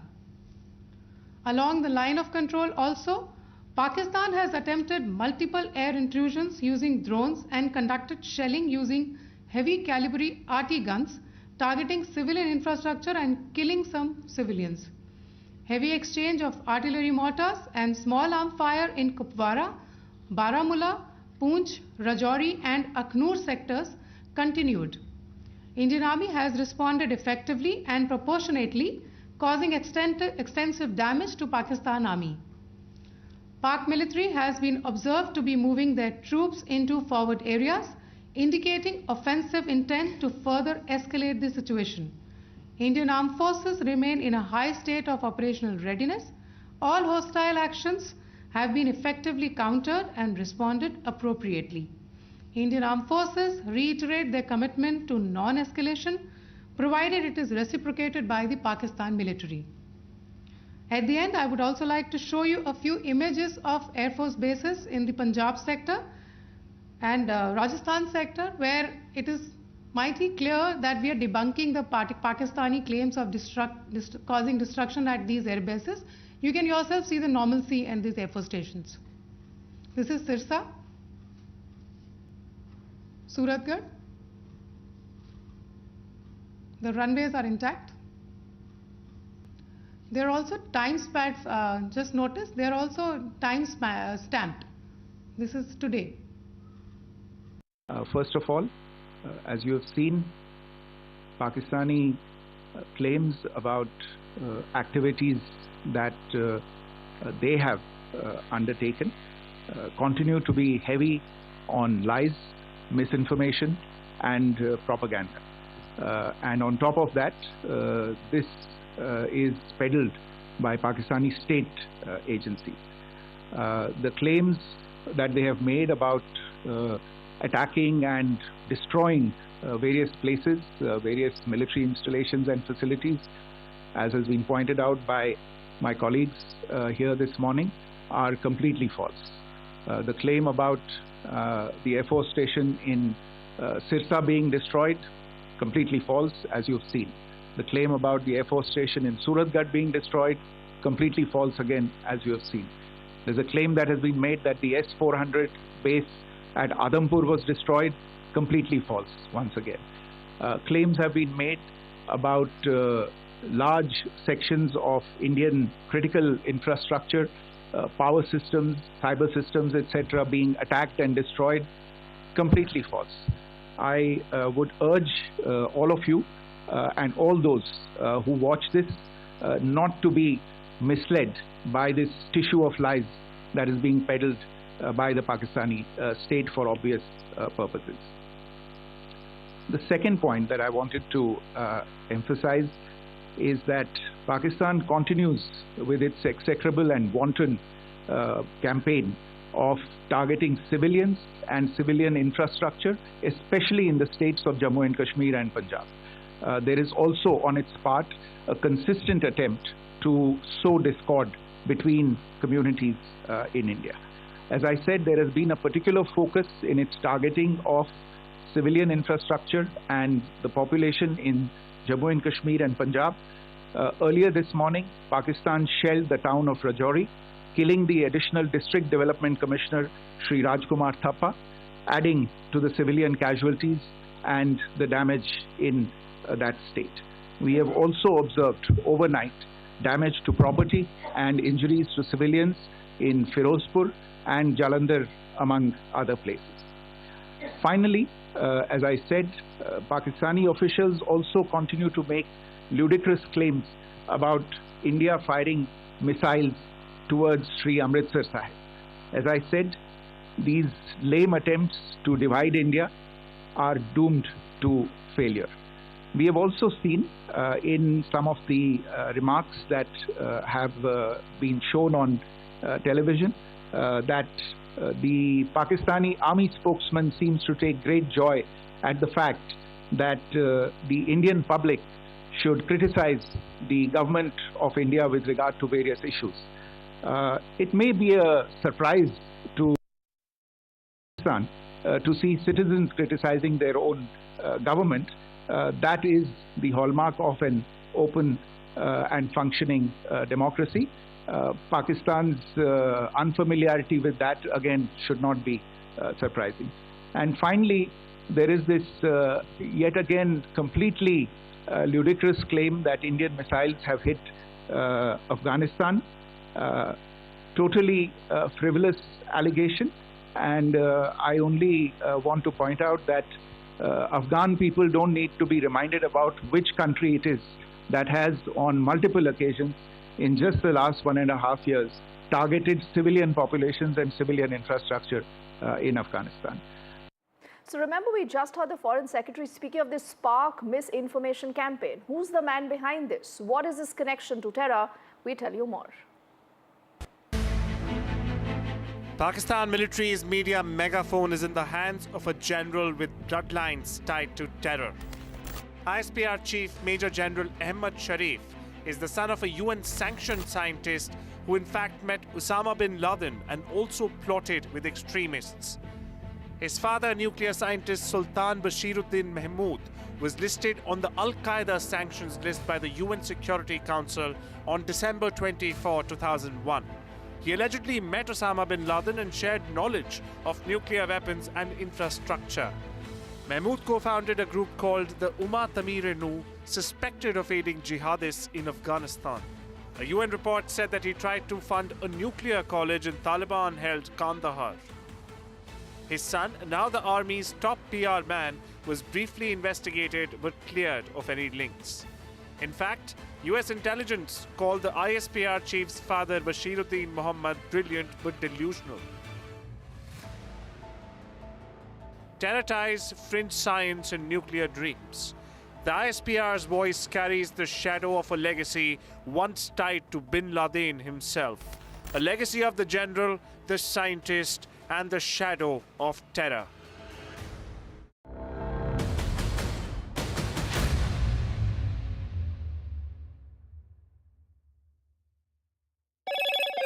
Hello, Moto. Motorola, India's leading AI smartphone brand.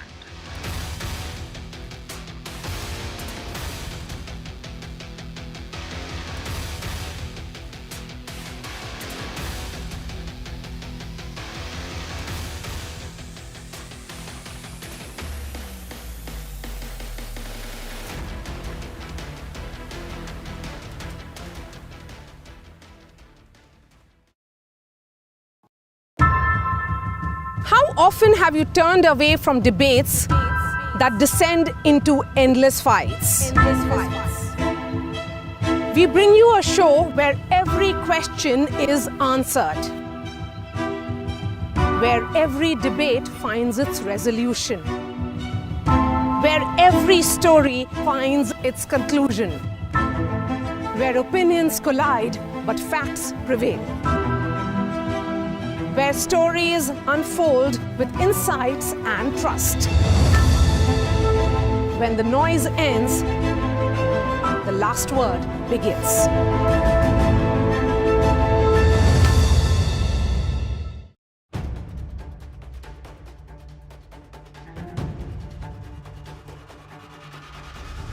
If it matters to you, if it matters to you, if it matters to you,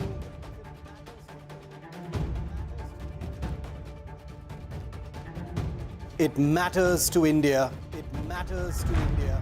It matters to India. And it matters to me. And it matters to me.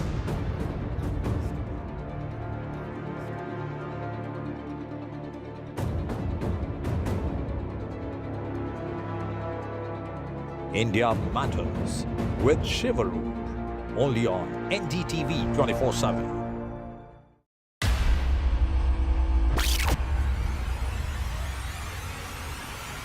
The last 1 month, if you see, the share prices of Genzol Engineering has fallen more than 58%. Why are the rating firms calling the debt payments as default? We have two credible credit rating agencies on March 4th coming and downgrading the stock to D. Statements are consistently being proven wrong, and transactions are being taken place which are different from what they were originally pictured to be.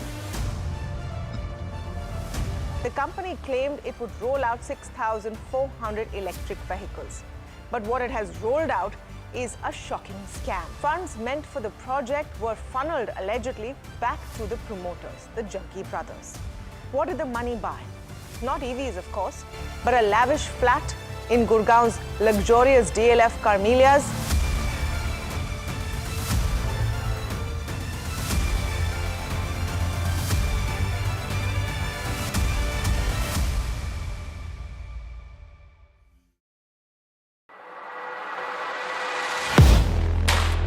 Do you really know the company you invest in? What is the real picture behind presentations and claims? Is the outlook as rosy as the company claims? Know Your Company, powered by NDTV Profit Research, shines a light on the biggest stock market movers.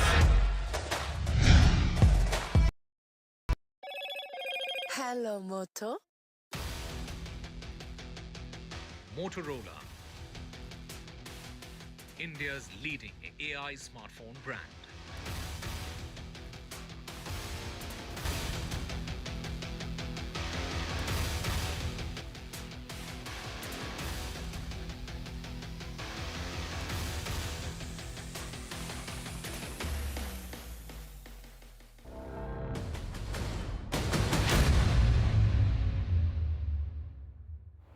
Welcome back. Let's also get you details of how the world today is responding to what's happening between India and Pakistan. Remember, multiple times India has reiterated its position that we are well within its right to respond in case Pakistan attacks our military installations or our civilians. Now, in the course of this, you've seen the US making some fast, quick moves. To decode that, we have our colleague Vishal joining us, even as we'll stay with these pictures to read us through what has happened. Vishal, what has the conversation been like vis-a-vis New Delhi and Islamabad? Well, if you look at the press releases of both the conversations that Secretary of State of the US, Marco Rubio, had with his colleagues of both the nations, S. Jaishankar and Ishaq, it's the almost exact text that has been released. It sheds light on the fact that US wants both the countries to re-establish the communication path that had been severed in the last 48 hours. There has been no communication between India and Pakistan in the last 48 hours. So what the US is saying is that could lead to some kind of miscalculation, and that is what it needs to be avoided, is what the US is saying. And it's also offering some assistance in the form of some diplomacy if it's needed.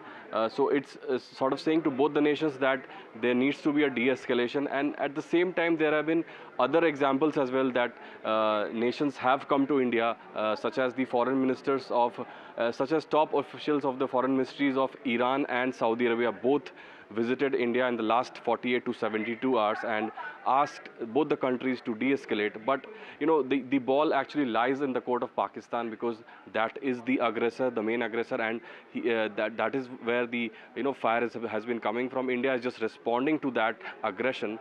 So the ball lies in Pakistan's court, but all eyes are also on US President Donald Trump. He has commented on the conflict in the recent 3-4 days, but it's not been, to an extended comment. So that will have to be seen. All right. So would that call make any difference, or will Pakistan continue to be what it is? Vishal, that is what the world today wants to see. For the moment, thank you for decoding that big story for us. With this, is also time for us to quickly wrap things in this edition of the news. On the other side, Gauri joins you with more updates.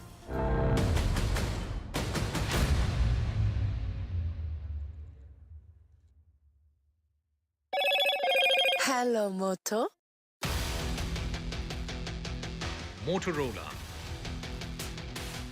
India's leading AI smartphone brand.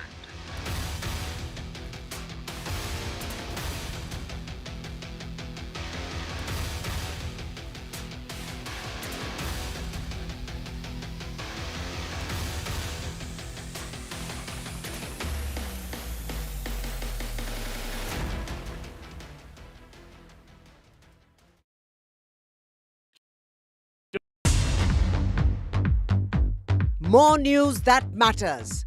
Big exclusive. Tulsi Gabbard gunned down by Pakistan-backed cowards. When you interact with people on ground, you're able to reflect their sentiments much better. More debates that shake the system. More exclusives you won't find anywhere else. Not just another prime time. It's a prime time that's unmissable. I've been reporting on all issues big and small from Andhra Pradesh, Telangana, rest of South India, bringing you all the action, all that you need to know, all that you want to know. The energy of Maximum City is infectious. I'm bringing that energy in our news coverage from financial capital Mumbai. Covering from the southernmost part of India over the last 23 years, I bring in-depth and 360-degree coverage from the Dravidian heartland. The land of Mishti, also known for its bitter politics. I have seen much water flow under the Howrah Bridge, covering Bengal in all its vivid colors. India's IT capital is always bustling, a city full of startups, stories and surprises. And I keep you ahead on all the Bengaluru buzz.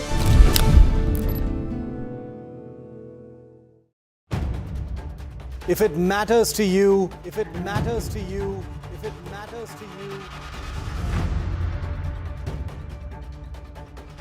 it matters to India. It matters to India. And it matters to me. And it matters to me. India Matters with Shivaru. Only on NDTV 24/7. In today's interconnected world, India's voice is more crucial than ever. When India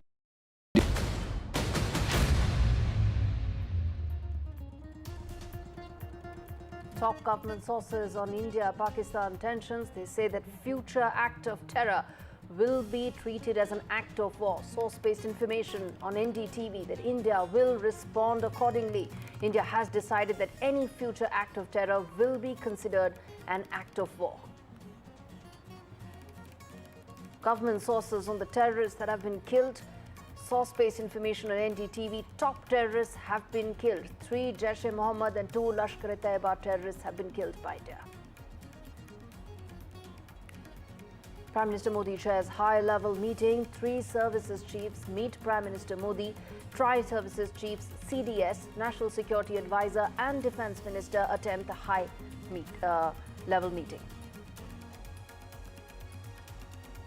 Government says Pakistan actions have been provocative and escalatory. Government says that Pakistan tried to hit multiple air bases of India. U.S. Secretary of State and Acting National Security Advisor Marco Rubio speaks to Jaishankar. External Affairs Minister Dr. Jaishankar and Marco Rubio spoke. And Rubio says that there is a need to de-escalate. U.S. also proposes support in discussion. Dr. Jaishankar says that India's approach has always been measured and responsible.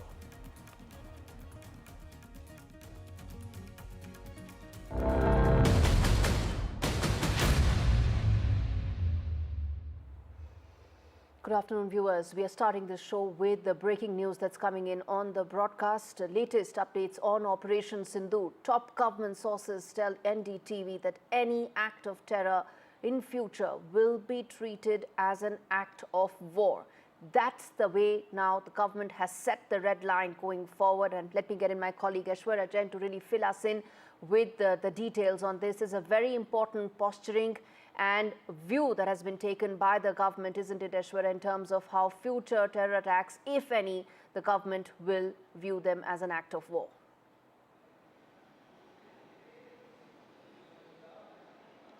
Well, that's very big and strong line that the government of India has taken. The top government sources have informed NDTV that the government has decided that any future terrorism activity on the Indian soil would be considered as an act of war and will be responded accordingly. Remember, Prime Minister Narendra Modi just few hours back chaired that high-level meeting in which Defence Minister Rajnath Singh, CDS, NSA and the tri-service chiefs were present, and that meeting lasted for almost an hour. On a daily basis, we are seeing the action from the Pakistani army and Indian armed forces retaliating to it. It is the Pakistani aggression that has been given befitting reply on a daily basis along with the line of control and the international border as well. But certainly now the government of India has drawn a line. That's a red line that if any future terrorism activity will be taking place in the country or in the Indian territory, then it will be considered as an act of war, and that will be responded accordingly. Is the bigger message coming in from the sources. The top government sources had drawn the line. It is a direct message from the Prime Minister's office. The sources in the Prime Minister's office now clearly telling us that it is Prime Minister's state message to the armed forces as well to respond accordingly. Remember, India has already drawn the line of what retaliation Indian armed forces had been doing as far as Pakistan's aggression, the coordinated attacks as far as the drones and missiles are concerned on different Indian cities, the Indian military bases, and how India has reacted to it very strongly. There has been occasions when we have seen that be it the Samba sector in Jammu and Kashmir or the Rajouri or Poonch sector, it is Pakistani cover fire that was given, and an infiltration bid was foiled by the border security force as well. And this is, the chance that the Pakistani army, wanted to take it. They have been exposed time and again by the Indian dispensation, by the Indian armed forces, by providing evidences, visual evidences as well.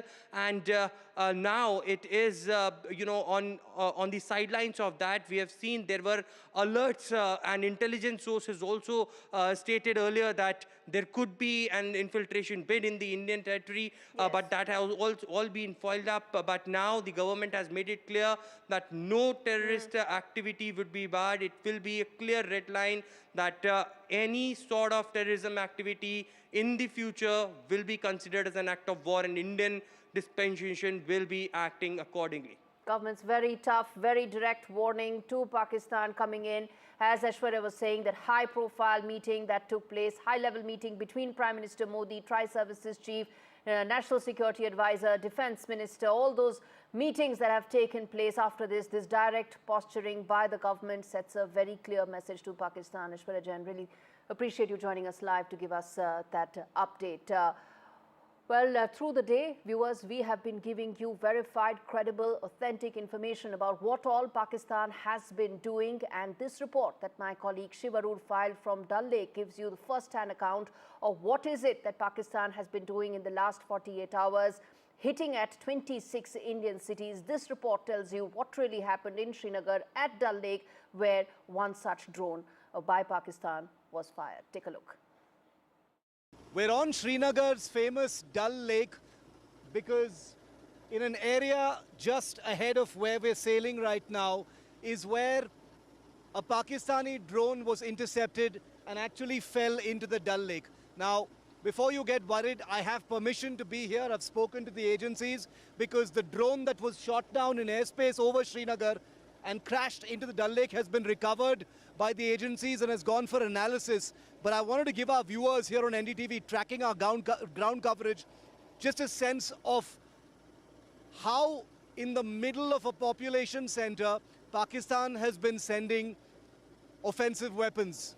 Now, we are told it was some kind of a long-range loitering munition or a drone. While we were reporting this morning, we heard a series of loud explosions, and it's difficult to pinpoint, but at least one of those explosions must have been the interception of a drone somewhere in this airspace, finally landing near that brick bridge right here on the Dal Lake. There have been as many as 14 explosions, including 2 in the afternoon, most of them in the morning. We are told that air defense systems have activated in and around Srinagar near the airport and beyond, bringing down a variety of drones, confirming once again that last night's drone strike attempts in Srinagar and several other places, we are told about 26 different places, is continuing today as well. We heard it with our own ears and it was captured on NDTV's cameras. What Pakistan does next will depend on how it handles the Indian airstrikes that have taken place as a retaliation on their military bases. Remember that phrase, military bases, viewer, because here in Srinagar, a highly populated city with lakhs of people living around the Dal Lake, Pakistan sent a loitering munition capable of killing lots of people right into a population center. Very clearly, there's and it doesn't differentiate between population centers and military targets. With Ashwini Mehra on the Dal Lake in Srinagar, Shiv Arur for NDTV. Pakistan has been hitting at civilian areas, population centers. And in fact, now from Srinagar, we're going to turn attention to Rajasthan, where another projectile debris has been found. And this has been found in a field, and that area has been cordoned off. And this is in Jaisalmer, in Barmer, where nearby towns have now been put on lockdown. And this ground report that's been filed by Harsha Kumari Singh, my colleague from Jaisalmer, tells you yet again what exactly NDTV has been saying all along. Pakistani drones that have been intercepted, this time in Pokhran, where people have been asked to stay indoors. Take a look. A lot of drone activity here on the border on the western front. Now we are in Jaisalmer in Badoda Gaon, which is about 30-40 kilometers from Jaisalmer, and about 4:10 in the morning, this is what happened here. You can see that this kind of a crater that has come up here. Now at about 4:10 in the morning, the village people here, they saw a missile-like object landing here, and then it went ahead. And if you can see, it created a crater, and then it went through that tree in front of me, throwing sort of debris all along. It went there and then it landed another 500 meters to the other side. So it's got a huge range from here till about another 500 meters. Now I have some people here with me who were of course witness to all this. भैया आपका नाम बताइए. उदय सिंह. हाँ, उदय सिंह, आप लोग यहाँ पर रात को सो रहे थे, घर में क्या देखा आपने? खेत है हमारा, वहाँ पर सो रहे थे. हाँ, क्या देखा आपने? हमने तो 4:40 पर धमाका हुआ, 3 धमाका, जोरदार धमाका हुआ. उसमें अपने आग पूरा प्रकाश हो गया 3 किलोमीटर में. प्रकाश से प्रकाश. और फिर क्या देखा? यहाँ पे क्या हुआ? यहाँ पर गड्ढा ये मिसाइल फूट को अलग गई, 2 किलोमीटर में अलग गई यहाँ. ठीक है. आपने क्या देखा? आप यहीं पे थे? हमने वही देखा, ब्लास्ट हुआ है और चिंगारियाँ निकली है 4-4:30 के आसपास, और फिर धमाके, अलग अलग जगह धमाके भी हुए हैं. और ये जो यहाँ पे आया था, ये लगता है चीरता हुआ यहाँ से गया है. बिल्कुल. यहाँ से गिरने से सीधा, ये झाड़ है इसके अंदर से गिरने से सीधा यहाँ से 1.5 किलोमीटर आगे इसका जो टुकड़ा है वहाँ आगे गिरा है. और जो हमारे घर थे उसके ऊपर भी गिरे हैं और घर के अंदर भी आए हैं, फिर नुकसान कुछ नहीं हुआ. इसीलिए क्या है कि गिरने से थोड़ा अफसोस भी हुआ है घर वालों को, इसीलिए वो सीधा आगे निकल गया. जो इसका टुकड़ा है ना वो आगे गिर गया है, बाकी छोटे छोटे पार्ट्स हैं वो हमारे घर में गिरे हैं, उधर खेत में भी गए हैं. तो आर्मी ने आके यहाँ से सारे पार्ट्स इकट्ठा कर लिए? बिल्कुल, पार्ट्स सभी इकट्ठे कर लिए. आर्मी आ गई है, पुलिस प्रशासन भी आ गए हैं, सब यहाँ पर आ गए हैं, इसीलिए वो सब इकट्ठा करके एक जगह कर लिया है. ले गए. So as you can see behind me, quite a big sort of indent it's made in the ground, quite a big crater, and it seems to have a very long range, because as the people here are telling us, it went through this tree, it went over that house there, and then it's gone further. Another part of that explosive has gone further and landed in a field there.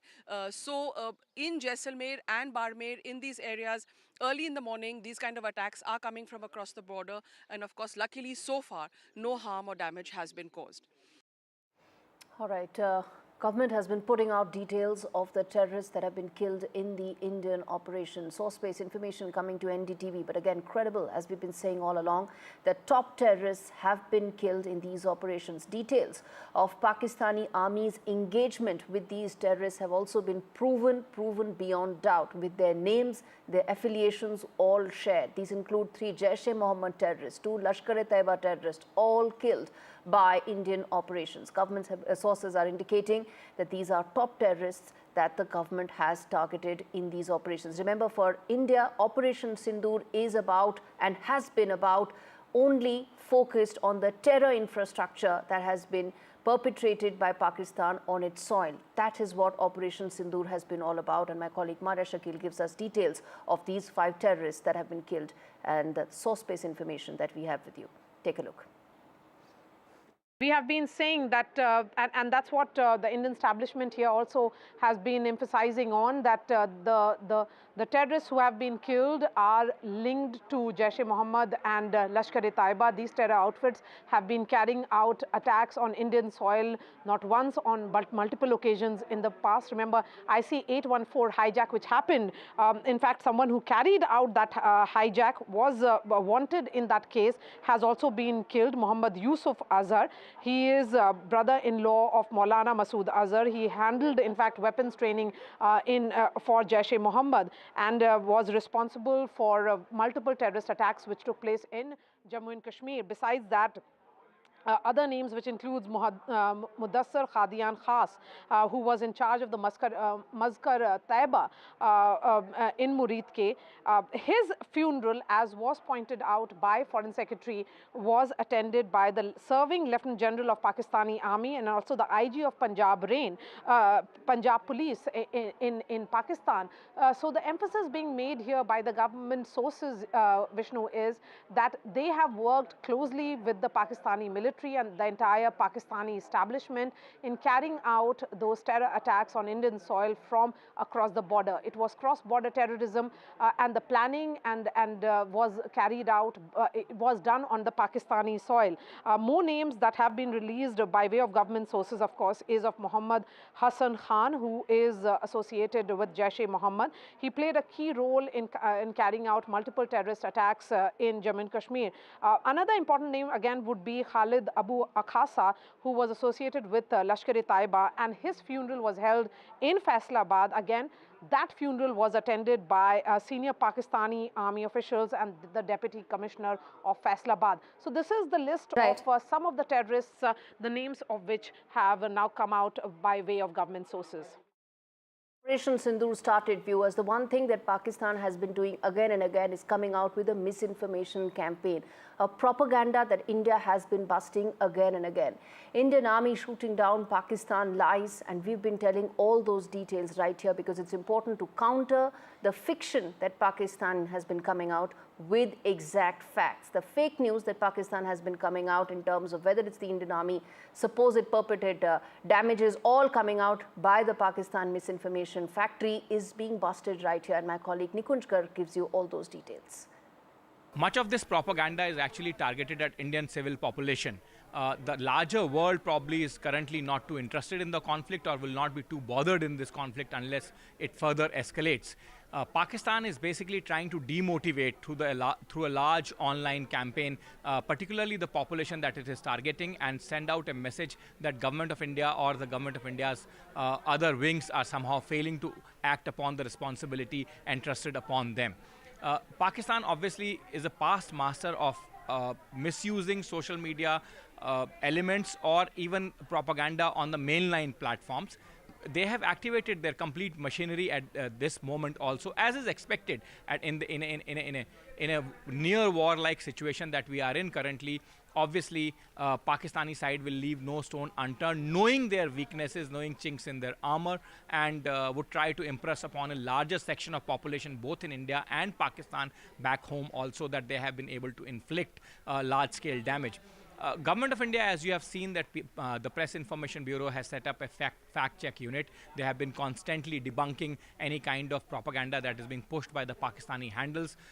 Government is also taking active steps to block the handles that have routinely been found to be propagating Pakistani fake media campaigns.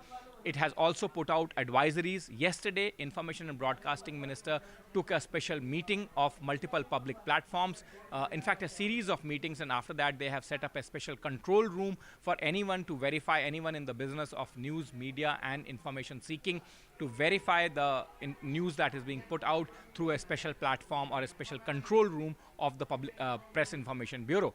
So multiple steps are being taken, but the best step against any kind of fakery on social media is not to fall for any kind of propaganda material being pushed by unverified handles or handles that do not have any reliable followers. And that's a general advisory for general people in any time. And mostly in the times of wars and situation of any contingency, people should very closely follow it. In fact, Foreign Secretary himself today appealed to the people not to fall for the kind Pakistani propaganda that is being pushed. And that was after he said that Pakistan is actually trying to sow the seeds of discord between communities in India. Viewers, I'm going to now play out sound bites of the two women who are essentially now the face of India in Operation Sindoor, both in India and around the world. That is Wing Commander Voimika Singh and Colonel Sophia Qureshi. Take a look. Pakistan military continued with its provocations, carrying out aggressive actions employing multiple threat vectors all along the western border. Pakistan employed UCAV, drones, long-range weapons, loitering munitions and fighter aircrafts to target civilian areas and military infrastructure. Pakistan military also resorted to air intrusions using drones and firing of heavy caliber weapons along the line of control. Along the international border and the line of controls, air intrusion and several harassment attacks were also attempted from Srinagar till Nalia at more than 26 locations. Indian Armed Forces successfully neutralized these threats and majority of the vectors. However, limited damage was sustained to equipment and personnel at Indian Air Force stations at Udhampur, Pathankot, Adampur and Bhuj. There were also several high-speed missile attacks noticed subsequently after 0140 hours in the night at several air bases in Punjab. In a deplorable cowardly act, targeting of civilian infrastructure also had taken place, where Pakistan attacked the Medicare Center and school premises at the air bases of Srinagar, Avantipur and Udhampur, yet again displaying irresponsible targeting of our civilian infrastructure. In a swift and calibrated response, Indian Armed Forces carried out precision attacks only on identified military targets. These included technical infrastructure, command and control centers, radar sites and weapon storage areas. Pakistan military targets at Rafiqi, Murid, Chaklala, Rahim Yar Khan, Sukur and Chunya were engaged using air-launched precision weapons from our fighter aircraft.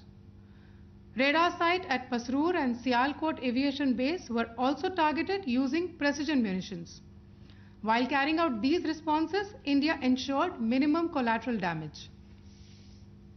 Pakistan has also attempted to execute a continued malicious misinformation campaign with claims of destruction of Indian S-400 system at Adampur, destruction of airfields at Suratgarh and Sirsa, BrahMos base at Nagrota, RT gun positions at Derang Yari and Chandigarh forward ammunition depot, with heavy damages to other military stations being propagated on social media.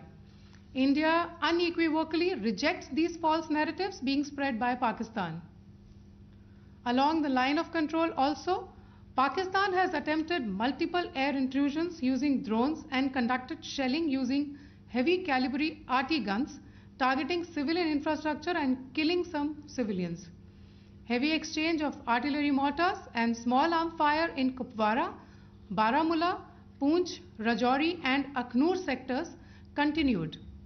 Indian Army has responded effectively and proportionately, causing extensive damage to Pakistan Army. Pak military has been observed to be moving their troops into forward areas, indicating offensive intent to further escalate the situation. Indian Armed Forces remain in a high state of operational readiness.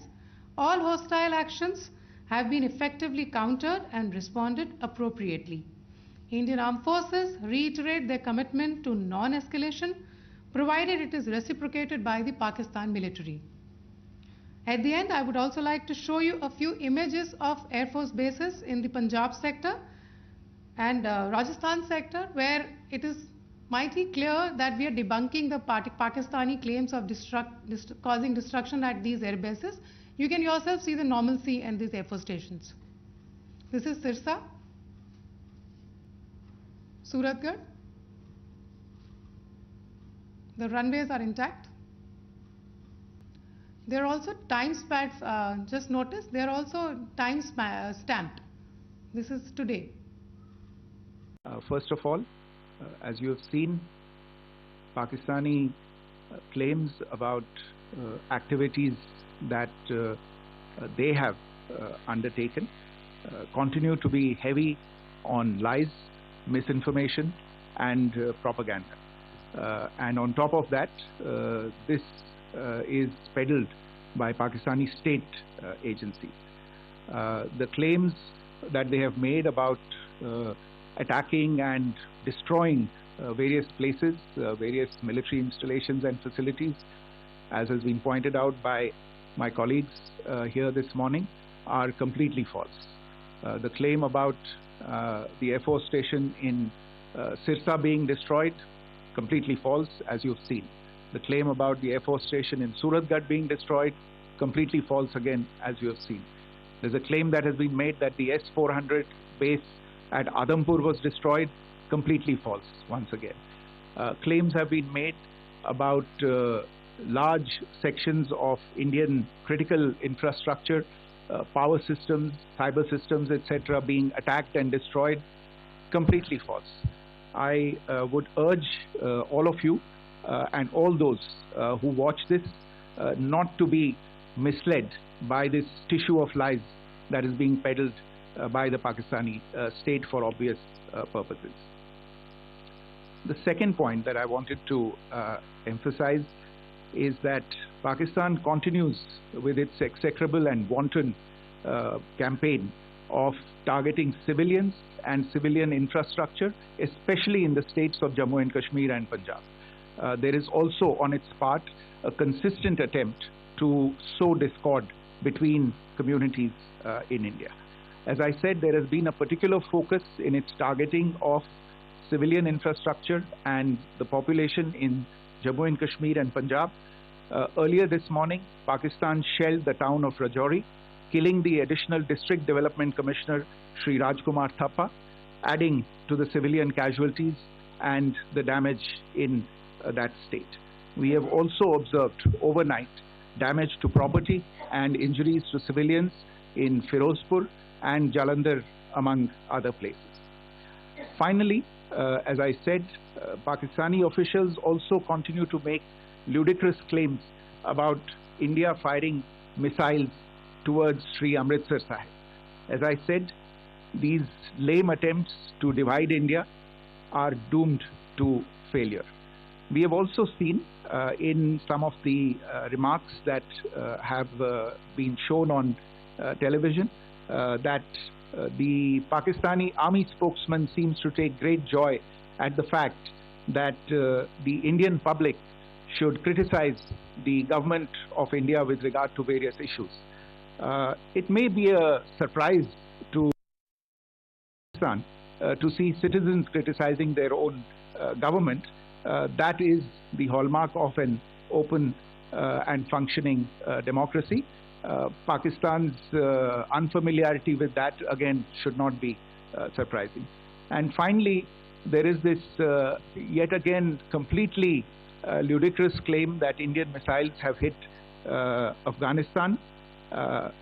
Totally frivolous allegation, and I only want to point out that Afghan people don't need to be reminded about which country it is that has on multiple occasions in just the last 1.5 years targeted civilian populations and civilian infrastructure in Afghanistan. All right, Major General Asif Pardi joins me more to talk more on this story that continues to develop. So thank you so much for joining me on NDTV today. We talk at a time when the government has been busting Pakistan's lies and fiction that it has been coming out with through the day actively. All narratives that Pakistan is trying to build are being very actively busted, and it has been doing so not just in India, around the world as well.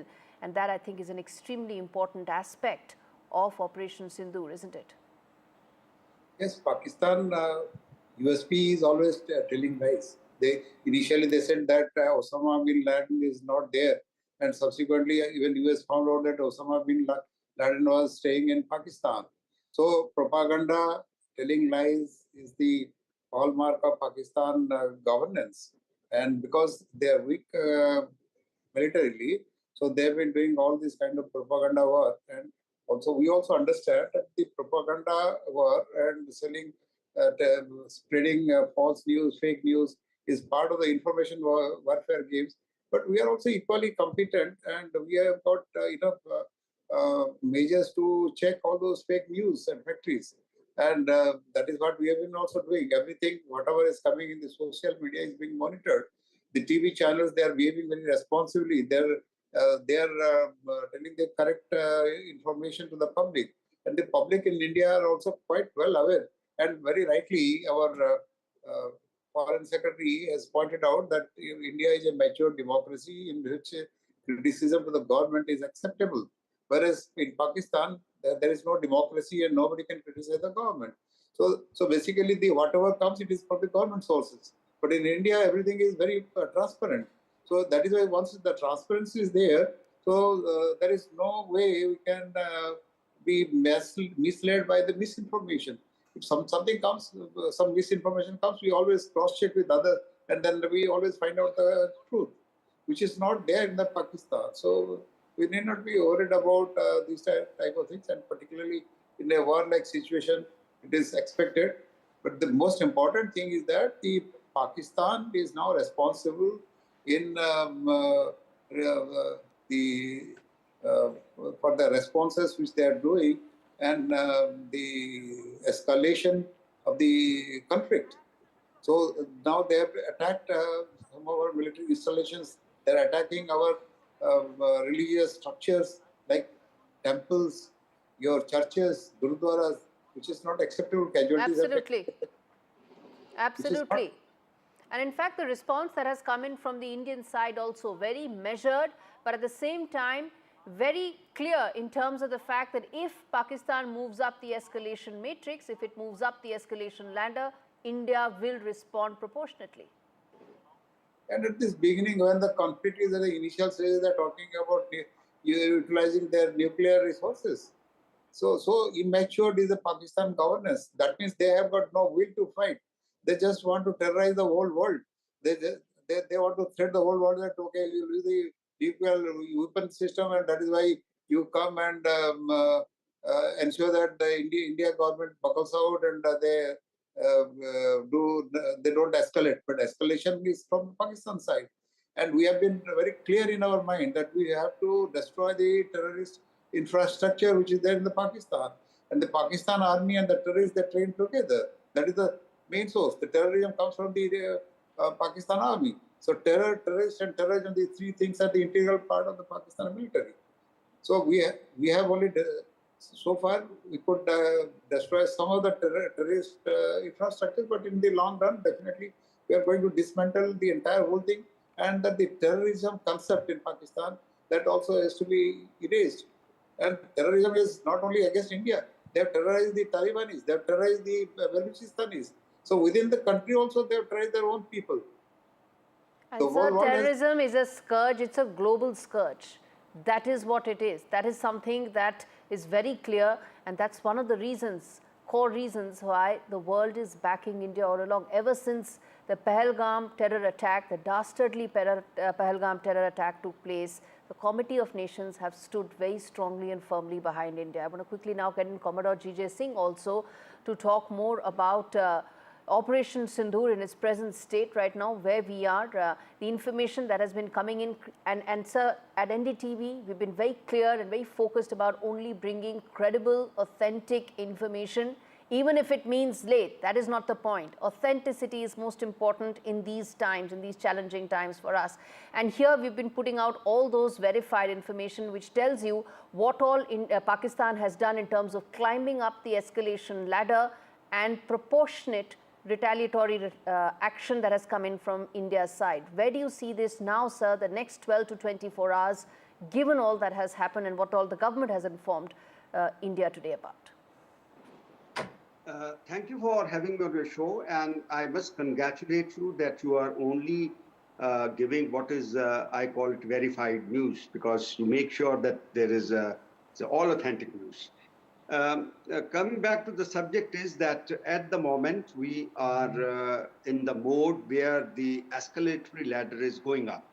It is going in a upward spiral because the kind of weapons which Pakistan has used this morning, like the high-speed hypersonic missile, that Fateh 2, is a very dangerous point where we should be worried about, because they were probably targeting our capital, and we have to be careful about it, because this was not expected. It is not a proportionate, calibrated. Is or targeting civilian population. In fact, whether it is in Dal Lake, whether it is in Jaisalmer, we've been putting out those ground reports. Our colleagues have been covering every aspect of this, and everywhere Pakistan is trying to, of course, hit civilian population.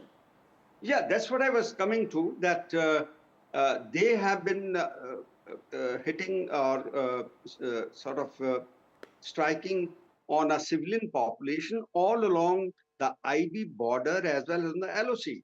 So they have just no ethics or the principles of fighting. They are now in a provocatory move. They want to provocate us, whereas we are very restrained, we are balanced, we are proportionate whatever they are doing. We are only hitting those targets with the very precise strikes without any collateral damage or any hitting any populated areas.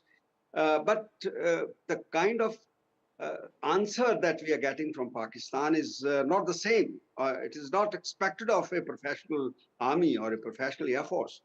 So therefore, I see it as a provocation. I see that we are going up on the escalator ladder because lately we have also heard that they have started mobilizing their armed corps and armed divisions, their infantry, their in fact, this is artillery something, all along the this border. is extremely important, and I wanted to get in General Padi as well on this, that how do you read and in fact this information that came in from the press conference earlier in the day on what Commodore G.J. Singh is saying, that Pakistan is moving some of its army and soldiers to the border areas, the movement of troops that's taking place.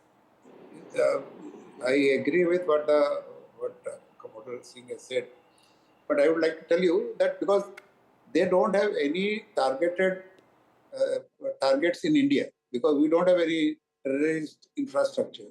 So, and the initial stages when we demonstrated that we have got a much better integrated air defense system and we could do anything inside that territory and we could hit our target very accurately, precisely. So now they are in a state of panic. So they want to escalate. So in escalation, if they move their ground forces or do any kinetic action, so the thing is that they are probably want to get into inside India and they will definitely get killed, because we are fully prepared to for any challenges which is coming or any hostile activities from the Pakistan side, whether it is from the air or from the ground or at sea. All the three services are fully active and we have got enough resources, enough measures, operational plans, everything is there. So those activities, maybe they're trying to threaten that, okay, we'll escalate to the next level. So we are ready for that. Any level of escalation, it will be responded precisely and with responsibly, because we are very clear that our objectives are to dismantle the terrorist infrastructure and we don't want to go for any collateral damage.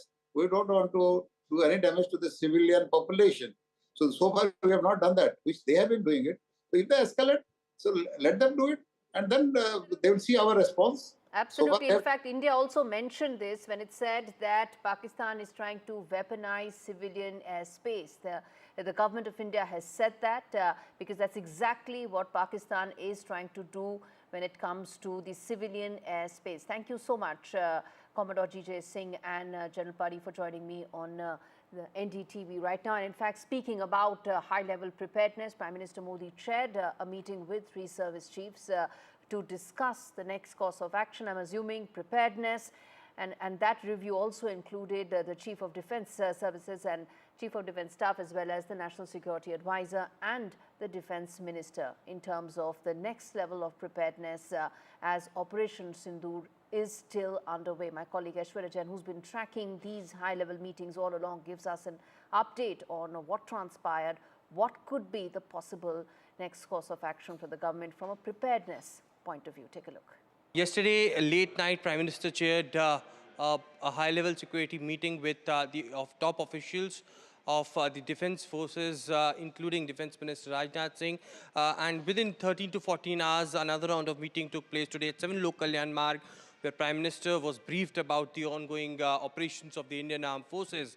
The Indian government and the top dispensation of Indian establishment is in view that India is only retaliating to what Pakistani troops are doing as far as hitting our civilians and also engaging in the infiltration bid. There has been cover fires being given by the Pakistani troops from their bunkers, and it is, of course, the border security force, clearly stopping this kind of infiltration bid. All of them had come into, the visual evidences that Indian armed forces are collecting, but certainly it is the Prime Minister who had a view that Indian armed forces should be given a free hand, and the entire country is united together in support with the Indian Armed Forces. Prime Minister had stated that he believes in full professional capabilities of our armed forces, and therefore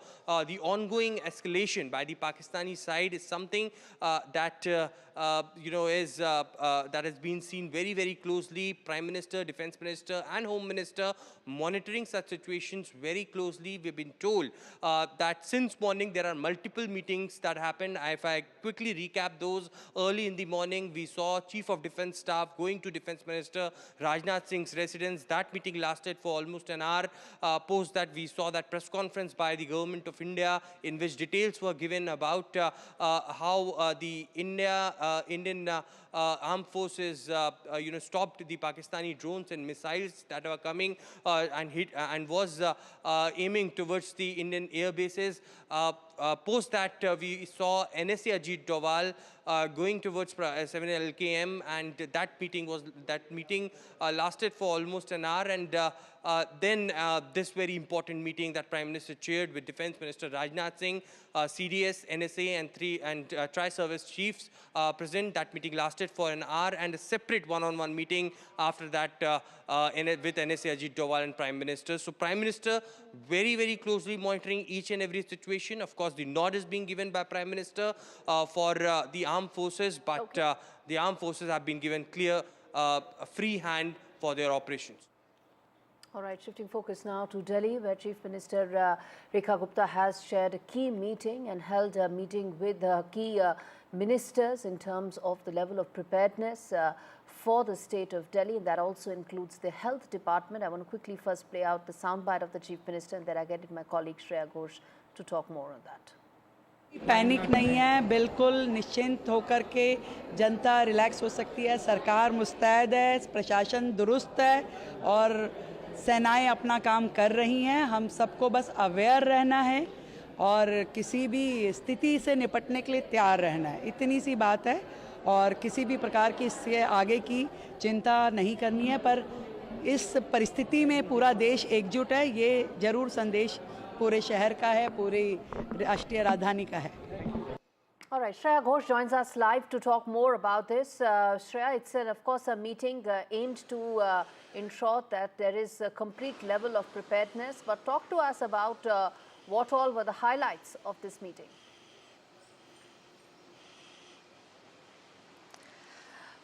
Well, of course, today Delhi Chief Minister Rekha Gupta chaired a very high-octane review meeting with all the department heads at the Delhi Secretariat to ensure that the capital is battle-ready. And of course, she has asked the people not to worry, not to create any panic because the city is ready and the national capital will not be caught off guard in any case of emergency. The health department has been given clear directives. Medicines should be stocked up. All hospitals are on standby. Ambulances are fueled up. There shouldn't be any, a case of lack of power backup for ICUs. So there should be proper backup supply of power, and all the leaves of medical staff have been cancelled. The revenue department has been asked to activate the disaster management authorities to scour all the shelter sites and also to rally the civil defence volunteers. Remember that the revenue department and the civil defence volunteers, they are in sync with the armed forces, the railways, airports, so that the city is well connected. The fire department is also put on red alert so that it can leap into action if there is any case of any disaster. The other departments such as the home and police department, most importantly, have been ordered to keep the security airtight, especially around the city's hydroelectric grids. And if we talk about the other infrastructure agencies like PWD, MCD, NDMC, they have also been instructed to line up all contractors and heavy machinery so that we can strike back if any disaster occurs. Other than that, most importantly, power department, because people are scared that there could be possible blackouts, but CM Rekha Gupta has instructed the power department that there shouldn't be any case of power outages, and there should be enough backup supply, for critical services. That has been the main agenda of today's meeting, to ensure that all the departments departments, they are in this together. They are on their feet and they are ready for any kind of emergency if at all strikes the national capital. But most importantly, as you heard Chief Minister Rekha Gupta underlining the fact that there shouldn't be any panic amongst people. People should be on alert mode at all times, and they should believe that all the departments are working in their favor to make sure that the city is prepared for any kind of disaster, any kind of emergency in this time where the India-Pakistan tensions are escalating. Back to you. All right, shall we leave it there? Thanks much for those details. And shifting focus now from Delhi to Gujarat, a border state which shares the international border with Pakistan, about 500 odd kilometers, 2,300 kilometers is the kind of coastline that Gujarat shares with Pakistan, which is why the Chief Minister held and reviewed the security measures, including the steps taken for the safety of citizens, and that also include directives made and given to the state administration in terms of the next course of action, given the fact that Gujarat, as I said, is a border state and is in high level of preparedness. Let's quickly play out this soundbite of Sadruddin Owaisi, where he has termed Pakistan as a terror state and said that Pakistan gave shelter to Osama bin Laden and the West must realize that Pakistan is a failed state. Listen in. Osama bin Laden was found taking shelter in a military area, and he was given covert support. He was given all the support, all the help by the military establishment of Pakistan. It is for the Western world to realize that Pakistan is a failed state. It is high time that not only Western world but every senior nation in this world should rise up and ensure that the nuclear bombs which the Pakistans possess, that should be disarmed. They are a threat to the whole humankind. They have been using terrorism to destabilize India.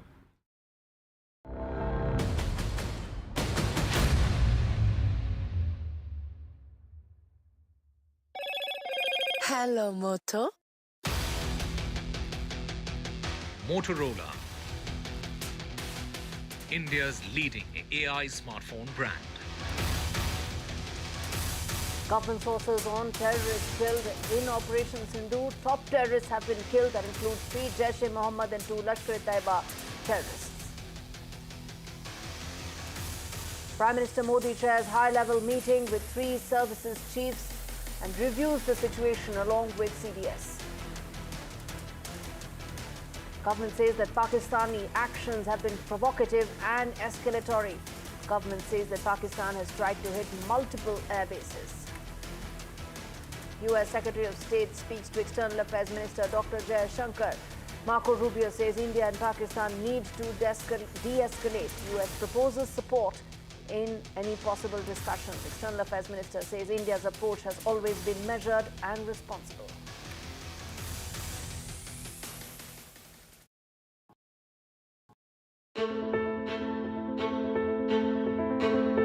News is not just headlines, it is what impacts you.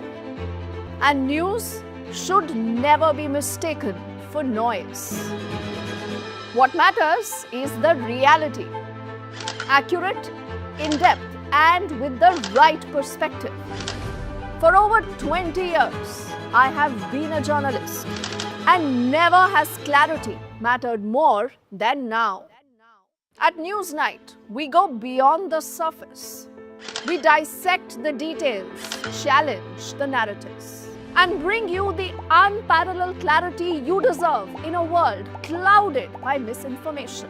We are bold, we are direct. Newsnight, for the news in your interest. Only on NDTV 24/7.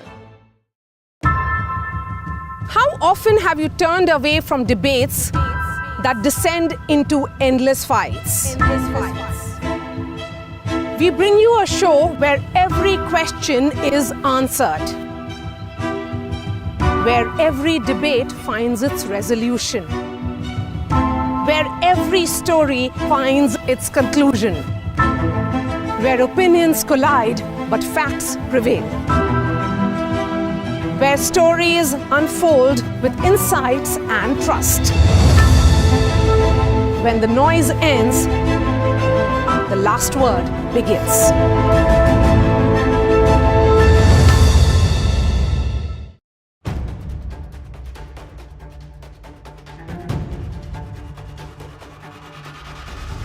If it matters to you, if it matters to you, if it matters to you,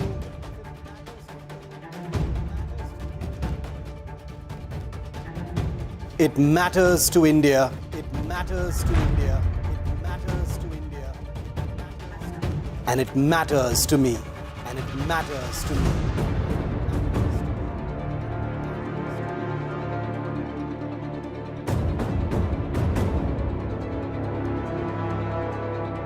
India Matters with Shivaru, only on NDTV 24/7.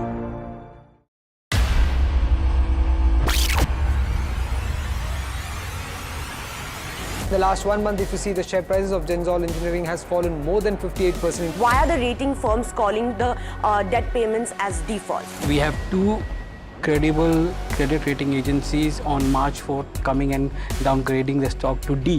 Statements are consistent. Hello, Moto. Motorola, India's leading AI smartphone brand.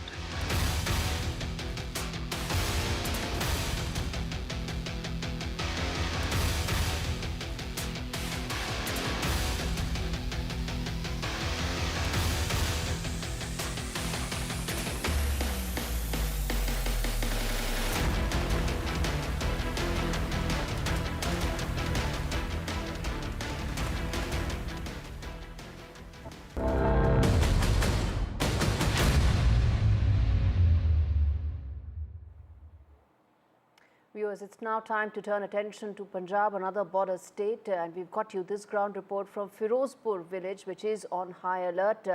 And NDTV has been reporting from Punjab border, where it has spoken to locals after those drone attacks that have come in from Pakistan. Take a look at this report that tells you how Firozpur residents are feeling and remain on the edge after those escalatory moves made by Pakistan.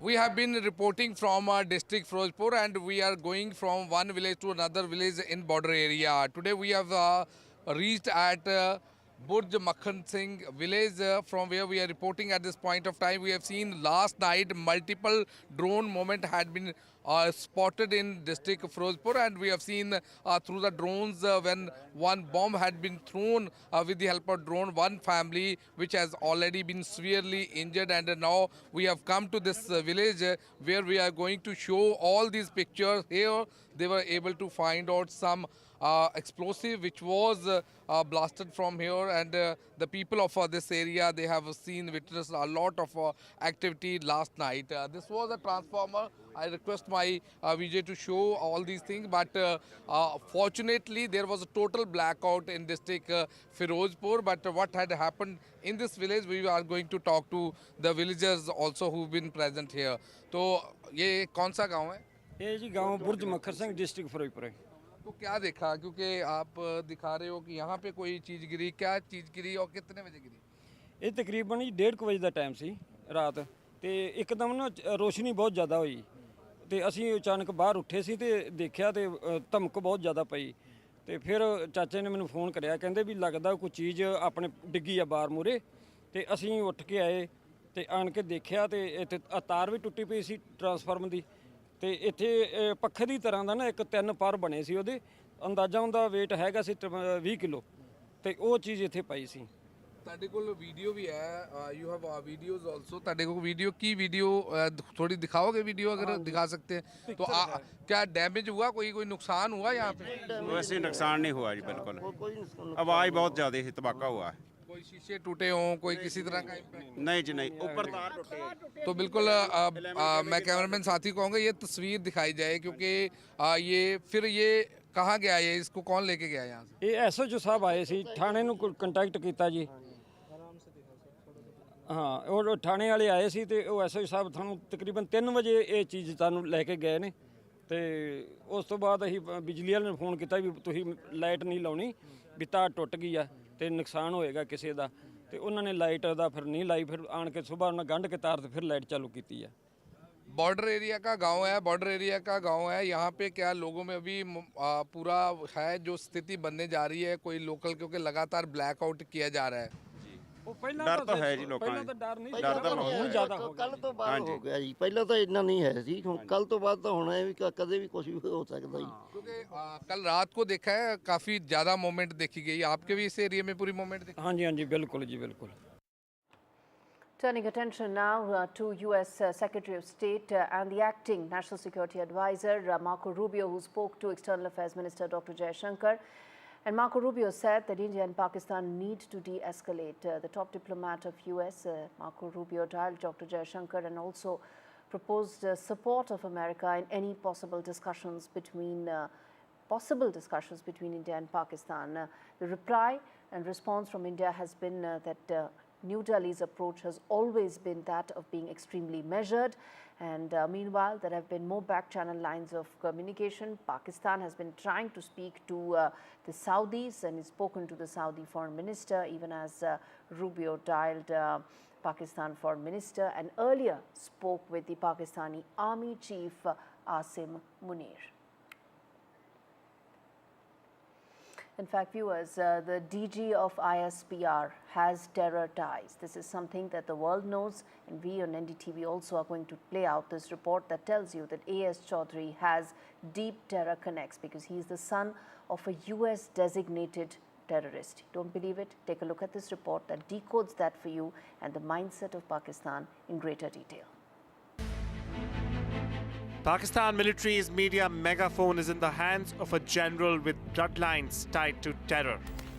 ISPR Chief Major General Ahmad Sharif is the son of a UN-sanctioned scientist who in fact met Osama bin Laden and also plotted with extremists.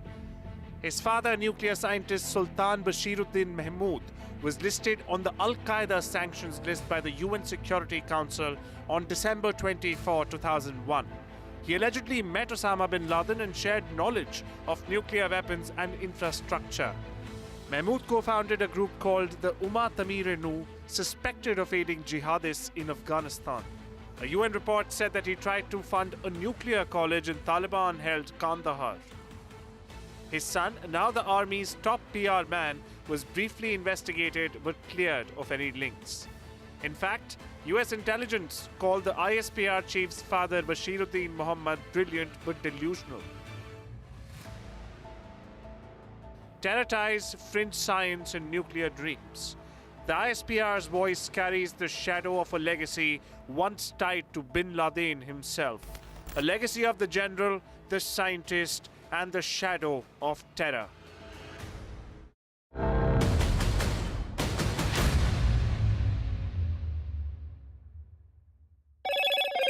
Hello, Moto.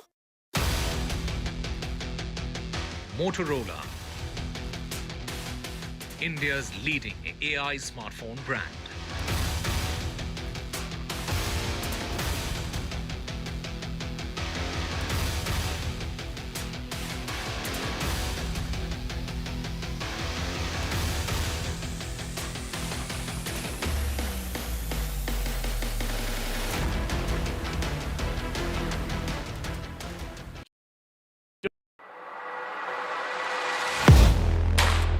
Do you really know the company you invest in?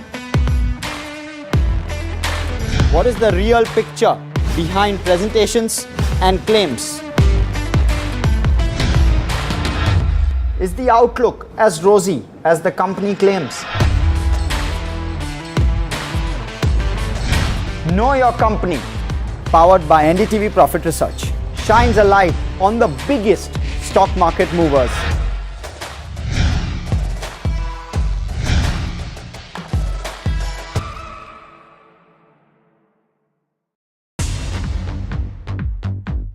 More news that matters. Big exclusive. Tulsi Gabbard gunned down by Pakistan-backed cowards. When you interact with people on ground, you're able to reflect their sentiments much better. More debates that shake the system. More exclusives you won't find anywhere else. Not just another prime time. It's a prime time that's unmissable. I've been reporting on all issues big and small from Andhra Pradesh, Telangana, rest of South India, bringing you all the action, all that you need to know, all that you want to know. The energy of Maximum City is infectious. I'm bringing that energy in our news coverage from financial capital Mumbai. Covering from the southernmost part of India over the last 23 years, I bring in-depth and 360-degree coverage from the Dravidian heartland. The land of Mishti, also known for its bitter politics. I have seen much water flow under the Howrah Bridge, covering Bengal in all its vivid colors. India's IT capital is always bustling, a city full of startups, stories and surprises. And I keep you ahead on all the Bengaluru buzz.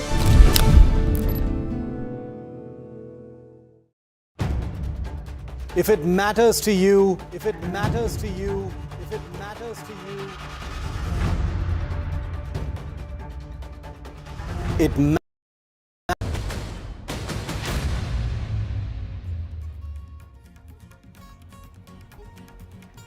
Gujarat Chief Minister chairs a security review meeting. On the agenda is the safety of citizens in Gujarat. Ensuring availability of all essential items is a priority in the review meeting.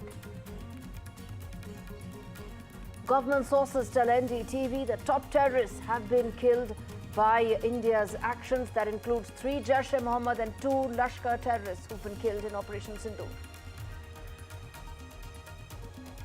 Prime Minister Modi chairs a high-level meeting with 3 services chiefs, along with CDS, National Security Advisor, and Defence Minister.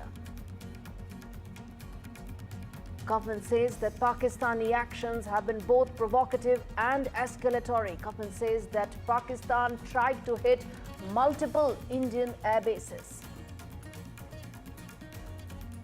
U.S. Secretary of State Marco Rubio speaks to External Affairs Minister Dr. Jaishankar. Rubio says that India and Pakistan need to de-escalate and proposes support in any possible discussions. External Affairs Minister says that India's approach has always been that of being measured and responsible.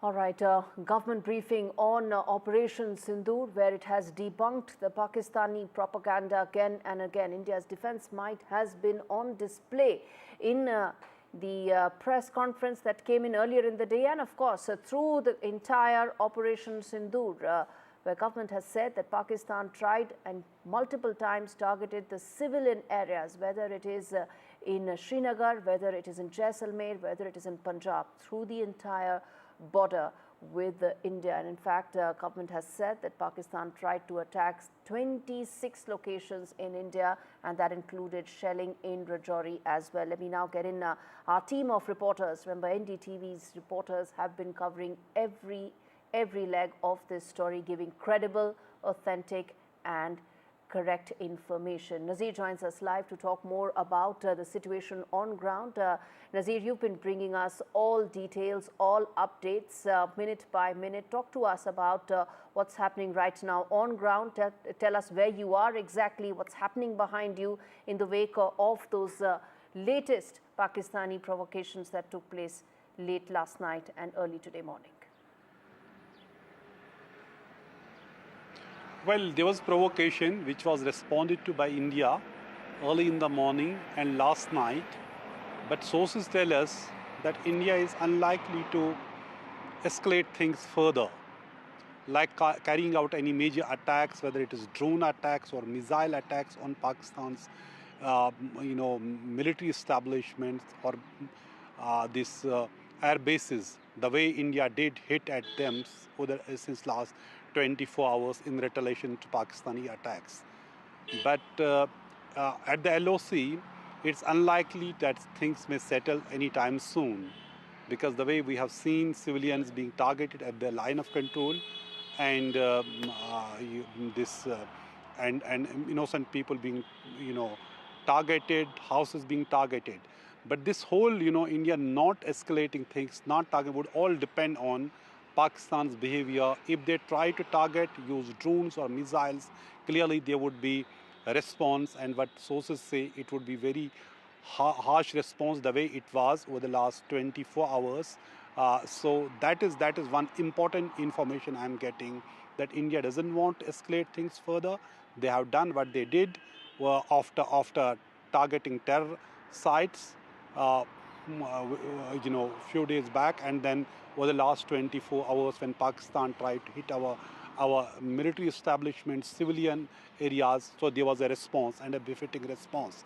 And what government has said in their briefing, that there was a huge damage to Pakistani military establishment, particularly the air bases, including Noor Khan base and other sites which Pakistan is trying to downplay.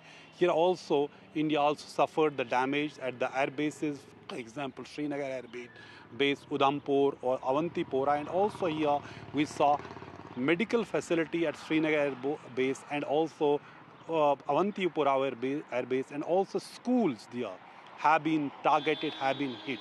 So this is essentially a civilian infrastructure for the people there who are working there. The children of the forces, armed force personnel, they go there. So that health facility and the schools have been hit.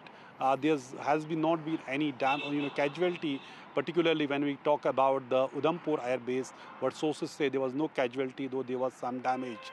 So Pakistan has been trying to escalate things, and there was a proper response. But sources are telling us there would not be further escalation when it comes to targeting each other's mainland in concern until Pakistan tries to target India. But at the line of control, which we have seen, they have been repeatedly targeting, and today we saw this morning in Rajouri, senior officer of J&K government, Rajkumar Thapas, he was killed when Pakistani shells hit his official residence. He was not a combatant, like 4 others innocent civilians who were killed in today's shelling. So among them is 2-year-old, Arsha Noor. She was also killed, baby. She was also killed. Yes. There's other people who have also been killed. So clearly there have been civilian casualties. Thousands of people have been displaced. They have to flee from their homes, and large number of houses have been damaged in Pakistani shelling. Indeed, and stay with us, Nazir, because I'm going to come back to that very important aspect that you just mentioned about the government's next course of action. It will climb up and in fact, it's because Pakistan climbed up the escalation matrix that India responded both in a measured and responsible manner. Let me now get in Harsha Kumari Singh, my colleague, joining us from Jaisalmer. We played out your ground reports, Harsha, a while back, which talked about the kind of shelling that took place from the Pakistani side in Jaisalmer, in Barmer. Talk to us about what it's like right now. You've been speaking to local population there through the course of the day. Talk to us about what it's like right now at this moment, how things are unfolding. Well, yes, in Jaisalmer, Barmer, and in this area, Pokhran, where we are actually in Jaisalmer city. But on the western border, there is a sense of tension, definitely, because, so far the attacks were happening only at night, but then they started off this morning also. So we showed you that ground report from the village close to Jaisalmer, where that explosive had fallen. Then similar incidents reported, one from Balotra in Barmer early in the morning, and then later today, it's been reported from near Pokhran. So there is a sense of uneasy calm. In fact, everything has shut down now in Jaisalmer. There are hardly any cars on the road. Everybody's been asked to go home and stay indoors. So even outside, there is very little movement except for government vehicles. People are prepared. People are quite resilient. People are quite sturdy, because remember, the border from here is just about 100 and some kilometers, as the crow flies. They've faced a lot of sort of incursions in the past also. There have been 2 wars with Pakistan, 65, 71. They've been at the front lines. They've been at the receiving end in many ways. So in that sense, they are quite sturdy, calm. But and there's a lot of cooperation, actually, because as soon as at about 11 o'clock, they said they need to shut down the city because they were anticipating this kind of activity from across the border. They immediately, people moved out, and it's absolutely quiet in Jaisalmer now. Also, the state of Rajasthan on a high alertness. Of course, the cities of Barmer and Jaisalmer are what comes under red alert, but other cities also on a state of heightened alertness. Bikaner and Ganganagar are under green alert, and this means that medical and emergency services will continue, but everything else is closed down. They've moved extra doctors into the border districts. They've also moved extra RAC platoons here, and generally there's an overall sense of preparedness here on the border. All right, there's an overall sense of preparedness, and as Nazir was pointing out earlier, that the government sources that he's been talking to are very clear that no climbing up the escalation ladder or matrix till they are forced to respond to from the Pakistani side. You got the two sides, both from Srinagar as well as Jaisalmer. Our reporters giving us credible, authentic, on-ground information about how things are panning out right now. I want to quickly now play out two important sound bites. First off, Wing Commander Vamika Singh explaining to us what all Pakistan did, and in response, India retaliated in a measured and responsible manner. And then we can also play out a soundbite of Foreign Secretary Vikram Misri explaining India's stance and position in Operation Sindoor. Listen in. Pakistan military continued with its provocations, carrying out aggressive actions employing multiple threat vectors all along the western border. Pakistan employed UCAV, drones, long-range weapons, loitering munitions and fighter aircrafts to target civilian areas and military infrastructure. Pakistan military also resorted to air intrusions using drones and firing of heavy caliber weapons along the line of control. Along the international border and the line of controls, air intrusion and several harassment attacks were also attempted from Srinagar till Nalia at more than 26 locations. Indian Armed Forces successfully neutralized these threats and majority of the vectors. However, limited damage was sustained to equipment and personnel at Indian Air Force stations at Udhampur, Pathankot, Adampur and Bhuj. There were also several high-speed missile attacks noticed subsequently after 0140 hours in the night at several air bases in Punjab. In a deplorable cowardly act, targeting of civilian infrastructure also had taken place, where Pakistan attacked the Medicare center and school premises at the air bases of Srinagar, Avantipur and Udhampur, yet again displaying irresponsible targeting of our civilian infrastructure. In a swift and calibrated response, Indian Armed Forces carried out precision attacks only on identified military targets. These included technical infrastructure, command and control centers, radar sites and weapon storage areas. Pakistan military targets at Rafiqi, Murid, Chaklala, Rahim Yar Khan, Sukur and Chunya were engaged using air-launched precision weapons from our fighter aircraft. Radar site at Pasroor and Sialkot Aviation Base were also targeted using precision munitions. While carrying out these responses, India ensured minimum collateral damage. Pakistan has also attempted to execute a continued malicious misinformation campaign with claims of destruction of Indian S-400 system at Adampur, destruction of airfields at Suratgarh and Sirsa, BrahMos base at Nagrota, RT gun positions at Derang Yari and Chandigarh forward ammunition depot, with heavy damages to other military stations being propagated on social media. India unequivocally rejects these false narratives being spread by Pakistan. Along the line of control also, Pakistan has attempted multiple air intrusions using drones and conducted shelling using heavy caliber RT guns, targeting civilian infrastructure and killing some civilians. Heavy exchange of artillery mortars and small arm fire in Kupwara, Baramulla, Poonch, Rajouri and Akhnur sectors continued. Indian Army has responded effectively and proportionately, causing extensive damage to Pakistan Army. Pak military has been observed to be moving their troops into forward areas, indicating offensive intent to further escalate the situation. Indian Armed Forces remain in a high state of operational readiness. All hostile actions have been effectively countered and responded appropriately. Indian Armed Forces reiterate their commitment to non-escalation, provided it is reciprocated by the Pakistan military.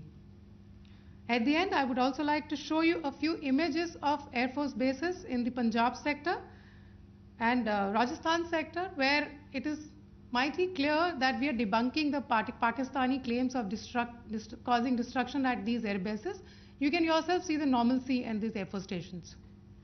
This is Sirsa, Suratgarh. The runways are intact. There are also time stamps, just notice, they are also time stamped. This is today. First of all, as you have seen, Pakistani claims about activities that they have undertaken continue to be heavy on lies, misinformation and propaganda. And on top of that, this is peddled by Pakistani state agencies. The claims that they have made about attacking and destroying various places, various military installations and facilities, as has been pointed out by my colleagues here this morning, are completely false. The claim about the Air Force station in Sirsa being destroyed, completely false, as you've seen. The claim about the Air Force station in Suratgarh being destroyed, completely false again, as you have seen. There's a claim that has been made that the S-400 base at Adampur was destroyed, completely false once again. Claims have been made about large sections of Indian critical infrastructure, power systems, cyber systems, etc. being attacked and destroyed, completely false. I would urge all of you and all those who watch this not to be misled by this tissue of lies that is being peddled by the Pakistani state for obvious purposes. The second point that I wanted to emphasize is that Pakistan continues with its execrable and wanton campaign of targeting civilians and civilian infrastructure, especially in the states of Jammu and Kashmir and Punjab. There is also on its part a consistent attempt to sow discord between communities in India. As I said, there has been a particular focus in its targeting of civilian infrastructure and the population in Jammu and Kashmir and Punjab. Earlier this morning, Pakistan shelled the town of Rajouri, killing the additional District Development Commissioner Shri Rajkumar Thappa, adding to the civilian casualties and the damage in that state. We have also observed overnight damage to property and injuries to civilians in Firozpur and Jalandhar, among other places. Finally, as I said, Pakistani officials also continue to make ludicrous claims about India firing missiles towards Sri Amritsar Sahib. As I said, these lame attempts to divide India are doomed to failure. We have also seen in some of the remarks that have been shown on television that the Pakistani army spokesman seems to take great joy at the fact that the Indian public should criticize the government of India with regard to various issues. It may be a surprise to Pakistan to see citizens criticizing their own government. That is the hallmark of an open and functioning democracy. Pakistan's unfamiliarity with that, again, should not be surprising. And finally, there is this yet again completely ludicrous claim that Indian missiles have hit Afghanistan. Totally frivolous allegation, and I only want to point out that Afghan people don't need to be reminded about which country it is that has on multiple occasions in just the last 1.5 years targeted civilian populations and civilian infrastructure in Afghanistan. All right, turning attention now to Tamil Nadu, where Chief Minister Stalin is holding a rally in solidarity with the Indian Army. Remember, the northern and western borders of India, that border Pakistan, is where tensions have escalated. And on your screens are down south, where a solidarity rally is being held along Marina Beach. Let me quickly now get in Sam Daniel, my colleague, to tell us more about this rally, who all have come in. What's the kind of messaging? Of course, the messaging is that south of India, Tamil Nadu stands strongly and firmly with India, with the northern and western borders. But tell us more, Sam, about this rally. The visuals are playing on our screens right now. Well, as we speak now, Chief Minister M.K. Stalin is leading a march from the DGP office, where I am right now, till the War Memorial, around 4 kilometers on my right, along the Marina Beach. The idea is to send a strong message that Tamil Nadu stands together with the armed forces, even as they risk their lives on the front line as part of Operation Sindoor. And it's a 4-kilometer long march in which Chief Minister M.K. Stalin, his cabinet colleagues, MPs, MLAs, several defense personnel, ex-servicemen, large contingent of police, home guards, students and general public holding the national flag and placards in support of the army or undertaking this march, giving a strong message. Politically speaking, Tamil Nadu's ruling DMK is a key opposition party that's often at war in a sense with the centre. But this march is sending a strong message that as far as this issue is concerned, national security is concerned, they are strongly together with the central government, with the armed forces. Mixed reactions among the few thousand people who are part of this march, while they largely welcome the defense services' selected targeted attacks along the line of control and the Pakistan-occupied Kashmir in response to the Pahalgam terror attack. Some are also worried that this should not escalate into a full-fledged war, which they believe would not be in the interest of the country. So they also send a message to the government, to the defense forces, that they should do everything possible to make sure this does not escalate into a full-fledged war. In terms of preparedness, the government has put in place enough number of ambulances, medical emergency services, drinking water, ORS, so that even in case of any health issues or medical emergencies, they'll be able to tackle it. At the end, the march will culminate at the War Memorial, where the Chief Minister will be received by defense personnel there, and we expect that to be another half an hour from now. Indeed. And Sam, the political messaging of this is extremely important, isn't it? That's right, because this comes after similar exercises by opposition-ruled states like Telangana, Karnataka and now Tamil Nadu, because these are opposition-ruled states which are often at war in a sense with conflicting viewpoints with the central government, alleging discrimination and many such complaints. But when it comes to this issue, national security and the country's response to the Pahalgam terror attack, they want to demonstrate that here there is no politics. Here they forget the political differences. They go beyond the political divide and they stand in support of the central government and the armed forces who are fighting along the borders there. The optics are just that this is much above any political line. This is about the country. This is about coming together. This is about being united behind Indian forces. And in fact, this is in line with the message and solidarity call that came in after the all-party meeting as well, isn't it, Sam, where all political parties and stakeholders said that they firmly stand behind the action that has been taken when it comes to Operation Sindoor by the government, isn't it?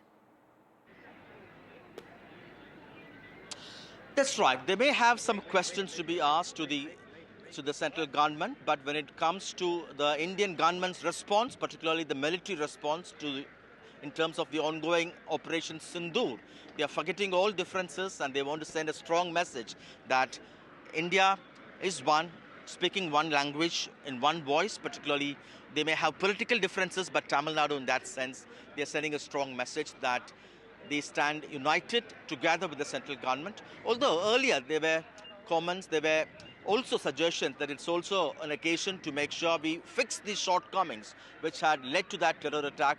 If there are any failures, be it intelligence failure, be it any of the loopholes, it's also equally important that the authorities in charge and the government in charge ought to look at this and fix it. But when it comes to the country's security and the Indian government's response to this terror attack, they are united, and this ongoing march in Chennai is yet another example, demonstration that they are together with them. Indeed. Son Daniel, thank you so much for giving us all those details. The Solidarity rally that's taking place in Tamil Nadu on Marina Beach. Visuals right here on your screens. The political message loud and clear. India stands united when it comes to fight against terror. And Operation Sindoor still underway, viewers. There is no petty politics here. There is just one call of unity, of solidarity. All right, let's now get in Air Marshal Vinod Bhatia joining me live on the show, along with Brahmachalani, strategic affairs expert, to talk more about how things are unfolding. Operation Sindoor, gentlemen, is still underway. A government press conference is expected in about 40 minutes from now, and a fresh update that will come in from the government to talk more about how things are unfolding. There have been important developments through the day, including the conversation between Marco Rubio as well as Dr. Jaishankar. He also, of course, dialed the Pakistani Army Chief. Brahmachalani, let me start with you. How do you see the developments in the last couple of hours, and how do you see what is likely to unfold going forward? Pakistan appears to be desperate. It's desperate in terms of the kind of actions it's undertaking. It has climbed up 3 steps on the escalation ladder. It doesn't know how to climb down without losing face. The Pakistani military generals, their sole objective is to save face. After all, they are the de facto rulers of Pakistan, and they can ill afford to lose face in the confrontation with India. The problem for them is this, that after nearly 4 decades of Pakistani cross-border terrorism, India has finally woken up, or at least India's patience has worn out, and now India wants to take its Operation Sindoor to its logical conclusion. It's also interesting to note that, for example, even last night's strikes and this morning's strikes, that while Pakistan is undertaking large numbers of strikes, sending many drones, number of missiles, but failing largely to hit Indian targets, India in response is actually sending only a limited number of missiles or drones, but hitting its targets well. The way India has hit since last night 3 key military bases in Pakistan shows that Pakistan's air defenses are weaker compared to India's. That gives India an advantage. And I think India should press home that advantage, because Operation Sindoor needs to be taken to its logical conclusion in order to end the Pakistani military general's strategy of proxy warfare. Marshal Bhatia, come in there on what Brahmachalani is saying there in terms of Pakistan running out of options at this stage. You see, basically what Mr. Chalani was saying is that the Pakistani military dispensation has reached a stage where they are becoming desperate. And as we all know, they have lost, shall we say, their own standing in their own country. And I think all this is because they want to actually do a sort of a diversion. So it's a desperate kind of action from their side. I don't see any logic in all this and what they're trying to do. It doesn't make sense. But then you cannot expect any sense from them. As far as we are concerned, as we have done so far, and I feel that we should continue to do so, and that is act with restraint, but also give a befitting reply to everything that Pakistan is throwing at us. And so far it is being done. As you know, I'm reminded of 1971, more than 50 years ago, when we had attacked the newly discovered Shokot Road at that time, now called Rafiki Air Force Base, during the Indo-Pak War in 1971. And when I heard about the attacks being done, I was reminded of that particular event where we had done. We had done 3 attacks at that time, and we had actually taken a substantial haul of the Pakistani aircraft on the ground. But I must say that as far as we are concerned, our response must be absolutely, shall we say, measured and calibrated to make sure that we do not actually come into the way of their thing of escalating them. Why they are Very escalating measured it? and responsible there. You're right about the fact that we've been measured, responsible, and we've only responded after Pakistan climbed up the escalation ladder. Finish your point, Air Marshal Bhatia, that you were making, sir. What I'm trying to say is basically that we have to be very, very clear-headed about this whole thing, and we have to take no nonsense from them, and our response must be measured. But at the end of the day, Pakistani dispensation must realize that they are actually on a path of self-destruction. And if they want to pursue that, no matter what happens, and the way they are taking their country, as we all know, then perhaps we can help them, maybe in a clandestine way. Okay.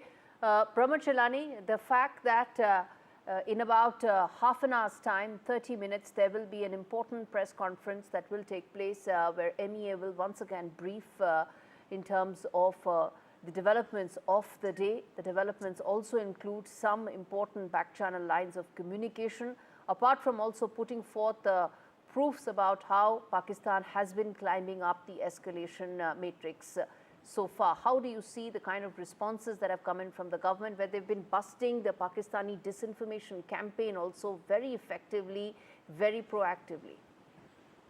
I think this time the government's public diplomacy and its efforts to counter disinformation are much better than in the past. In the past, when India has mounted military campaigns, the government was rather slow. Now, for example, we are holding maybe even 2 briefings in a day, and we are prompt in countering disinformation, which is very good.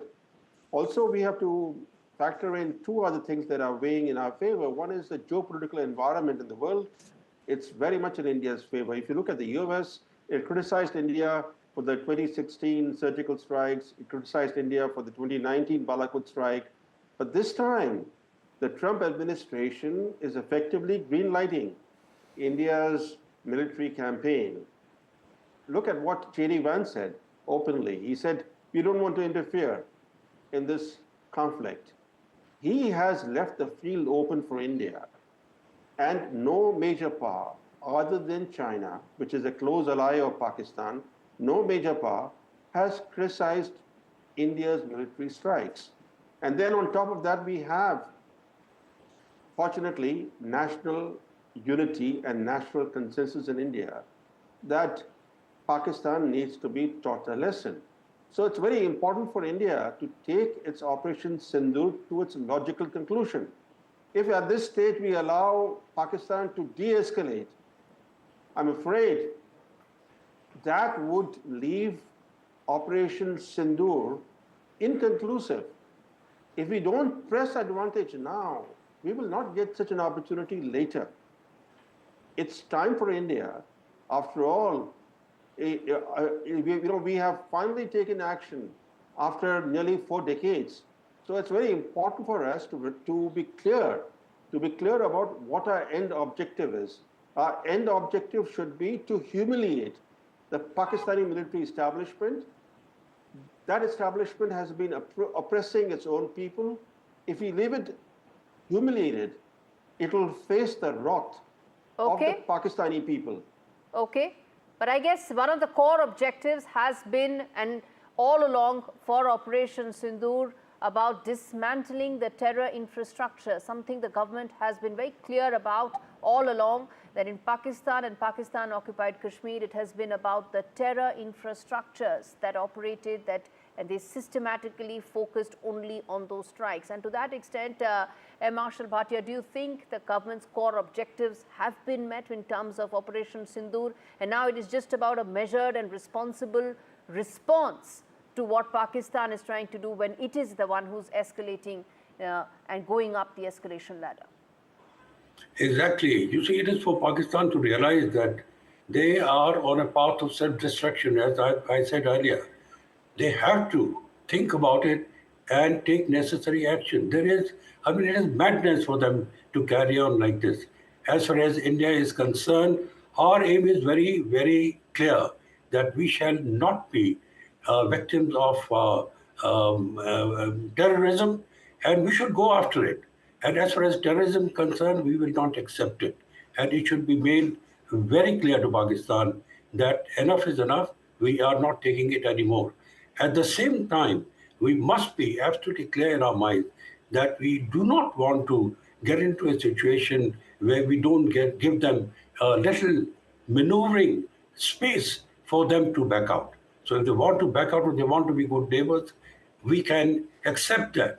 But at the same time, we must be very clear in our mind and tell them that we shall not accept any nuisance from them anymore in terms of terrorism attacks that come from their side. I think India has been very, very clear in terms of its message, intent, and that's the reason why some of the press conference that took place today as well as yesterday, the government came out and gave all important proofs. Wing Commander Voyamika Singh as well as Colonel Qureshi have been very clear, giving out all those details. The pictures were also date stamped, pointing out not only was it busting Pakistani misinformation campaign, but also telling exactly what India has been doing and what Pakistan has been trying to do in terms of escalating this further. And all along, Operation Sindoor has been about avenging Pahalgam and destroying and dismantling the terror infrastructure and the terror apparatus that has been on Pakistan and Pakistan-occupied Kashmir. All right, on that note, I'm shifting focus and turning attention to some very important breaking news that's coming in right now as we speak. Viewers, US President Donald Trump has claimed a ceasefire. The India-Pakistan ceasefire that has been agreed upon is what US President Donald Trump has claimed. He's put that out on his social media account. We're putting that on your screens right now on Truth Social. That is his social media platform, where he has said that after a long night of talks mediated by the United States, I am pleased to announce that India and Pakistan have agreed to a full and immediate ceasefire. That is what US President Donald Trump has said, a full, immediate ceasefire between India and Pakistan. Goes on to say that congratulations to both countries on using common sense and great intelligence. Thank you for your attention to this matter. So that is the first big announcement of a ceasefire has been claimed by US President Donald Trump, who's put this out right now on his platform, Truth Social, where he has said that India and Pakistan have agreed to an immediate ceasefire. That's the most important part, mediated by the US, that there is now going to be a full and immediate ceasefire between India and Pakistan. Remember, Pakistan climbed up the escalation matrix in the last 48 hours. India responded in a both measured and responsible manner. It busted the Pakistani misinformation campaign and at the same time said that it is going to respond proportionately. It will respond to Pakistan after it goes up the escalation matrix. But all along, India has been clear that Operation Sindoor was and is about dismantling the terror infrastructure on Pakistan and Pakistan-occupied Kashmir. But now, as it climbed up the escalation matrix, India responded in a measured and responsible manner. But right now, the big breaking news that's coming in on your screens right now, viewers, if you're just tuning in, US President Donald Trump has claimed on his social media account that there is an immediate and full ceasefire between India and Pakistan. Remember, a couple of hours earlier, there was Marco Rubio, US Secretary of State, and acting National Security Advisor, who dialed up External Affairs Minister Dr. Jaishankar. Let me quickly now get in my colleague Vishal Vivek, who's joining us live for this big news coming in as we speak. Vishal, extremely important, significant. Donald Trump announcing and claiming on his account immediate and full ceasefire.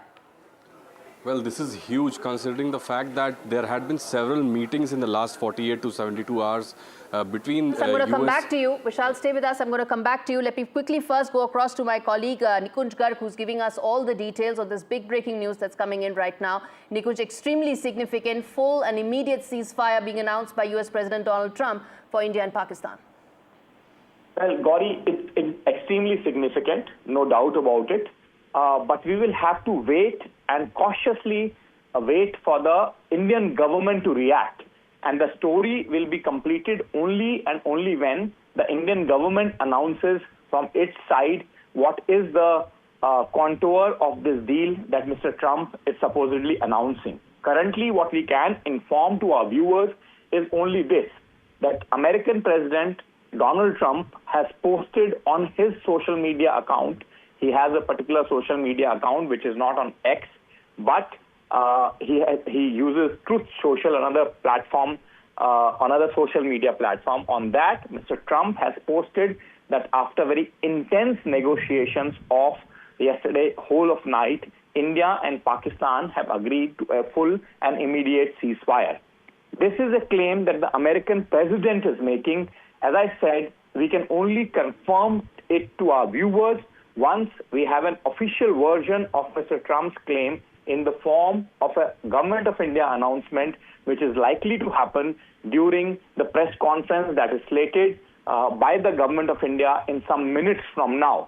So in some minutes from now, probably around 20 odd minutes, if it all goes on time, we can have an announcement from the Government of India to this nature. However, for the want of that, we will continue to caution our viewers that Mr. Trump, the American president, has maintained on a social media account that he routinely uses that India and Pakistan have both agreed to a full and immediate ceasefire. And this is what we are currently reporting, only reflecting for our viewers, as I reiterate, Mr. Trump's version without any word from the Government of India on this matter. And NDTV obviously will go per the Government of India's version when it comes fully, completely and totally. Therefore, as of now, the only piece of information that we can put out for our viewers under the given set of circumstances is that American President Mr. Donald Trump, in a sudden move, has announced on his social media handle that India and Pakistan, due to intense negotiations, we are also not saying due to American negotiations, but due to intense negotiations overnight, have decided that there will be a full and immediate ceasefire. And therefore, what we can say and what we can do at this point in time is to reflect the news as it comes in, and as that is what we are doing at NDTV. Gauri? Absolutely, Nikunj. This is what we've been saying and reflecting as well, that this is a claim that has been made by US President Donald Trump about an immediate and full ceasefire. Details of this, contours of that are awaited and will be given by Government of India, that NDTV will continue to give to our viewers. And at this stage, that's all that we have right now, a claim by US President Donald Trump. He put out on his social media account, Truth Social.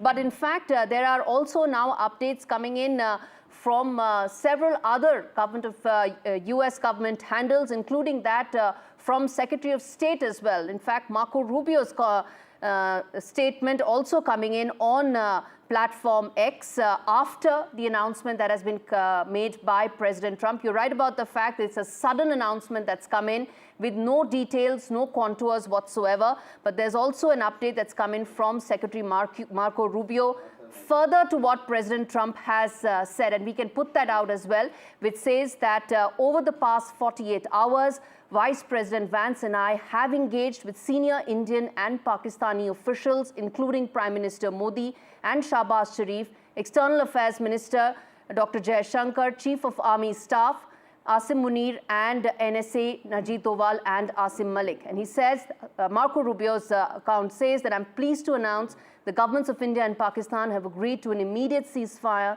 and to start talks on a broad set of issues at a neutral site. This is what is being said by Secretary of State, US Secretary of State Marco Rubio, and then he goes on to say, we commend Prime Minister Modi and Sharif on their wisdom, prudence and statesmanship in choosing the path of peace. Again, this is an announcement made by the US, first the US President Donald Trump, and now, of course, further to that, the Secretary of State Marco Rubio. My colleague Vishnu Som also joins me on this.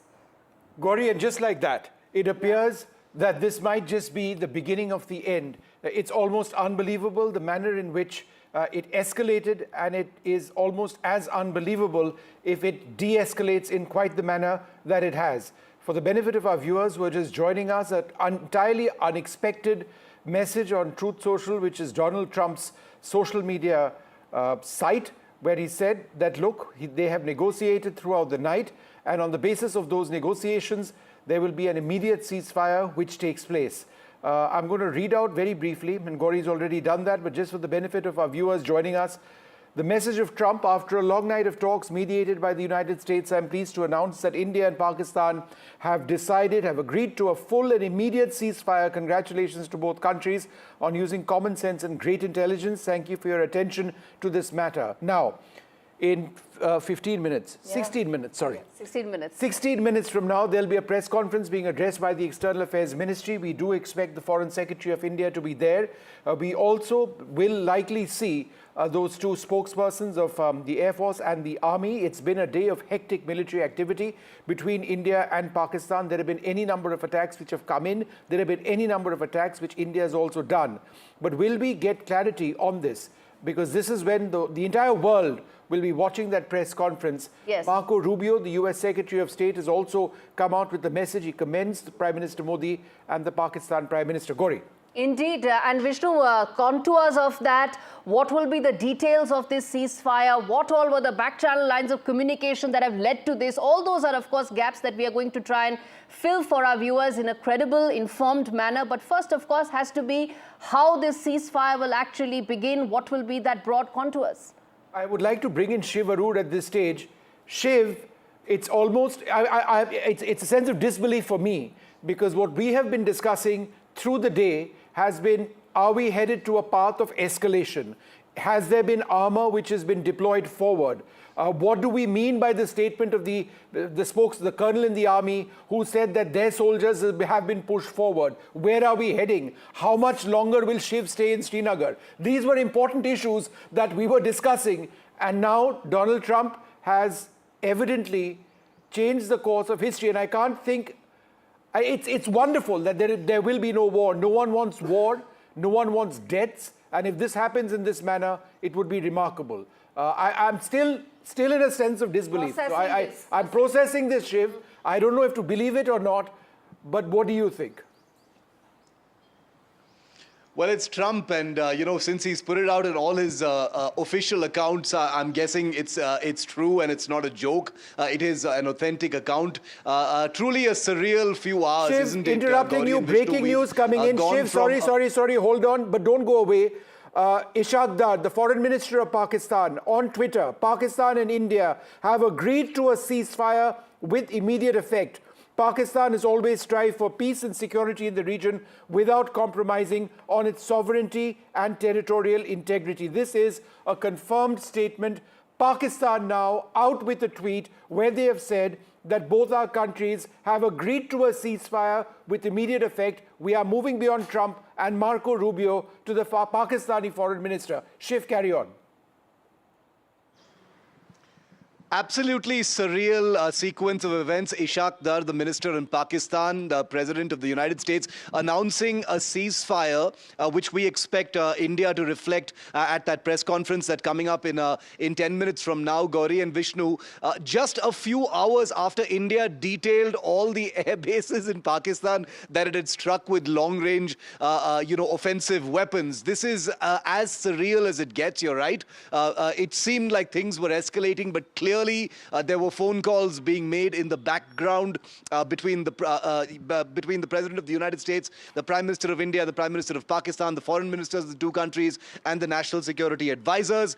He's also talked about the two countries discussing issues at a neutral site. I don't know what that means, because India would never agree to something like that unless Trump has something else up his sleeve. But after 3 days of frenetic, kinetic escalation, hour on hour, artillery, anti-tank guided missiles, short-range surface-to-surface ballistic missiles, S-400s, BrahMos, Scalp, Rafale, all of these, coming into a truly chaotic battlefield between the two countries. Suddenly on social media up pops this one tweet, which everyone instinctively first thought it was fake, but it turns out to be real. So it is Trump having announced that ceasefire. And I think today's press conference, where we were actually expecting more details about the escalation, is probably going to be India announcing that ceasefire as well.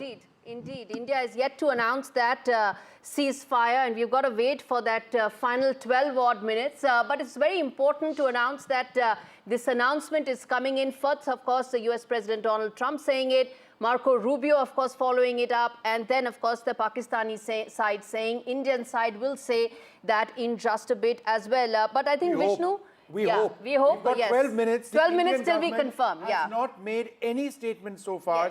There is a press conference in scheduled 11 minutes. 6 o'clock. Yes. 6 p.m. is when it's going to start. We really need to wait and see, what's going to happen, because it's remarkable. To me, Gauri, the most clear sign that we may be headed towards something substantive is that statement by the Pakistani foreign minister, who has said, and I quote, Pakistan and India have agreed to a ceasefire with immediate effect. He said this after Trump. He said this after Marco Rubio. Just this morning, we were talking about, dogfights in the skies, BrahMos missiles being fired, armor potentially being moved up, drone strikes. And now this evening, less than 24 hours later, Trump says, because that's where it started, Donald Trump says, it's over, it's done.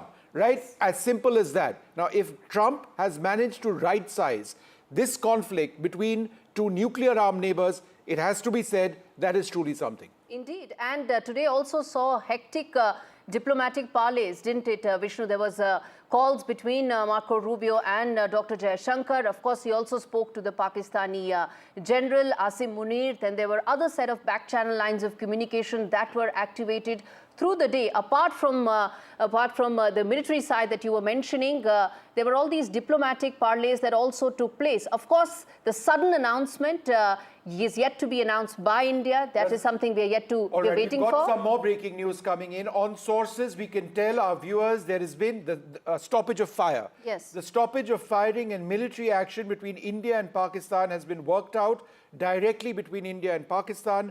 The Director General of Military Operations from Pakistan initiated the call this afternoon, after which discussions took place and an understanding has been reached. This is an Indian reaction, albeit on sources. We expect this to be finalized. These are usually reliable sources. However, there is no decision to hold talks on any other issue at any other place. This is absolutely huge. This is on sources. 10 minutes from now, 9 minutes, there'll be a press conference. Confirmation will come in. Is when the official confirmation will come in, but this is source-based information that Vishnu was talking about. Remember, in fact, let's play out that Donald Trump Truth Social account information as well for our viewers to know what is the latest and how the sudden announcement actually came in. And we also have US Representative Ami Bera joining us live to talk more about this. Good to have you, sir, on the broadcast. Let me start by asking you your reactions to the sudden announcement that's been made by President Trump. India is yet to announce that officially. We are waiting for that. But as of now, we are going by President Trump's announcement of a full and immediate ceasefire. Yeah, I think that's a good news. We certainly don't want to see an escalation. And if the firing of artillery has been halted, I think that's a positive sign. Obviously, we're waiting to hear from Prime Minister Modi. We're waiting to hear from the Indians and the Pakistani side. But I think if there's a ceasefire, then that creates some space for us to try to find a longer-term solution. It's wonderful to have you actually on this program. The fact that the United States could get India and Pakistan to work through their differences in fairly record time, and it does appear that we are headed towards peace, because we've now got an on-sources statement as well from those close to the government of India, I believe, saying that, look, there has been a ceasefire which has been worked out. You see the Pakistan foreign minister react as well, Marco Rubio react as well, Donald Trump as well. The speed with which America worked this out, can you reflect on that?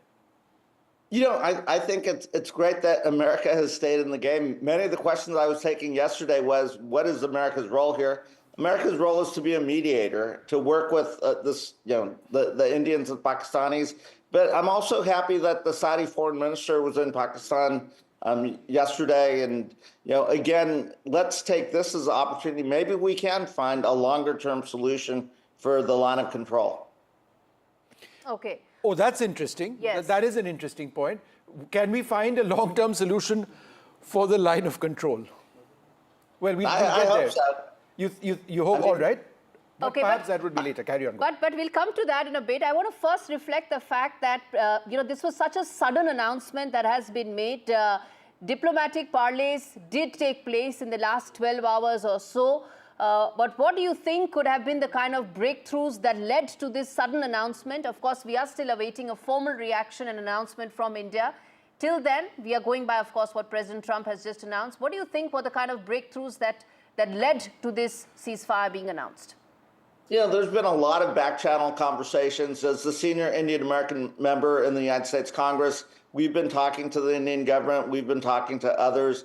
And I know Secretary Rubio's been working nonstop. So, hopefully those back-channel conversations have led to this ceasefire. And again, can we do something longer term? It's also, wars are very expensive. This is not in Pakistan's interest to see an escalation. And with India, we're in the middle of a trade conversation. There's other things going on. So can we again find a longer term ceasefire, protect the civilians that live in Kashmir, but also then address some of the terror threats that come out of Pakistan? All right. So on your screens right now, Mr. Bera, just be with us for a moment. We've seen the video of the press conference where it's going to take place right now. The big announcement, we hope. Let's wait and see. You mentioned an interesting point very briefly, Mr. Bera. How do you see this as a prelude to America working out a lasting peace between India and Pakistan?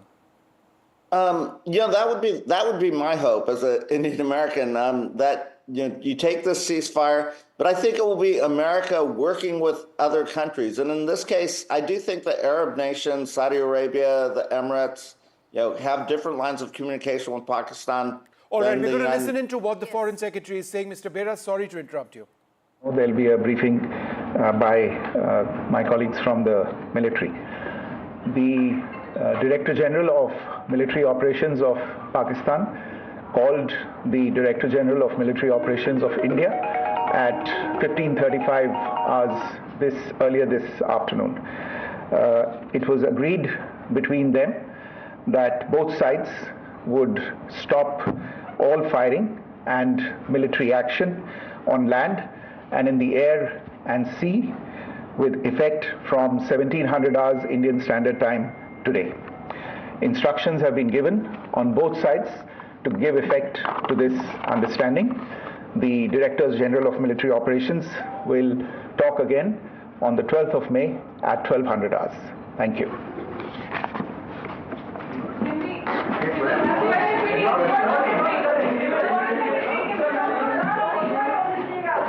We expected there to be those military officers. Nothing. It was what, 5 or 6 lines? Yeah. Let's play that out again, in fact. Let's play that out again. We are recueing that bite. In the meanwhile, what he has said is that 5 p.m., it's 5:56, 56 minutes back, is when this came into place. Pakistan initiated the conversation. It was directed to the Indian Director General of Military Operations. They have agreed to a ceasefire, and that ceasefire implies no action by land, air, or by sea.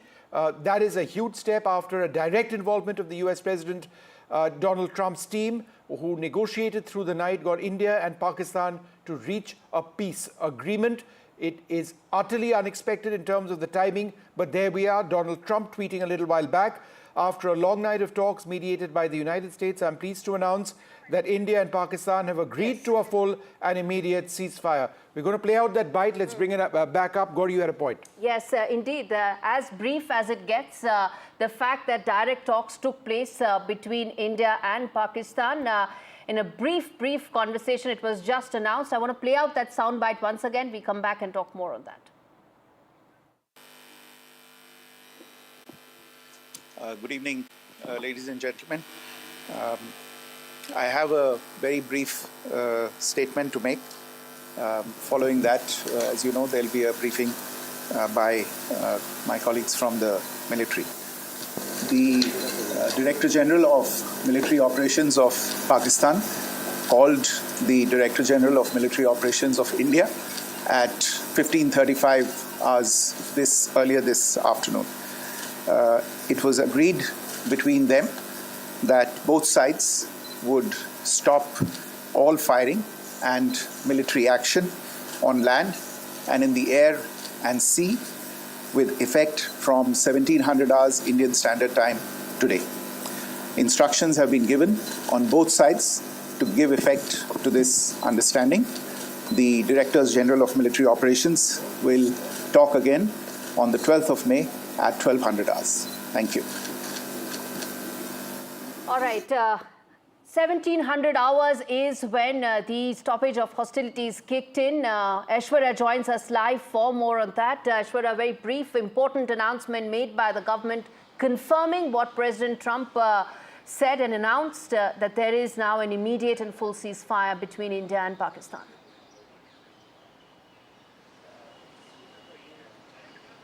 Well, from 1700 hours today, there will be ceasefire. That's the big announcement made. It was at 15:35 hours when, both from India and Pakistan, the DGMO level talks were conducted, and it was decided that there will be complete ceasefire on land, sea and air. Of course, there were several talks between the United States and India. Although this has been made very clear on India's part that it is that they had made it clear that if in the near future there would be any sort of terror activity on the Indian soil, then that will be considered as an war as well. So a warning along with the decision that has been taken both by India and Pakistan. All right, absolutely huge, these developments. In a statement lasting all of 30 seconds, India's Foreign Secretary Vikram Misri has announced that it is over. The ceasefire, the immediate stoppage of firing exactly 1 hour ago is when it started. No firing by land, air or by sea. This is something which has been directly mediated by America. It's been announced by Donald Trump. It's been followed up by the Secretary of State. The Directors General of Military Operations of India and Pakistan have spoken. The Pakistani general called up his Indian counterpart. They agreed to the terms of the ceasefire from a military standpoint. And I think shortly after that, Pakistan's foreign minister then tweeted. And now we've got our foreign secretary, all really fast. It's all happened, what, in the last half an hour? Half an hour. It took half an hour for Actually, less than that, for everything to sort of come into place. Everything came into place. Yes. The full announcement. I'm sorry, I'm interrupting you. I'm terribly excited at the prospect of peace. I do hope peace is what we want. I do hope it lasts. Peace is what we want. Because at one level, as journalists, we are deeply pessimistic when it comes to India and Pakistan. We've seen Pakistan break promises so many times in the past. We've spent our lives under the scourge of terrorism. But the last thing anybody needed was a war. If this actually brings peace, then it is deeply welcome. But ultimately, can Pakistan be trusted? Perhaps we could have that conversation later. But for now, there is a peace in a situation when this was spiraling potentially out of control. Do we have Shiv Arur with us? Shiv, your thoughts at this huge development. In 30 minutes, series of declarations, and it seems it's over, the war. The near war. So the indications coming in from what the Foreign Secretary has said, Vishnu, appear to suggest that about 12 to 13 hours after India struck all those air bases in Pakistan, I'm just giving a timeline, this is not a reasoning, but 12 hours after India struck those, a phone call was made from the Pakistani side. The DGMO called India's DGMO. An understanding was reached that the two sides would stop firing with immediate effect from about 5 p.m. today, and that's how it worked. Now, how Trump actually plugs into all of this is probably actually getting the DGMOs, to over the sound of all those weapons, actually make that hotline phone call to each other. Now, remember that just before this ceasefire announcement happened from Trump's side, Gauri and Vishnu, remember that there were indications from the government, at the highest levels of the government, that India is changing its rules of engagement and that all terror attacks from Pakistan will now be seen as acts of war, indicating that India is changing the paradigm of retribution, and that if there are terror attacks from Pakistan's side, then immediate response from India will be military strikes against military establishments and military targets, not just against launch pads and terror training camps, etc. So that was an important little modification, I think, that prefixed what could have been some kind of an off-ramp here with the announcement of peace. I think it's a good thing that there isn't going to be a full-scale war. Nobody wanted that, but India, I think, was in a position of power and advantage. It was the Pakistani DGMO who called after all of their premier military bases came under attack from India, which held that kind of advantage, I'm guessing, even though there was, of course, this frenetic crossfire of combat requesting this ceasefire. I'm not saying that there was a power game going on, but these subtle rhythms when it comes to conflict are very, very important, because it gives you a sense of, who asked for the ceasefire, how it came into effect, who was overseeing it, was there an intermediary? We know that was Trump, but 5 o'clock onwards, just 12 hours after their bases were being attacked, and I agree with what you said, Vishnu, what a surreal day. Indeed, what a surreal day, and very quickly all of this came together, and a very brief announcement that has been made by the Foreign Secretary, by India, in terms of ceasefire. Details of that in terms of how it will now unwind is something probably, Shiv, you can help us understand, given the fact that it happened so quickly. But what will be the process of ensuring that normalcy returns and we move back towards that normalcy phase? And sorry to interrupt, but Shiv, just 12 hours ago, you were jumping around because there were explosions around you. And over here, we're talking about, peace. Sorry, Gauri, but it's just unreal.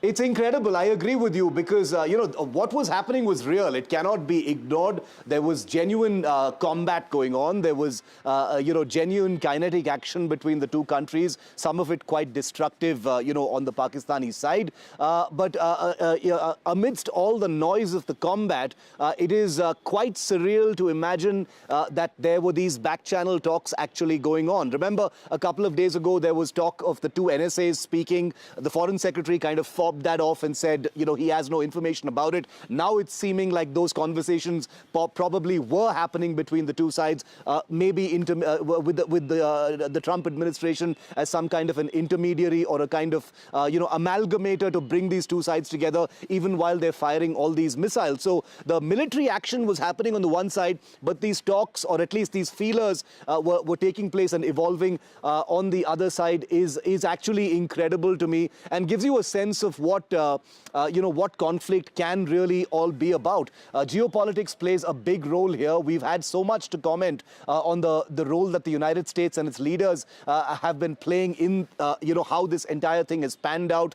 Even Trump's statement announcing this ceasefire, which broke first on NDTV, Gauri and Vishnu, even there he says, great amount of intelligence has been shown by Pakistan and India. In his usual patronizing way, Trump says, I'm glad these two people have shown intelligence, which once again is that annoying equidistancing that we're seeing from Western leaders about a situation when it all started with Pakistani terror against India. So let's never ever lose sight of the fact that this all started with the murder of 26 innocent tourists in Pahalgam, and it may have ended now just short on the threshold of a full-scale war, and we must commend our diplomatic machinery and our military and our political leadership for putting the kind of pressure on the system in Pakistan that they needed to pick up a phone call and ask for a ceasefire. No matter what the circumstances, whoever picks up the phone first is the person who needs that ceasefire more. And I think India has made a point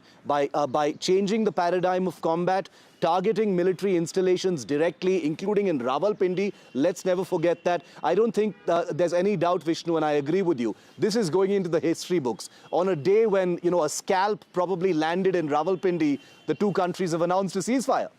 You know, I'm going to continue with that train of thought because it's fairly remarkable. And I think we also need to reflect perhaps on what India has achieved at the end of all of this. The horrific Pahalgam terror attack took place. India launched military strikes into Pakistan.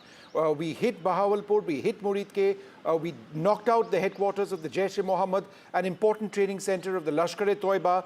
We eliminated a large number of terrorists who were directly responsible for 26/11.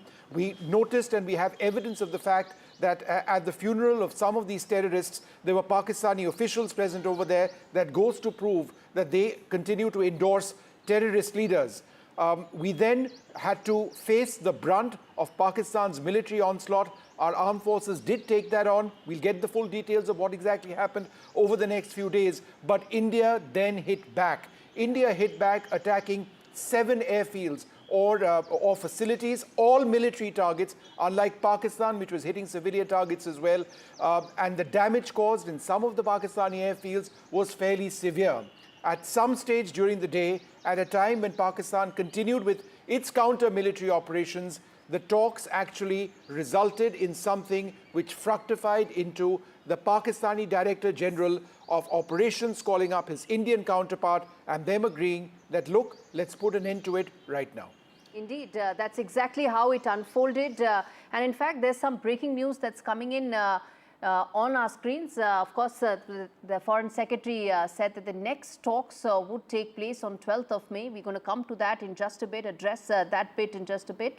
But Vishnu, what you were saying in terms of how it unfolded in the last 48 hours, how it went up on the escalation metrics, how India busted some of the Pakistani misinformation campaign, how it also, for the first time, in fact, in recent times, we had our US envoys reaching out and telling exactly what was happening in terms of the Pakistani disinformation campaign that was happening. Our UK High Commissioner went out and said exactly what Pakistan was doing. All that also put into place the perfect strategy that India worked at so many levels, whether it was the diplomatic, the military, the economic, all of it coming together, which is what, of course, culminated into a very sudden ceasefire that was announced about 35 minutes back.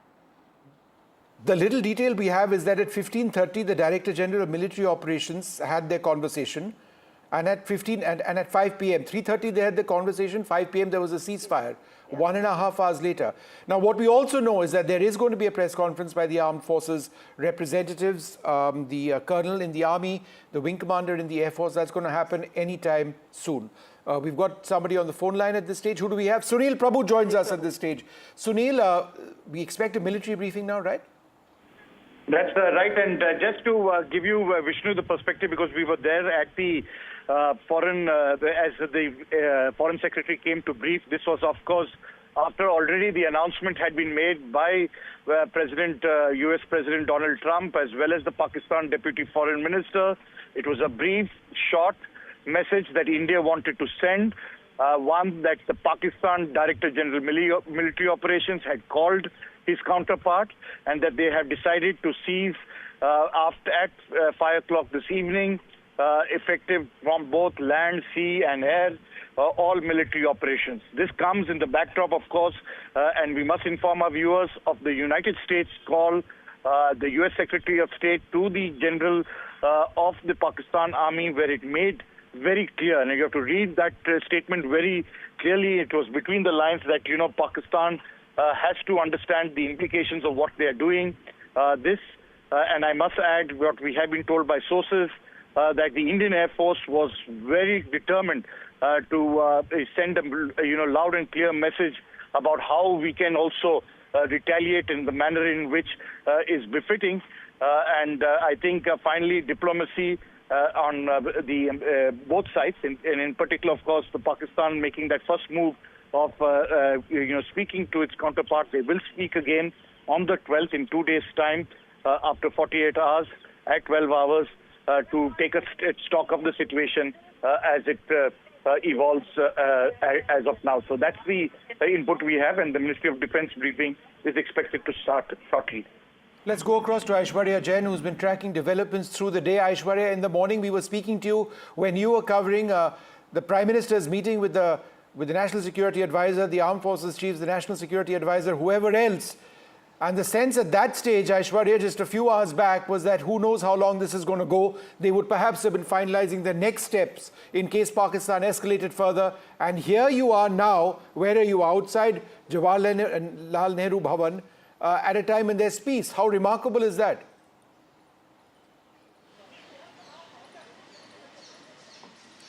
Well, that's the biggest breaking news of the hour as far as India and Pakistan's decision is concerned. But we have to read between the lines as well. The MEA sources have stated that it was the Pakistani DGMO who initiated the call at 15:35 hours. And it was decided by both the sides that the ceasefire will be from 1700 hours. The government of India sources have indicated earlier to us that if there would be any terror attack on the Indian soil, then that will be considered as an act of war. A warning that was straightly given to the Pakistani side that there will be no tolerance. There is a straight line drawn between between India and Pakistan. Lastly, there is no decision to hold talks on any other issue at any other place is something that has also been clarified by the government as far as their briefing is concerned. But it has all unfolded. Within 48 hours, the United States intervened. They made a phone call, and finally, the Pakistan had come out. Of course, the details of how the operation went on. We were, speaking in the morning. There were explosions that were heard in Srinagar and in the Rajouri, Jammu, Poonch region as well. But certainly, it was all going simultaneously when the diplomatic talks was going on between India and Pakistan, and finally, they came to a decision. How it went, how it unfolded is the answers that, of course, operationally the Ministry of Defence will get into. But remember, in the last few press conferences of the government that briefed, it had clearly stated that how Pakistan had used the civilian airlines to guard them in a situation of the drone and missile attack by them. There had been numerous occasions when Pakistani side had used fake propaganda. They had, their Pakistani military base had given a cover fire for the terrorists to infiltrate into the country as well. So all of these things India will not forget. But how much we can trust the Pakistani side is a bigger question. How long this will go. Remember, the last word that had come out from the MEA is that the next talks will be on May 12th. Till then, there would be, of course, high alerts on both the sides, and the government would be keeping a close eye as to the decision of both the sides, whether that will be implemented and firmly be accepted by both the on the side of Pakistan or not, because India was making it very clear that we were just retaliating to what Pakistan armed forces were doing. We were not in an attacking position, and it was just a response that was given to the Pakistani armed forces who tried to attack Hold on, we've got Indian a statement civilians. from the Foreign Minister, Dr. S. Jaishankar. India and Pakistan, we've got it on. We've got on tape. We're putting that out right now. We're putting that out. Yes, India and Pakistan have today worked out an understanding on the stoppage of firing and military action.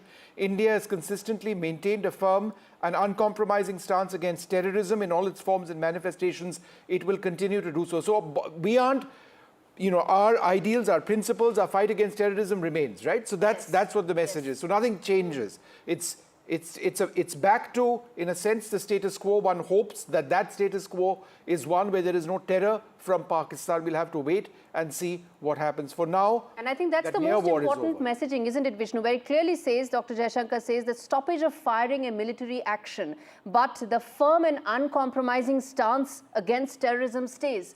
So when it comes to the very premise with which we actually started this, which was stance against terrorism, firm and uncompromising, that remains. It's about stoppage of these hostilities. Yeah. I just slightly, I don't know if I disagree is the word with you, but the thing is that this is clearer than what a lot of people would have suggested is something that constitutes a statement where both sides have said, okay, we are ending this. Normally there are conditions. Condition A, condition B, time A, time C, if this, if that, nothing. They've ended it over here. Absolutely. Right? There are And no they've conditions, there are stated no our ifs and buts. principles and they've ended it. That's correct. The reason you see that frame on your screen is because there is going to be a press conference by the Indian Army and the Indian Air Force, Wing Commander Vyomika Singh and Colonel Qureshi in a little while from now. It's been a day where there has been intense military fighting between India and Pakistan. It's unbelievable that we are talking about peace because we've all been talking about who's going to be working through the night to stay awake and report the news as it comes in of what may well have been another night of attacks with people, innocents, being hurt and potentially killed. But will we have a safe night for millions of citizens in India tonight? That is our primary concern. And hopefully on the basis of what we are reading, because it is fairly clear and lucid, that may be the case. Indeed. Commodore Raghuvar Nair would also be joining from the Indian Navy for this very important press conference. And in fact, let me go back to Shiv. And this is a question I'm asking that, if the ceasefire started at 5 p.m., it's 6:20. It means it's already been about 100 minutes since the ceasefire is in place. You've been reporting every aspect of this Operation Sindoor since the very beginning. Shiv, explain to us now that we are, what has changed in the last 100 minutes or so on ground, if you can spot that, anything that you can tell us that will add to our understanding? Gauri, as Vishnu and I will attest, when a ceasefire takes place, the message radiates out to all offensive units almost instantaneously. It's been a fairly quiet day on the line of control. There would have already been a sense that, these talks are happening and, let's hold it for a few hours until we get some clarity on that. Military commanders would have been in on the loop on that. The last kind of explosion, if I can call it that we heard, was towards the around noon. So it's been a quiet day after what was actually a kind of dramatic morning here in Srinagar, as Vishnu was saying, with drone interception and explosions while we were reporting. But the actual conversation between the two DGMOs taking place at about 3:35, agreeing that about 90 minutes later the ceasefire would happen, is something that would have radiated out to all units very, very quickly.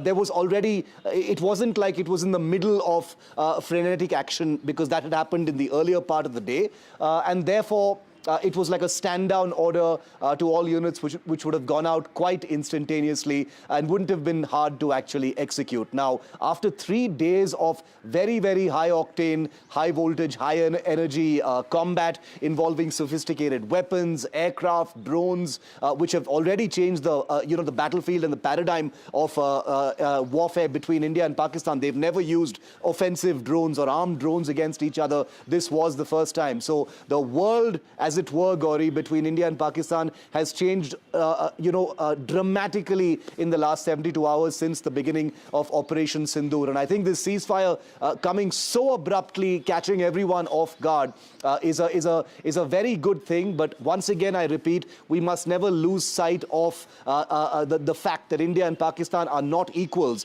Trump's comment and statement may make it seem like, they're both sensible leaders and they've decided to do so. But Pakistan is not India. We are not equals. Pakistan needed this ceasefire more than India did. If you look at the rhythm of combat that was taking place over the last 36 hours, multiple swarms of drones attacking India's population centers, mostly failed. Indian attacks on military bases in the Pakistan, all of them nearly succeeded. And therefore, this was lopsided in many ways. War is a serious business. It's never black and white. It's a gray. There are many, many shades of gray. And, having fierce views one way or the other can never be reality. But I think it's important to acknowledge what India has achieved here, and that it was Pakistan that initiated the talks that have led to this very, very important and very, very welcome ceasefire. Just to touch a note of caution, not just for all our viewers, but I concede, given my excitement for myself, our forces right now will remain on edge. They will be watching out for